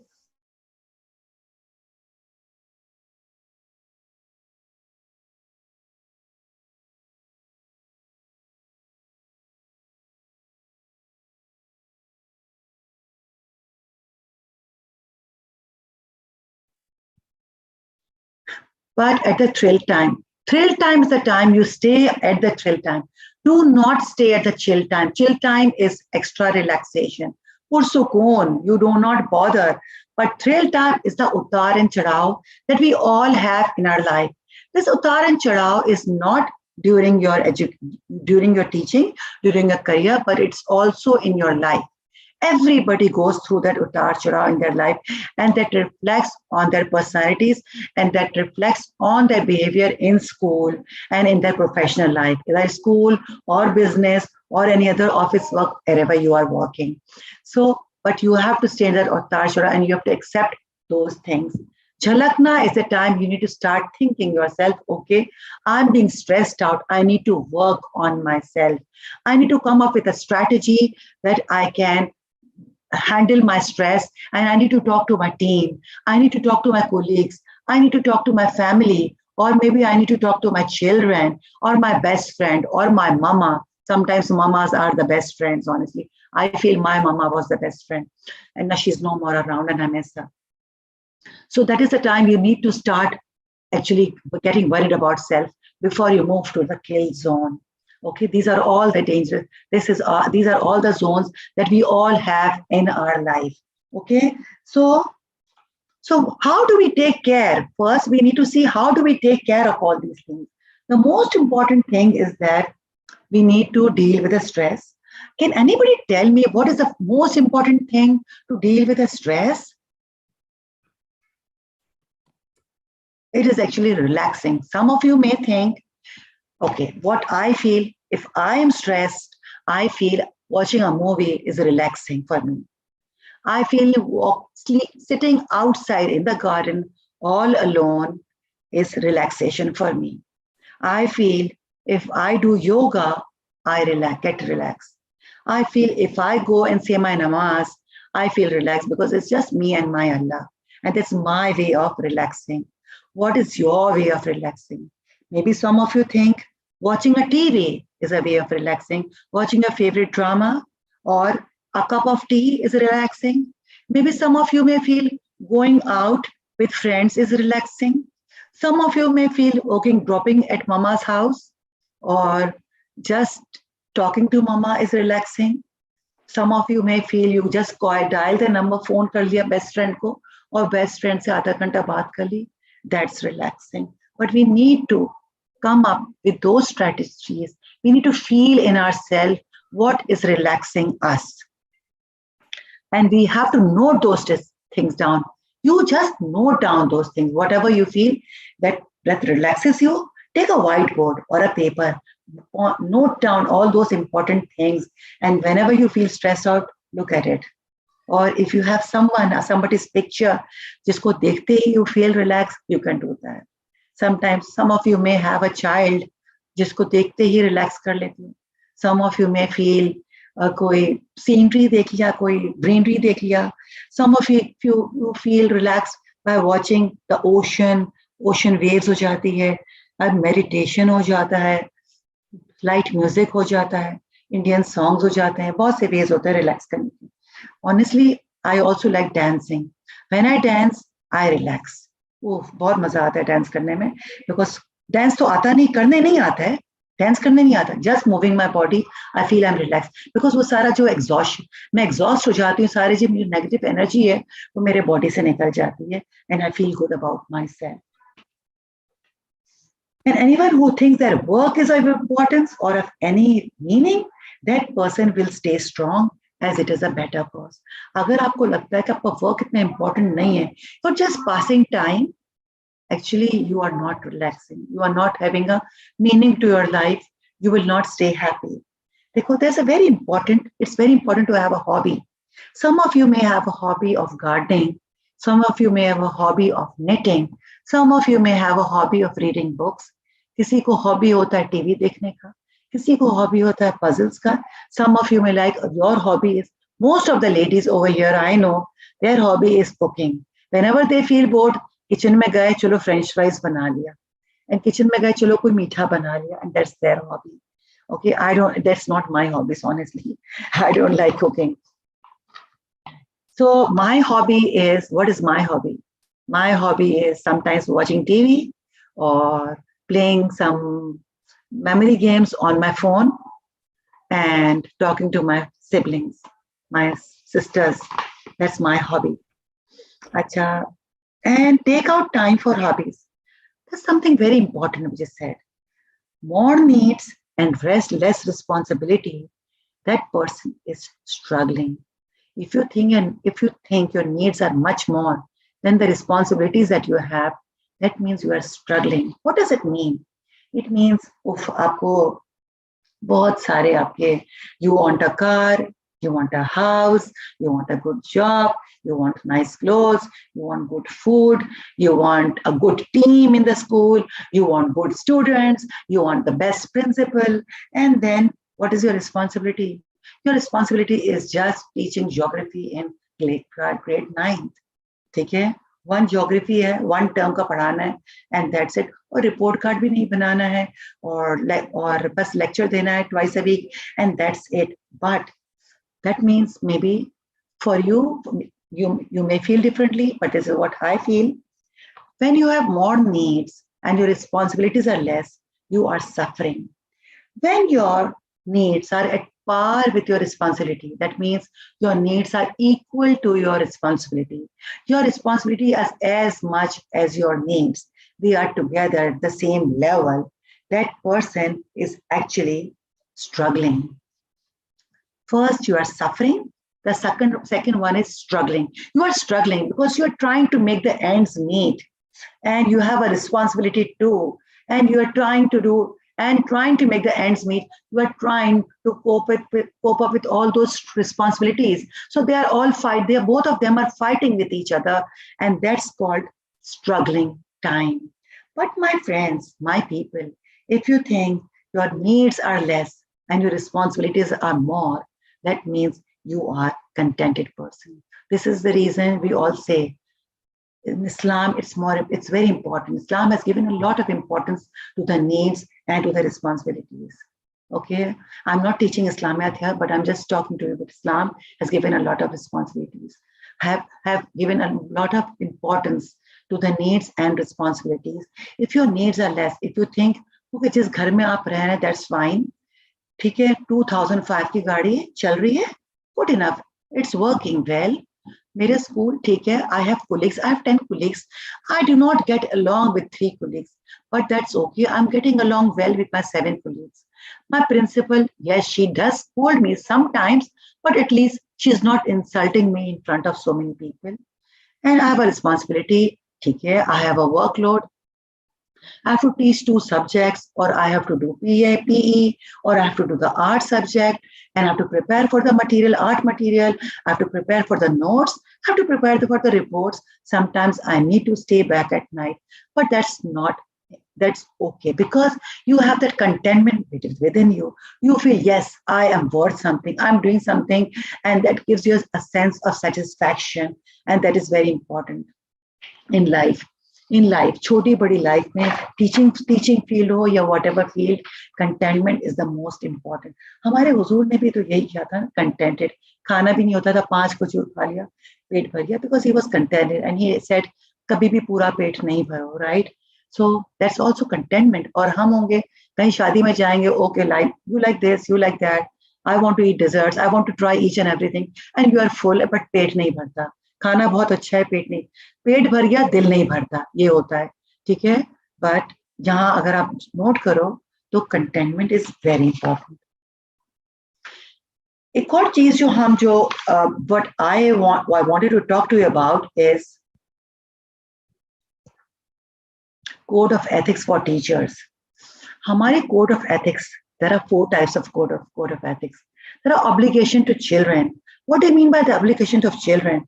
Obligation to children is you should be loyal to your profession. You have come here to teach. You have to come here to give the education to the children. They need to learn from you. You can use many strategies to teach them. हर बच्चा board से, black board से और white board से नहीं सीख सकता. हर बच्चा lecture से नहीं सीख सकता. इसीलिए I am against writing so many things. मेरे स्लाइड्स बहुत लिमिटेड हैं, मेरे टॉपिक्स बहुत लिमिटेड हैं, but I am trying to explain whatever I have. I want to give the message to. Obligation to children. आप इनको टीच करो with different methods of teaching. एक बच्चा जो है उसने ब्लैक बोर्ड से सीख लिया, दूसरे बच्चे को you have to give manipulatives. What is manipulatives? जैसा मैंने आपको अभी ये वाली स्ट्रेटेजी दिखाई, jar full. This is hands on experience. बच्चों ने जैसे मैंने खुद ने चीजें डाली, फिल किया, और मैंने आपको समझाया कि priorities and less priorities and less important things in life. The same way जब हम बच्चों को थिंग्स देते हैं in hand, to use. Like if you are teaching the child math, rather than teach writing 4 plus 4, बच्चों क्या हुआ? You make 4 lines on the board and cut 1, 2, 3, 4, and then you put a plus sign and put 1, 2, 3, 4, and then you add together. Okay, this is 1, 2, 3, 4, 5, 6, 7, 8, and that you write 8 on the board. But my friends, everybody cannot do that way. Everybody does not understand that way, and that's very normal. At present, because of our food, because of our fast food, 1 out of 5 children is suffering through ADHD. ADHD is attention development hyper disorder. And we need to understand कि बच्चों को इस माहौल में, इस food के साथ, इस टाइम में, we have to come up with many strategies. COVID times में क्या हुआ? हाँ, बच्चे पीछे रह गए, क्यों? Because they were given lessons on the screen. Do you think everybody can learn on the screen? I'm here on the screen since 3 hours and this is the 4th hour. And I think I have to shut down for a few minutes and then sign back because concentration खत्म हो जाता है हमारा सबका. ठीक है? So this is what happened. बच्चों को चीजें दे इस्तेमाल करने के. Like 4 plus 4 का example मैं इस तरह दूंगी. Give them 4 of these. Let me give you this example here. कि 4 आपने इनको ये दे दिया. 1 ये नजर आ रहा है? नहीं आ रहा है नजर. ओके. ये आपने इनको 4 दे दिया और फिर इसके बाद इनको 4 और दिया और कहा okay, now you have 4 of these and you have 4 of others. Now join them together and say, see how many you have all together, and then the children will learn. They will learn faster that way. Okay? या फिर बच्चों को आप कोई छोटा सा video clip दिखाएंगे जिसमें मैथ सिखाते हैं. बहुत से वीडियो क्लिप्स आजकल आ रहे हैं, बहुत जबरदस्त आ रहे हैं. कुछ बच्चे कैच करते हैं, लेकिन वो शॉर्ट वीडियोस होने चाहिए, लॉन्ग वीडियोस नहीं होना चाहिए. ठीक है? Because long video means you are making the child passive instead of active. You have to make child active instead of passive. When the teacher is giving lectures, the child is passively listening, and that is not possible for all the children. You have to make them be active by doing the activities. Obligation to families. सब बच्चों के problems हैं, लेकिन teachers होती हैं, भाई principal ने कह दिया you will not talk to the parents, you will only talk to the parents at PTM, parent teacher meetings. But maybe the child is suffering through some issues. Maybe he's going through a trauma. Trauma can be anything in his life. Trauma can be abuse or financial issues or maybe a very bad incident, death in the family. It can be anything. Maybe the child has gone through a trauma and you do not know about it. The father is traveling. Maybe the single parent is there and maybe parents have a breakup, but you do not know about it. Parents don't want to share, but you have to take parents into the confidence. I am there for your child and I want the best for your child. And then you have to talk to the principal that we need to follow up. I think I do not agree with having a parent-teacher meeting once in 6 months. I do not agree to it. I think we should be open to the families. Families, they want to talk to the teacher and they want to gain confidence from them. You need to gain their confidence and they want to gain your confidence. Obligation to colleagues and administration. If you are working in a team, you have to be good to the colleagues, just like we talked about the arena, just like we talked about the Johari windows. You have to be open to others. You have to take the blind spots need to come into the arena. The hidden agendas need to come into the arena. You need to increase your potential and have good communication with your colleagues and your administration. And believe me, if you are open to your colleagues and your administration, I'm 100% sure they will also open up and they will have trust in you because you are loyal to their profession and you are loyal to your profession. You are loyal to the families and you are loyal to the school that you are working for. What happens, very common issue over here is teachers कहते हैं हमारी class, हमारा काम. Actually, what happens is you are working for one organization, you are working for one school, or you are working for one office. Right? Or you are working for one team. Teamwork jab hota hai, then you have to have good relations with everybody. ठीक है, तो आपको ये सोचना है कि मैं एक ऑर्गेनाइजेशन का बेनिफिट कर रही हूँ। जब आप एक ऑर्गेनाइजेशन को बेनिफिट करने के लिए वर्क कर रही हैं, तो आपको ये नहीं सोचना कि मैं उससे छुपाऊं, उसको नहीं बताऊं, उसको नहीं बताऊं, वो मेरे बारे में क्या सोच रहा है, ये चीजें। बिकॉज यहाँ एक टीम वर्क आता है, because you are all under one umbrella. एक अम्ब्रेला है जिसके अंदर प्रिंसिपल है, एक अम्ब्रेला है जिसके अंदर टीचर्स हैं, एक अम्ब्रेला इसके अंदर दूसरे रिसोर्स टीचर्स हैं, बट है तो वही एक अम्ब्रेला ना। आप लोग सब एक टीम, एक ऑर्गेनाइजेशन के लिए काम कर रहे हैं, so you have to work together. Obligation to oneself.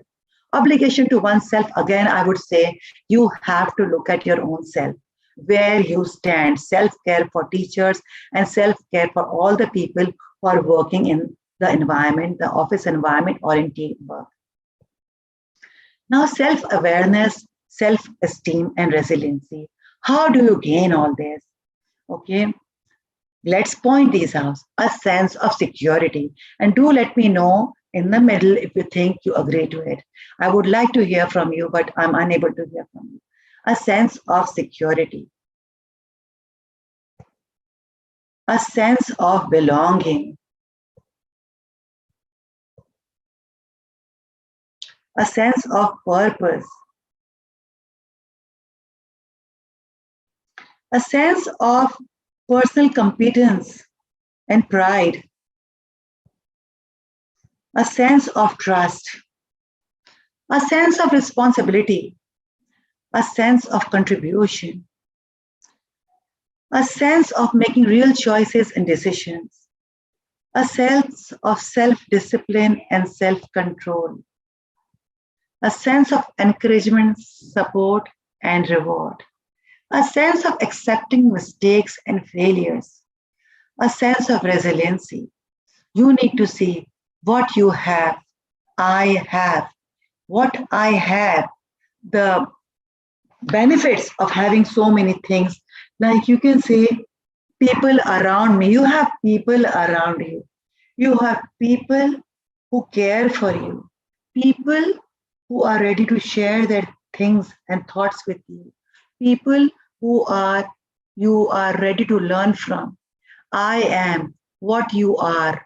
You are, alhamdulillah, a normal person, a person who is being loved, a person who is ready to do things, do nice things to others, a person who's here to have a profession and to serve the people, serve humanity.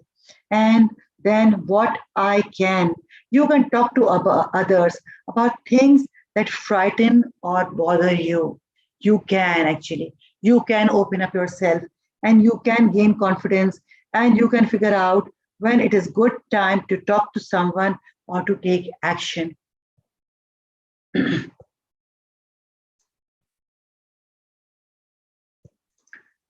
Now, my friends, I would like to take feedback from you. What do you think?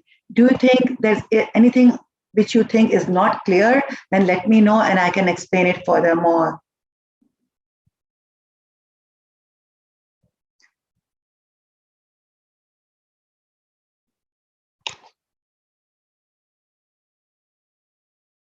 Yes, all things are clear. Kindly share. Yes, clear. Okay.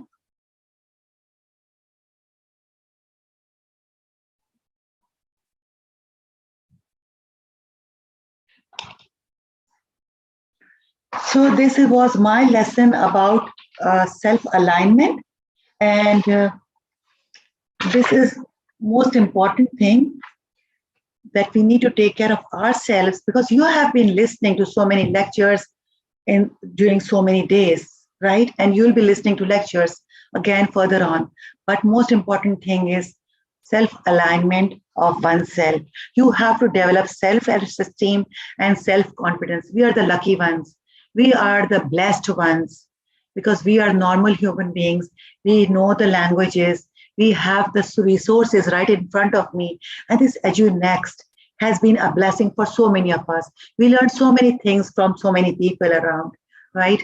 So now I would like to say bye-bye to all of you and thank you all for watching me and listening to me. That was so fascinating, Miss Nasreen. You are so right that we first need to self align ourselves in order to deal with difficult situations, and we need to prepare ourselves for challenging moments. I'm sure the audience must have got useful tips to do so. Thanks, Miss Nasreen, once again. Thank you. Thank you so much. Now, we would like to thank Habit for sharing their venue with us.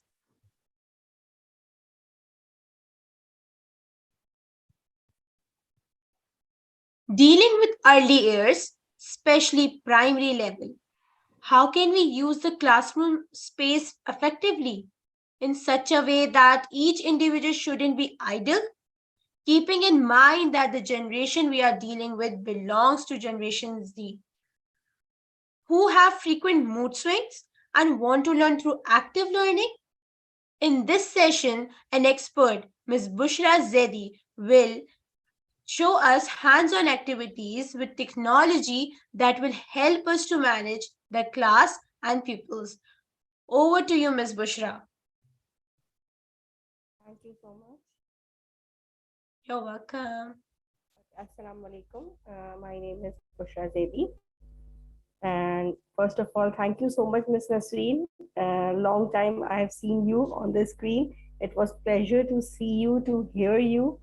And I would like to say thank you, Ms. Saima and his team who have given us the opportunity to present our ways of saying. It's really honor to be with you people. I'm really sorry, maybe you people have some glitches because today unfortunately an incident happened and my laptop my colleague laptop and the mobile to be here with you people. So I hope the screen is being shared over here. You people can see the screen. Let me know that first. Okay, so everyone can see. Classroom management, as one of the facilitator already said, okay, we are aligned and we are interlinked with each other. The topics such a way they are interlinked with each other. So now it's the last, and I hope that I will be able to make you engage and I will be able to taught you something that will make you easier your life when you are going to the classroom, especially the primary level or the pre-primary level, because we deal with a very small and youngers who are right now very who have mood swings, who have energy in them. So I would say that maybe I will be helping you to guide about little classroom management and how effectively we can use our classes. So the first thing, I hope that you people will reply me, what is the first thing or first word come into your mind when you hear classroom management? Any idea, or you can write in the chat box. Manage the children and the routine. Okay. Any other thing?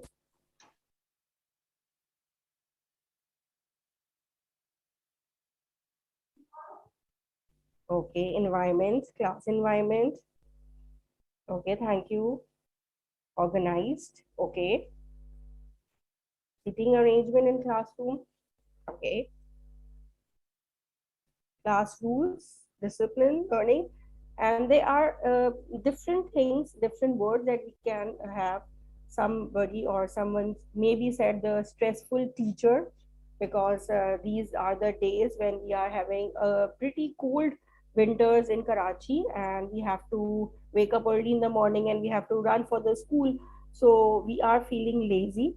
So maybe a stressful teacher. So here is my introduction first, which I forgot to give you people. My name is Bushra Zedi. I am a student, learner, and a teacher. I have done master teacher course by TDC, and there are many courses which I have done from Teach and Seek by Ms. Saima. My motive of life is, if you do what is easy, your life will be hard. If you do what is hard, your life will be easy. So do not try to choose as a teacher to do a shortcut or to do easier thing. Try to experiment yourself, try to come out of your comfort zone. Especially मैं इसलिए कहना चाहती हूँ कि हम उस generation से ताल्लुक रखते हैं जहाँ हमने रट्टाफाई करके पढ़ लिया था, जहाँ हमारे पास गेस्ट पेपर थे, लेकिन जो ये जनरेशन है और जो आने वाली जनरेशन जिसके लिए हम प्रिपेयर कर रहे हैं, they are not that type of learners. They need a reason for everything.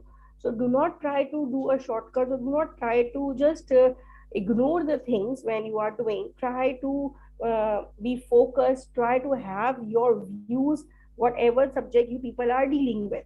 I am associated with education system last 12 years. I am working in a private school, and alhamdulillah I have an opportunity to deal with every subject from class 1 to 5.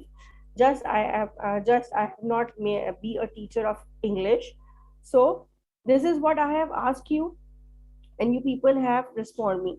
Okay, what is the most important component or important factor for classroom management? What is your idea? What it can be a special और the most important, क्या जरूरी है सबसे पहले जो हम हमेशा भूल जाते हैं?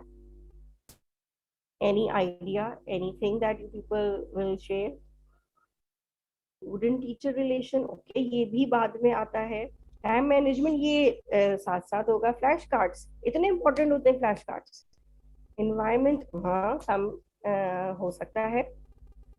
और student take part. Okay, for me अगर मैं अपनी बात करूं तो मेरे लिए सबसे ज़्यादा अहम जो है वो टीचर है. वो टीचर है क्योंकि अगर टीचर रिलैक्स नहीं है, टीचर फोकस नहीं है, टीचर प्रिपेयर्ड नहीं है, टीचर की कम्युनिकेशन वीक है, तो उसका जो भी उसने सोचा है, वट एवर ही और she have planned, it won't be a successful. It rather he have planned to execute a written material, written work. Rather he is planned to have an interactive activity. But when the teacher is not focused, when the teacher is not well prepared, when the teacher is not calm, most important thing nowadays which I am observing that we teachers are not calm from the mind. हमारे पास बहुत सारे काम होते हैं, obviously school के हैं और 11th our पे भी काम आ जाते हैं, लेकिन then also if you have stay give your pause, थोड़ा सा पॉज लें, स्टेप बैक करें और फिर सोचें कि इसको काम किस तरह से करना है, इसको किस तरह से स्केड्यूल करना है. क्योंकि देखिए बहुत से ऐसे टास्क होते हैं जिसको हम नो नहीं कह सकते, although we should learn to say no, and it should have a proper workshop how you can say no.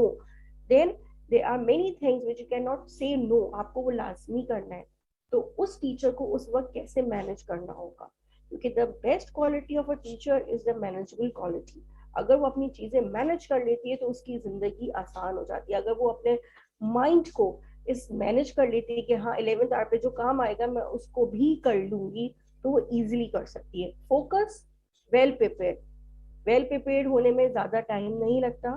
I have notice also that हम प्लान्स बना लेते हैं, महीनों पहले प्लान्स बन जाते हैं, weekly trackers, there are many things that are going in the private institutions. Organisation थी वहां के उसके थ्रू करी थी. हाँ, mister Raseen, you want to say something?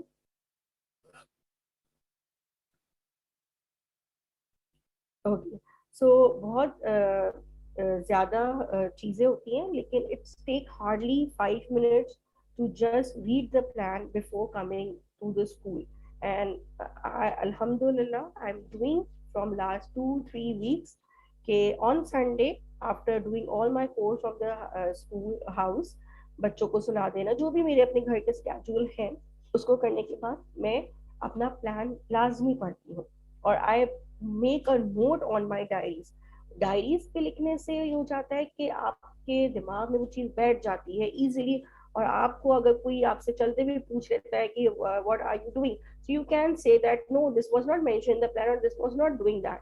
और प्लान करने से इजी चीज हो जाती है कि whatever it is come to you can easy evaluate yourself कि ये चीज कितनी देर लेगी, एक चीज कितनी देर हो सकती है, आइदर ये चीज पॉसिबल है या नहीं है. क्योंकि हम बहुत सारी चीजें जॉट डाउन तो कर लेते हैं प्लान में, लेकिन when you try to execute it, it's not possible for that.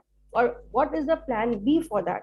क्योंकि अक्सर हमारे पास रिसोर्सेज कम हो जाते हैं, अक्सर हमारे पास 11th आवर पे कोई ऐसा टास्क आ गया कि हमें डायरी में पेस्टिंग भी करनी है, स्पेशली प्री प्राइमरी और प्राइमरी लेवल की टीचर्स को डायरी में नोटिफिकेशन भी लिखना होता है और टीचर को फॉलो अप भी देना होता है, तो उस वक्त वो कैसे मैनेज करेगी? Communication. This is what I learned just recently, that the more you communicate to your student, the more you will have a bond with them. Especially, मैं आपको एक टिप देती हूँ जो आपको जरूर काम आएगी, कि when you go in your class and you are dealing with the strand of 30 boys or girls, you just make a note on the whiteboard or on the blackboard that what you will do today. For example, you have to execute a plan of verbs, and then you will write over there the introduction of the verbs, a bullet point. Then second, an activity. It must be a pair activity or it's a group activity that you should mention over there, that you will mention over there. Then the second point, that sorry, second point, you will have a discussion. Third point, you will show a video, you will write a video, or you can make the symbols for that. If you are using your sense of sight, you can make a eye on that. If you are making using the sense of taste, talk, you can make your lips. So इस तरह से बच्चों को senses का भी recall हो जाएगा. आप ये points लिखेंगे and then you will mark a tick on that. When you have discussion, put a tick. We have done that. When you will share the video, put a tick. So इससे क्या होगा कि child is knowing that what the teacher is up to, what the teacher will do, and what the teacher have done before. So आपकी life बहुत easy हो जाती है, manage हो जाती है.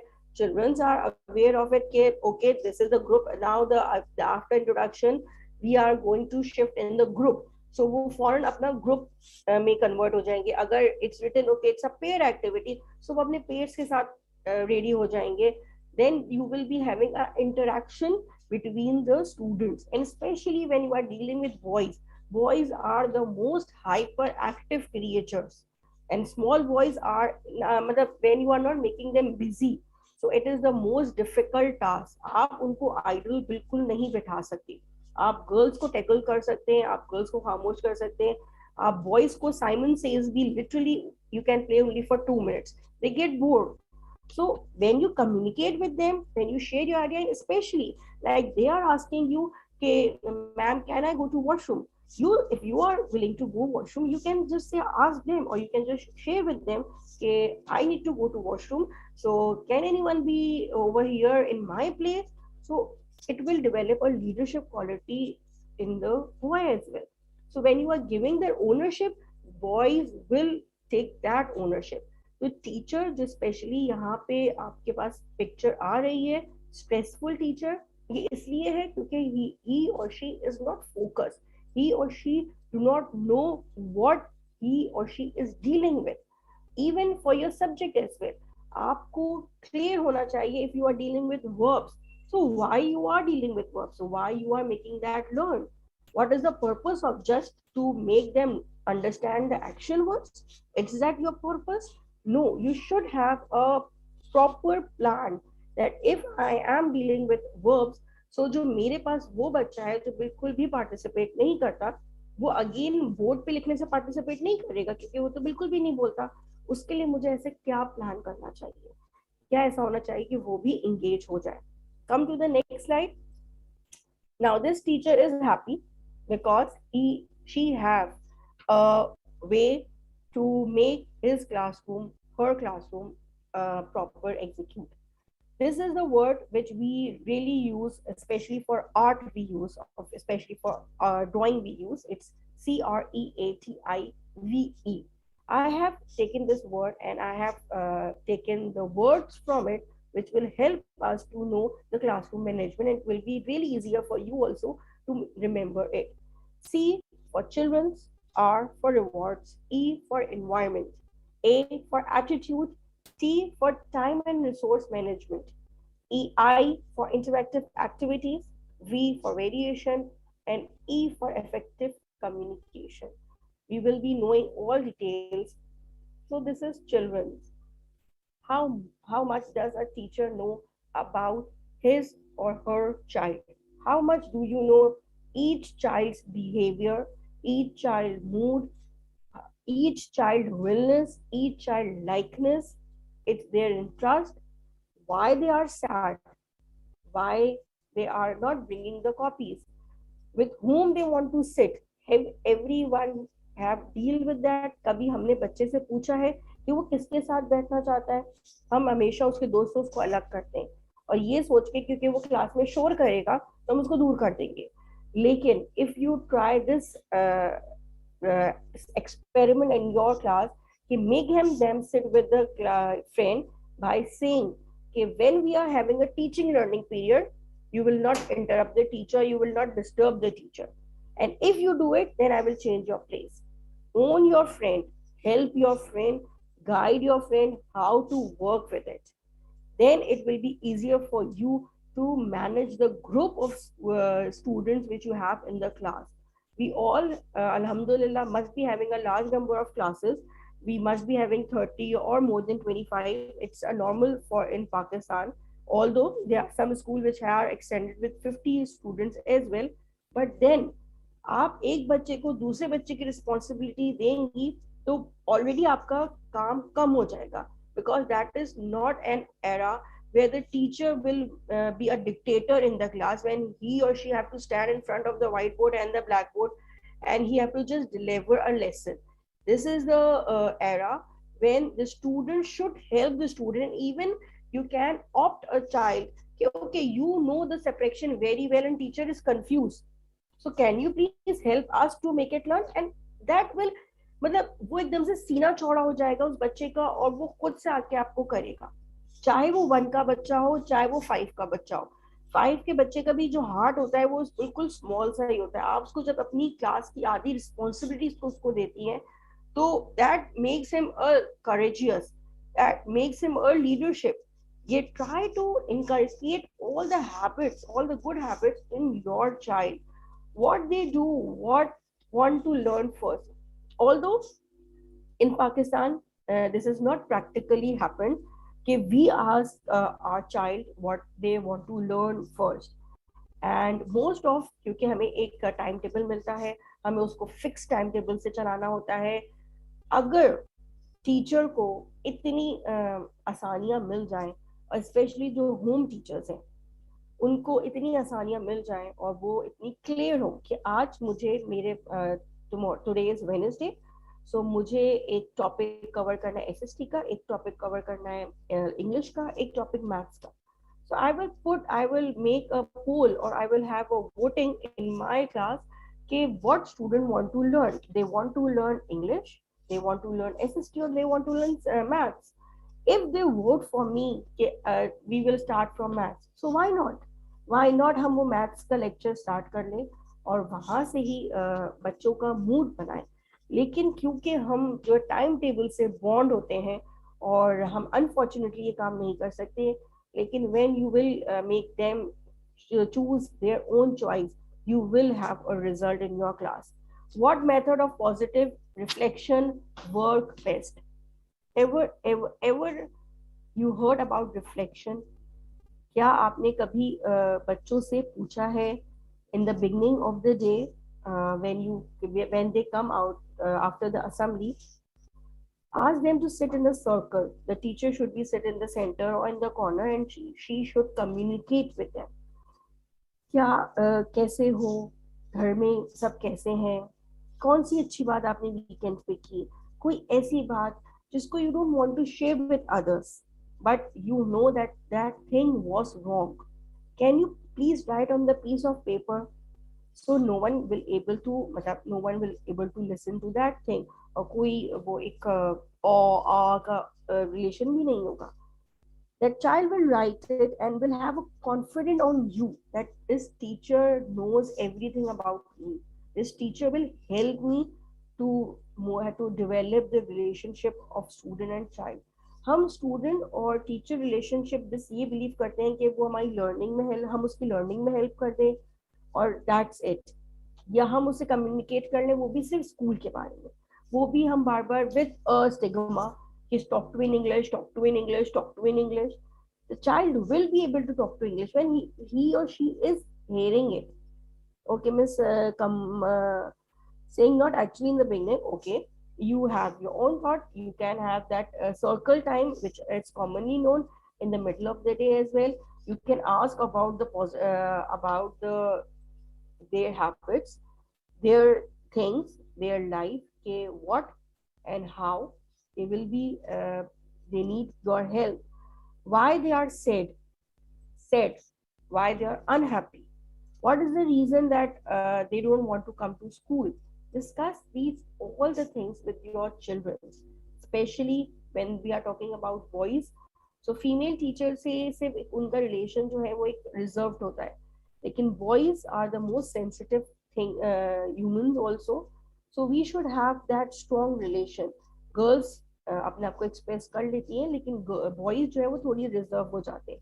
तो अगर टीचर ही खुद एक टीचर या डिक्टेटर के रूप से बाहर आ जाएगी, तो वो बहुत ज्यादा उनको कंसोल कर सकती है, उनके आइडियाज शेयर कर सकती है, उनको हेल्प आउट कर सकती है. The second thing is reward.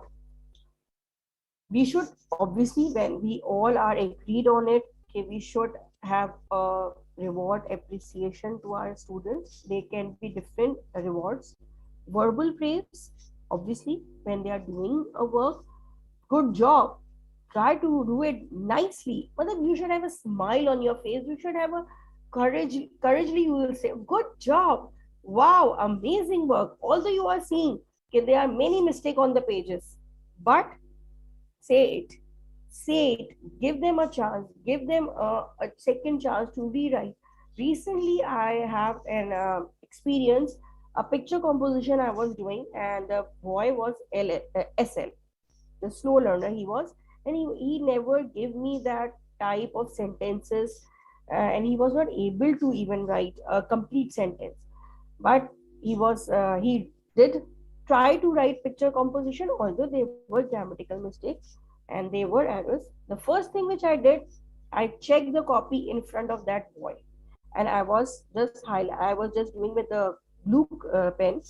So I was just telling, okay, see, what is that error you have done?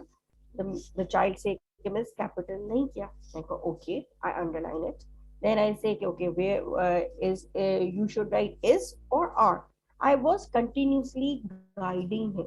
I was not making any circles. I was not doing a red pen work on that. I was just making little underline key. He would understand it. After 5 lines, when I read and I make the errors, correction, everything. So I give him a smile face and I said, okay, at least you try to write it.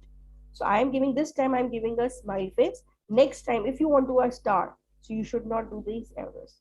Although अगर teacher के point of view से देखा जाए तो मुझे उसको happy face भी नहीं देना चाहिए था, लेकिन आई हैव रियलाइज के he was not able to write anything in my 6 months. But today, in the month of January, he start writing it, although they were mistakes. Then also, अगर मैं उसको sad face दे देती, do you think कि वो मुझे वापस कोई काम करके देगा? Never, कभी भी नहीं देगा. So try to appreciate, try to give a positive notes or email. Up to my obviously some schools are connected with these emails after the COVID. So COVID ने एक बैरियर जो हमारे पेरेंट्स में और हमारे बीच था, अब हम ईमेल इजीली कर ले सकते हैं, पेरेंट्स हम ईमेल इजीली कर लेते हैं. सो अगर हम एप्रिसिएशन ईमेल या positive note, a child is not coming to school, so rather than asking why he's not coming, and if the parent said he is not well, he's having a fever, so rather than just saying okay, noted, I will mark a leave, just send a smile face, just send get well soon, we will be waiting for you, something like that. It will be really highly appreciated by the parents and on their side. So can't we just send us positive note, just touch on the diary or email them extra credit or points, give them extra credit. In our school where I am working, we have a houses green, yellow, blue, red, every school, most of we have houses. Some of have Jinnah, Kite, Liaquat, Iqbal, सबके नाम होते हैं. तो इसी तरह से अगर आप एक्स्ट्रा क्रेडिट, वो बच्चा काम अच्छा कर रहा है, आपकी हेल्प की है, आपकी कॉपीज लाके दी, आपकी कॉपीज डिस्ट्रीब्यूट की हैं, ऑल दो वो आपका काम है, लेकिन क्योंकि हम उनको लीडर्स बना रहे हैं फ्यूचर के, we are giving they are ownership to them. So if they are helping, so just give them the house points, just ask them special privilege जो हमारे यहाँ बहुत कम होती है. But if you see the world best schools, all those have a special privilege. काम कर लिया, बातें कर सकते हैं, you can play in the class, okay, but you have to be see that environment you are playing inside, so you don't have to rush, you don't have to run over here and there. But if you want to sleep, you can sleep for 5 hours, 5 minutes, not for 5 hours, but 5 minutes. Take a rest. Just go to a play area, come back after 5 minutes. So you can give them the special privilege as well. Token, stickers, award, ये माशाल्लाह से हमारी सारी teachers करती हैं, and I really love that.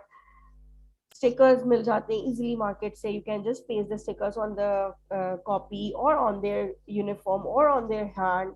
We can make our easily tokens, we can make our awards as well. These are the very super easy things that we can do it.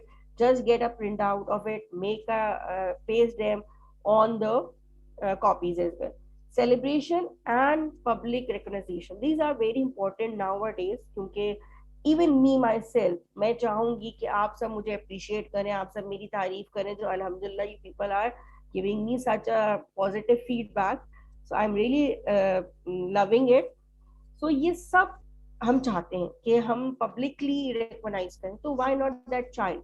अगर उस child ने कुछ 2 जुमले या थोड़ी सी 4 lines की poetry लिखी है, poem लिखी है, या the child is able to ask the question confidently, why not share with other? Why not share in your faculty room? Why not share in the staff room? Try to make that child public recognize. Try to in assembly, especially morning में assembly होती है हमारी, हम वो एक sentence share कर दें कि this child is able to write the poem, this child is able to clean his class. So why not? We all need that. और अगर हम reward, positive rewards देते हैं, तो हम भी अच्छा feel करते हैं. So why not that kid? वो तो फिर बहुत छोटा बच्चा है. So the second word from the creative is E, environment. Environment is really, really important. These 2 pictures are from Pakistani school. The first, the picture that is colorful. You can see it. Obviously, जब ऐसी colorful environment होती है हमारे इर्द गिर्द होता है, तो हमें खुद अच्छा लगता है. The second picture that is below, you can just imagine yourself sitting in that in these 2 rooms. How would you feel if your classroom is well managed, well decorated, well labeled, well space is over there? You will feel good. And if your classroom is not managed, it's not clean, it's not in a proper row, the tables are not proper row, the material is not proper shown over there, so वो खुद एक environment से आपको dullness की feeling आएगी. So these, although internet पे मुझे बाहर की स्कूलों की ज़्यादा तस्वीरें मिल रही थी, and I was trying to have my own Pakistani pictures, मुझे मिली, and these 2 both school are private schools, although they are not from Karachi, but eventually जो colorful picture है, इसके बच्चे की motivation एक अलग होगी, और जो dull walls वाली, जो scattered table वाली, इसकी motivation automatically बच्चे की down होगी. टीचर चीख भी रही होगी, टीचर कुछ भी कर रही होगी, बच्चा रिस्पॉन्ड नहीं करेगा. So environment and the physical environment is really important. The next thing which is part of environment is emotional environment. Teacher happy है, बच्चा हैप्पी है. टीचर सैड है, बच्चा सैड है. टीचर चीखेगी, बच्चा चीखेगा. ये बहुत पुराना मिथ है कि please low down your voice. If you want to make them low down, why you are shouting?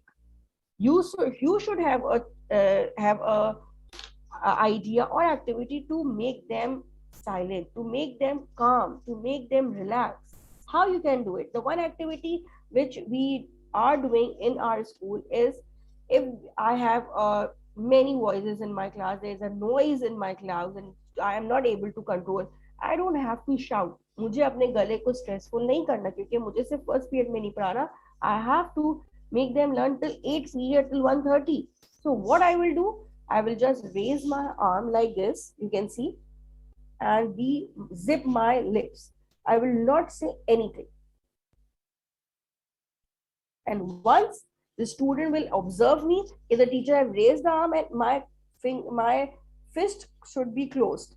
So they will eventually start doing the same thing and will keep their mouth quiet. They will be quiet everywhere. You don't need to play Simon Says every time. You don't need to play shh, shh. No. Just raise your arm like this and zip your mouth. And eventually you will see every student will repeat it. But communicate with them. If you are making some rules for your class, just have an exchange with them. Exchange it. Okay, beta, when the teacher will raise their hand like this, that means you have to leave everything and you have to be quiet. And eventually it will be happen. लेकिन obviously वो first day बिल्कुल नहीं हो सकता. ये ना समझेगा कि वो फर्स्ट डे आप कहेंगी और बच्चा खामोश हो जाएगा. No, everything should be given drill in their mind. If you are giving them in charge, you are telling them their objective, drilling. Most important is drilling, reminding them again and again. Because this generation is have a short term memory. बहुत जल्दी भूल जाते हैं, बहुत जल्दी bore हो जाते हैं. So drilling is more important in it. The second thing is attitude. I'm not asking about the child's attitude, I'm saying about the teacher's attitude. First thing, growth mindset and fixed mindset आप सब जानते होंगे. Teacher should not be a fixed mindset. ये होता आ रहा है, यही होता आएगा और यही होता रहता है. नहीं. Time changes. कहते हैं ना, हालात बदल गए, जज्बात बदल गए. Teacher should have a growth mindset. The teacher should have that freedom to execute its plan. मुझे 2+2 जो है वो बोर्ड पे नहीं पढ़ाना. मुझे 2+2 जो है वो बाहर ले जाके वहाँ के environment से पढ़ाना है. वहाँ के objective जमा करके 2 flowers, 2 pots को बता के पढ़ाना है कि that makes 4. It should be on me. We should not be limited our teachers कि no, you have to do this, this, this. The plan is given that our objective should be same, but it's upon the teacher that how the teacher should do it. Knowledgeable, the teacher obviously should have knowledge what she is dealing with. Vision, a clear vision. Okay, I have 30 students. These 15s are not able to write a sentence. These 15s are able to write the sentence. Then my strategy would change for them. अब मैं एक strategy उन 30 बच्चों के लिए नहीं कर सकती, क्योंकि मुझे पता है I am dealing with the different type of students in my class. तो मेरी क्या strategy होगी? And I have a partner teacher with me. So how my partner teacher will help me value the differences. सबसे बड़ी बात है, अब तो खैर हम करने लगे, लेकिन जिस जमाने के हम स्टूडेंट हैं, चुप, ये सवाल नहीं पूछ सकती, ये तो दूसरे एक्सरसाइज का सवाल है, आपने कैसे पूछ लिया? No. Now the child which is coming to you is dealing with the technology. That child will tell you कि जो आपकी क्लास में LED लगी है उसको आपको कास्टिंग कैसे करनी है अपने लैपटॉप से विदाउट यूजिंग HTML. सीरियसली, क्योंकि वो चाइल्ड टैबलेट का बच्चा है. वो चाइल्ड अगर जिराफ फाइंड आउट कर रहा है तो जिराफ के साथ साथ उसकी टाइप्स और उसकी फैमिली हिस्ट्री भी आपसे शेयर करेगा. और हम वो बच्चे थे जिसने कह दिया कि लंबी गर्दन वाले जिराफ होते हैं तो हर लंबी गर्दन वाला जिराफ समझ सकते थे. ऑल्दो उस वक्त कराची जू में तो जिराफ कभी नहीं आया, लेकिन हमने पिक्चर से देख लिया कि हाँ वो जिराफ यही होता है. इससे आगे हमें सवाल नहीं किया कि आयदा वो उसके जो बॉक्स है वो ऑरेंज होते हैं या ब्राउन होते हैं. लेकिन आज का बच्चा वो करता है. आज के बच्चे को जिराफ देखना है. आज के बच्चे को इवन उसकी प्रोडक्शन भी देखनी है. और हमारे दौर में वो हाय हाय तक की कहानी थी. एनालाइज द स्टूडेंट लर्निंग बहुत इंपॉर्टेंट है. अगर आज मैंने इंट्रोड्यूस करवाया है for example number board, I have done my work. I have made them understand number what. Then in the end of the period, I have to analyze their learning. वो कहाँ पे खड़े हुए हैं? What I have learned from them. What should I do in the next slot that make them understand their confusion? And what should I not repeat it? Because my best feedback which I will not have from my head, I will not from my coordinators, I will have a feedback from my students if I am noticing their behavior. Risk taker. Today teachers are busy, are stressful, want to do it, very passionate. Alhamdulillah, all those who are working in this field, but they are not risk taker. They do not take a risk. They do not say, okay, let's do it. कर लेते हैं, कामयाब हो गए, good. नहीं हुआ, it's okay. But we try not to do it. यहाँ पे मैं अपना experience share करती हूँ. We are dealing with Oxford Primary, and there was a picture of an animal who looks like a bat, but my other pair of teacher was saying it's look like fox. So अब वहीं हम confuse हो गए कि plan हमें करना था, बच्चे को उस एनिमल के बारे में लिखना था, क्या करें? So I started, it's okay. I give a question to the children. Okay, do you know this animal? So the students, some of them saying, Miss, it's a bat. It's a type of a bat. I have seen it. I have seen an Animal Planet. One of the boys stood and he said, okay, Miss, can't you open your laptop? Let's search about it. मेरा क्या गया? मेरी कोई इज्जत कम नहीं हुई. मैंने खुद लर्न किया उस बच्चे से. उसने गूगल खोला और उस एनिमल की पिक्चर को, यू डोंट बिलीव दैट, कि उस एनिमल की पिक्चर को गूगल लेंस के जरिए सर्च किया एंड उसकी पूरी फैमिली, पूरी हैबिटेट निकाली. That was learning point for me. I don't ashamed of it. I say thank you to that boy who helped me, and that was a learning. If wherever I'm stuck in somewhere, I should take the help from the Google. Google हमारे पास है सबके और हम easily इसको find out कर सकते हैं. Take a challenge. Come out of your comfort zone. Teachers should come out of their comfort zone. जो प्लान में लिखा आ गया उसको ही एग्जीक्यूट करना है, तो फिर आपकी क्रिएटिविटी क्या है? आप वहां क्यों है? आप तो फिर एक डमी है, एक पपेट है. अगर आप टीचर प्रोफेशन से जुड़े हुए हैं and you love this profession, then you should experiment. Daily you should have experiment and you will love it. And it's not about science only. It's about any subject, even Islamiyat. Have an experiment, have a thought, have a reflection of their learnings. Why, who, how they are learning. Islamiyat पढ़ाना बहुत आसान है, but when you stand, so you will have a so interesting question. सबको लगता है बहुत dry है Islamiyat. लेकिन it gives so much energy when you have a different question from your little ones, and you should answer all the questions. That the other thing is time and resource management. ये department आधा हमारा है और आधा जिस school से हम काम कर रहे हैं, रिसोर्स मैनेजमेंट उनका है. लेकिन what effect if you are managing your time, if you are on time, better collaboration, use of technology and other resources you can use easily in your class. Increase efficiency, improve efficiency. आपकी अगर you are managed on your time, then you can make them learn more. Okay, my task is for 10 minutes, 20 minutes में written task complete कर देंगे, 30 minute का period है, 10 minutes मेरे पास extra है. What should I do it? Rather than wasting it time, rather than wasting or yelling on the students, rather than playing the videos, just ask the student to reflect their learnings. Ask them how they have learned it. If there is anyone who can help them, just send that boy, वो उसकी help कर ले. आपको लगता है कि आप ज़्यादा एक बच्चे से close हैं, आपको ज़्यादा अच्छा समझा सकती हैं, give that 10 minutes to that boy. Engage them. You should have the learning spaces in your classroom. Hands on activities तैयार करके रखें, जैसे ही बच्चे का काम खत्म हो जाता है, ask them to do it. And the best thing is to ask that particular boy who every day, who is the Mr. Smartest in your class, just go to other boy and help it. वो बहुत अच्छा लगता है. आपको समझाना उस बच्चे को शायद फिर वो एक लेक्चर लगेगा, लेकिन दोस्त को समझाएगा, वो बहुत अच्छा लगता है. Do it. Interactive activities. Teachers should talk less, child should talk more child centered learning experience.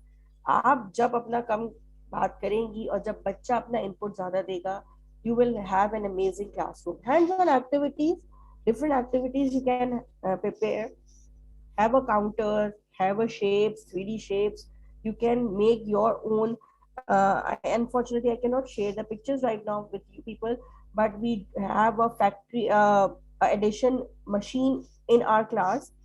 I use old car, a toffee cup, a cap, and I make a factory where the student have to put the marbles from the tunnels, and that comes out when it's together.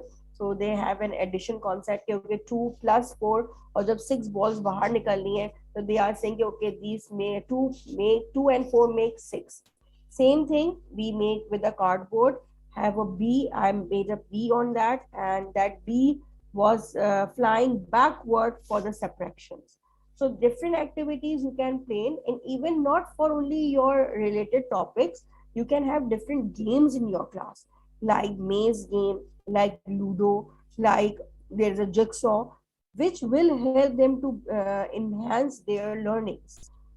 Role play, बहुत मुश्किल काम है ये, लेकिन उर्दू में पढ़ाने वक्त या इंग्लिश में आपके नॉवेल्स पढ़ाते वक्त, rather than giving a read aloud से बेहतर है अगर आप उसको रोल प्ले में करते हैं.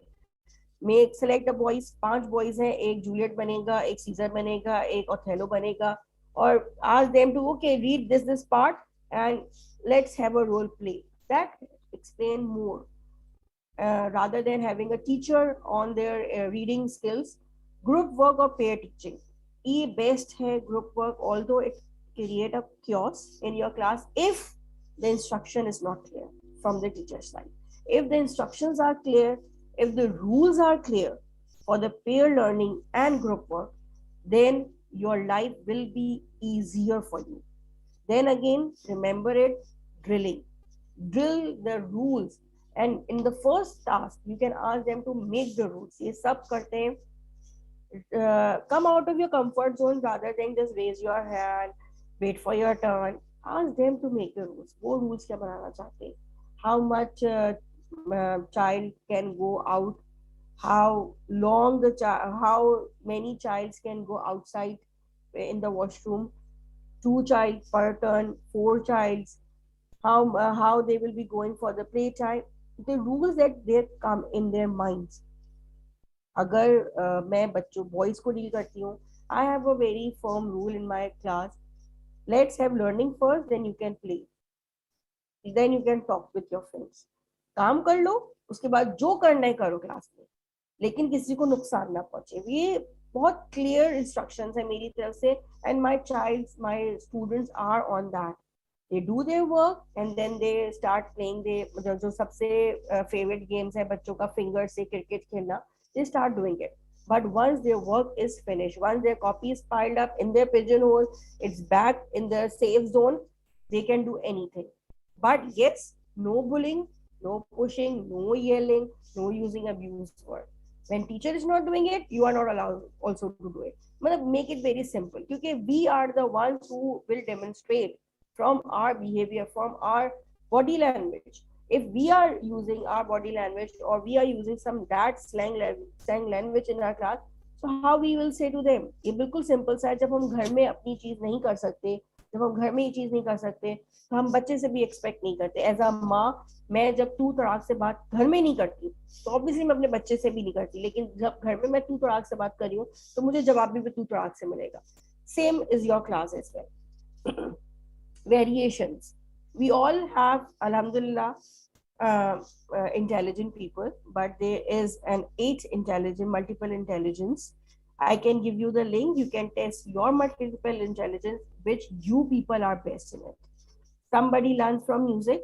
किसी को गाने सुन के मैथ्स करना बहुत अच्छा लगता है, किसी को सिर्फ पिक्चर से देखना, उसको ऑब्जर्व करना, पिक्चर्स क्लिक करना, उससे लर्न करना अच्छा लगता है, किसी को जो है नेचर से वो पढ़ सकता है, समझ सकता है, इजीली जान सकता है.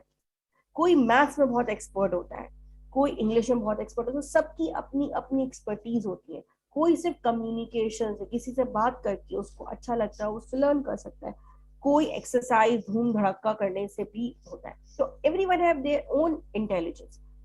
You should know your intelligence. I will be giving the link in the chat box. You should go over there, test your intelligence, what you best in it, and you will be amazed by seeing that you will have that ability that आप वो चीज याद कर सकें. मुझे number plates याद हो जाते हैं गाड़ी के, because they are alphanumeric thing, but मुझे मोबाइल नंबर याद नहीं होते. मुझे एनआईसी अपना याद करने के लिए लिटरली रट्टे लगाने पड़े थे. So I am not good in that. I am not good in recalling, but I am good in maths. I am good in solving the problems, but I am not good at remembering the numbers. So it is your own choice. किसी को art के जरिए learn करना अच्छा लगता है. और कैसे आप देख सकते हैं, जब you are having a conference और you are sitting in the meeting, जो ड्रिलिंग हम स्टार्ट करते हैं, जो हम ग्राफ आर्ट स्केचिंग स्टार्ट करते हैं, किसी की स्किल्स अच्छी होती है, किसी को वो सिर्फ एक लीव बनाने से याद रह जाता है. ओके, इस वक्त मिस बुशरा ने ये बात बोली थी, वो लिंक कर सकता है. So everyone have their own ability. Try to change your lesson plans, keeping in their minds. Aim to cover all their multiple intelligence. Delivering the lesson plans wisely. हम लेसन प्लान्स को रट्टाफिकेशंस के जरिए नहीं पढ़ा सकते. कीपिंग इन माई माइंड, जो मेरे सामने 30 बच्चा बैठा हुआ है, उस 30 बच्चे की अलग अलग सलाहियतें हैं. एक बच्चा जो खामोश है, लेकिन उसको मैं कैसे बुलवा सकती हूँ, ये मेरा हुनर है, ये मेरे हेड्स का हुनर नहीं है, ये मेरे कोऑर्डिनेटर का हुनर नहीं है, क्योंकि I own that class. I have to make that child successful. डेफिशिएशन को अपने माइंड में रखें. They are many slow learners, they are average learners, they are HD cases, they are dyslexia cases. So try to have your plan according to it. KISS is written on your screen, KISS, which stand for keep it simple and sweet.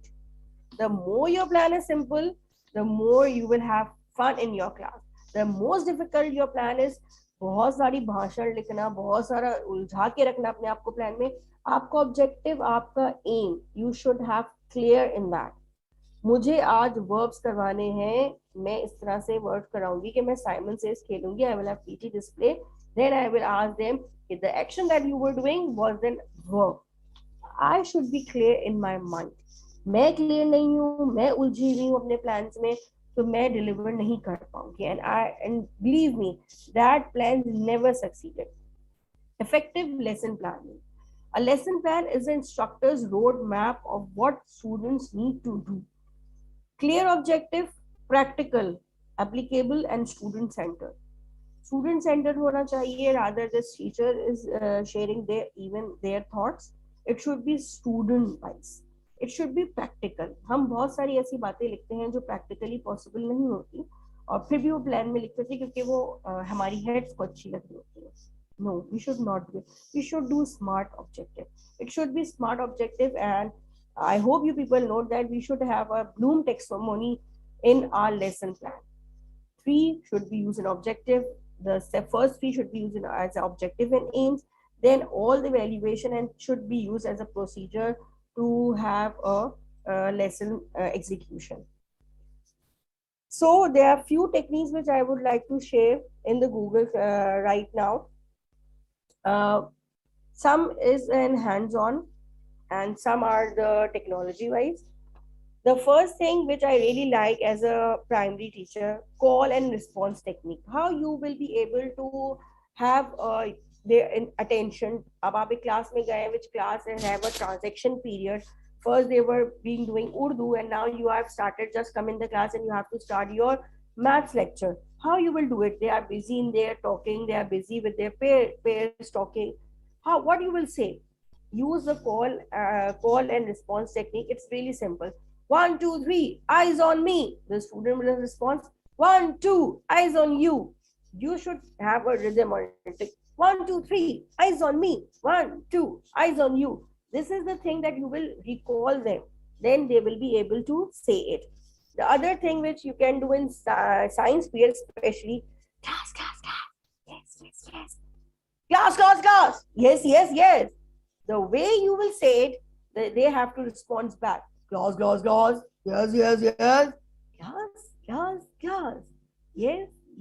yes. It's okay. It's really okay to enjoy your class. It's really okay.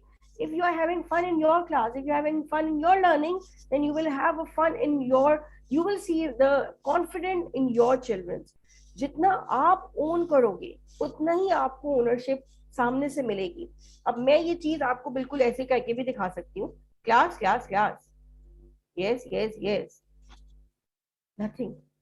Dull face nahi hai. If you have expression on your face, class class class, yes yes yes, then you can have a rhythm and clap.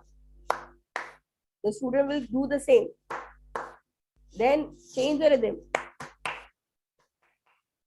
This is how you will conversate without using your mouth, without shouting, without, just give yourself relax, give yourself thought, your thought relax. ठीक है, ठंडे हो, थोड़े से technique सोचें किस तरह से कर सकते हैं. एक और बहुत मजे की है जो हम प्री प्राइमरी में करते हैं, that on 1 they will clap, on 2 they will jump and on 3 they will say hurrah.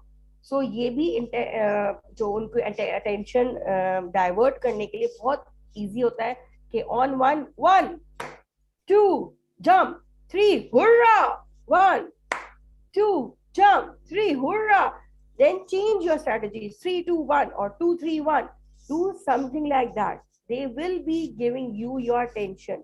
जितनी टीचर एनर्जी दिखाएगी, जितनी टीचर अपने आप को बच्चों से करीब करेगी, उतनी ही क्लासरूम मैनेजमेंट इजी होगी. क्लासरूम मैनेजमेंट कोई फोबिया ना बनाए. क्लासरूम मैनेजमेंट कोई बहुत डिफिकल्ट, कोई शेक्सपियर का नॉवेल नहीं है जो समझ में नहीं आएगी, या गालिब की गजल नहीं है जो समझ नहीं आएगी. क्लासरूम मैनेजमेंट उसी वक्त इजी हो जाती है जब टीचर अपनी पार्टिसिपेट करती है. Same thing as we do in our home.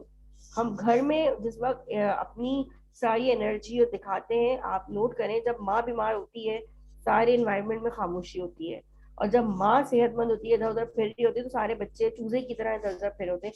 Same thing for go for class. Okay, the last is focus focus, time to focus, focus focus, time to focus, focus focus, time to focus. This is the thing that you can do it. Technology, क्योंकि आजकल हम सभी मैं even आपसे भी जुड़ी हूँ technology से, तो technology that you can use, I will share the links, it's mention over here, you can see it. Noise meter है, bouncingBall.org. ये आप लगाएंगे तो वो जैसी क्लास में शोर होगा तो वो बॉल्स जो है वो बाउंस करने लग जाती हैं, and once it will be silent all balls बैठ जाती हैं. ये it is a method to show the student कि okay you are shouting, so these balls are dancing. The other is class123.ac. it's a complete application where you can manage your class, you can take the attendance, you can give them rewards. Class Dojo, it's the same thing where you can give rewards, you can communicate with them. Both the things need to be explored. मुझे कभी बाद में इंशाल्लाह time मिला तो I will be guiding you these two applications. It's really fun, it's really helpful as a teacher to do it. Okay, the last but not least, there are 6 common classroom management mistakes. It's a link I am pasting in the Google in your chat box. You can see the video. You will have your valuation कि आप कहाँ common mistake करते हैं और researcher उस बारे में क्या कहते हैं. So this is all from my side. I hope that I will be able to guide you people how to manage your classroom. Your feedback will be really help me to grow more. And again, thank you, Ms. Saima, for giving me opportunity to present my topic. So I'm just pasting this link in the chat box. Any questions, any recommendation if you want, I am here. And you can give us the feedback on the Padlet wall. It will be really highly appreciated from your side. Any questions that you want to ask, I am here. Have a question session in your class as well. You will have I really enjoy that thing. They will bring their critical thinking, they will increase their critical thinking. It will really help you when you will ask the questions with the students, when they will communicate with them. जो ज़्यादा फुकदान पाया जाता है वो communication में पाया जाता है. अपने बच्चों से जितना कम्युनिकेट करेंगे उतना ही उन बच्चों का कॉन्फिडेंस इंक्रीज होगा. So thank you so much. Please give us the feedback on the Padlet wall, and I have also pasted the link of the video. You can see it. Thank you so much. Thank you, Ms. Bushra. You revived our definition of an effective classroom. That was a really great session. Thank you once again. Thank you.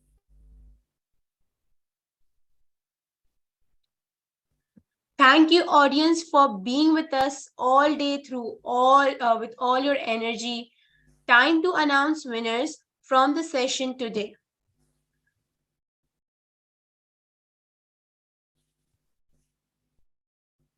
We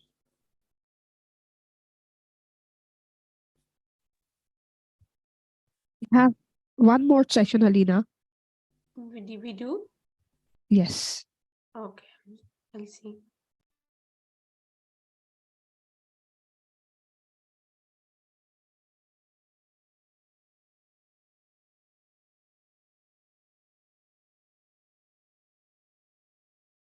No, we don't. I think Miss Farah is going to be with you. Miss Farah, can you share the screen, please?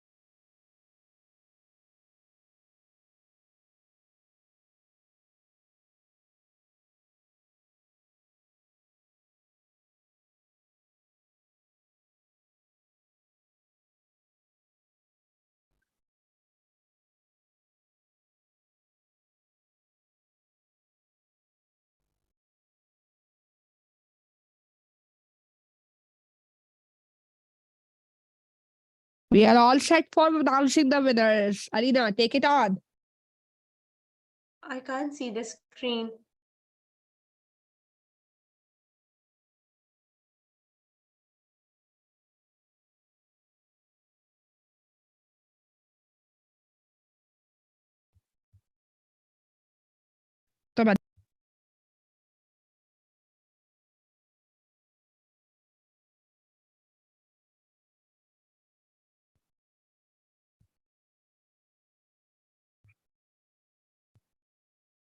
Can you all hear me? Am I audible enough?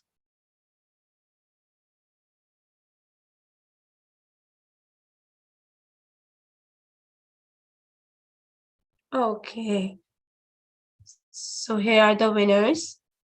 Sana Nabi, DPS Campus 3, congratulations to you.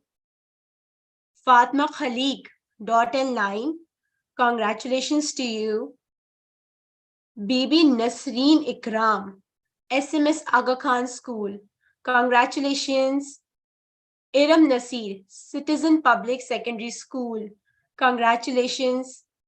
Nadia Shahid, Happy Home School, congratulations to you. Muam Kamar, I hope that I'm pronouncing your name correctly, Alpha Core School, congratulations to you as well. Winners are requested to please share your pictures with conference coordinators. We will share the invitations to the award ceremony by the end of training to confirm your reward. Well, everyone, here is the winner in their own different way. So applause for yourself as well. We will be announcing winner in each of the training days, so keep attending the sessions. With this, we end our day 4 and hope to see you tomorrow again with the same zeal and enthusiasm. Thank you so much for joining us today. Have a good day and keep shining till we meet again tomorrow on the platform of Education International Conference. Take care and Allah Hafiz.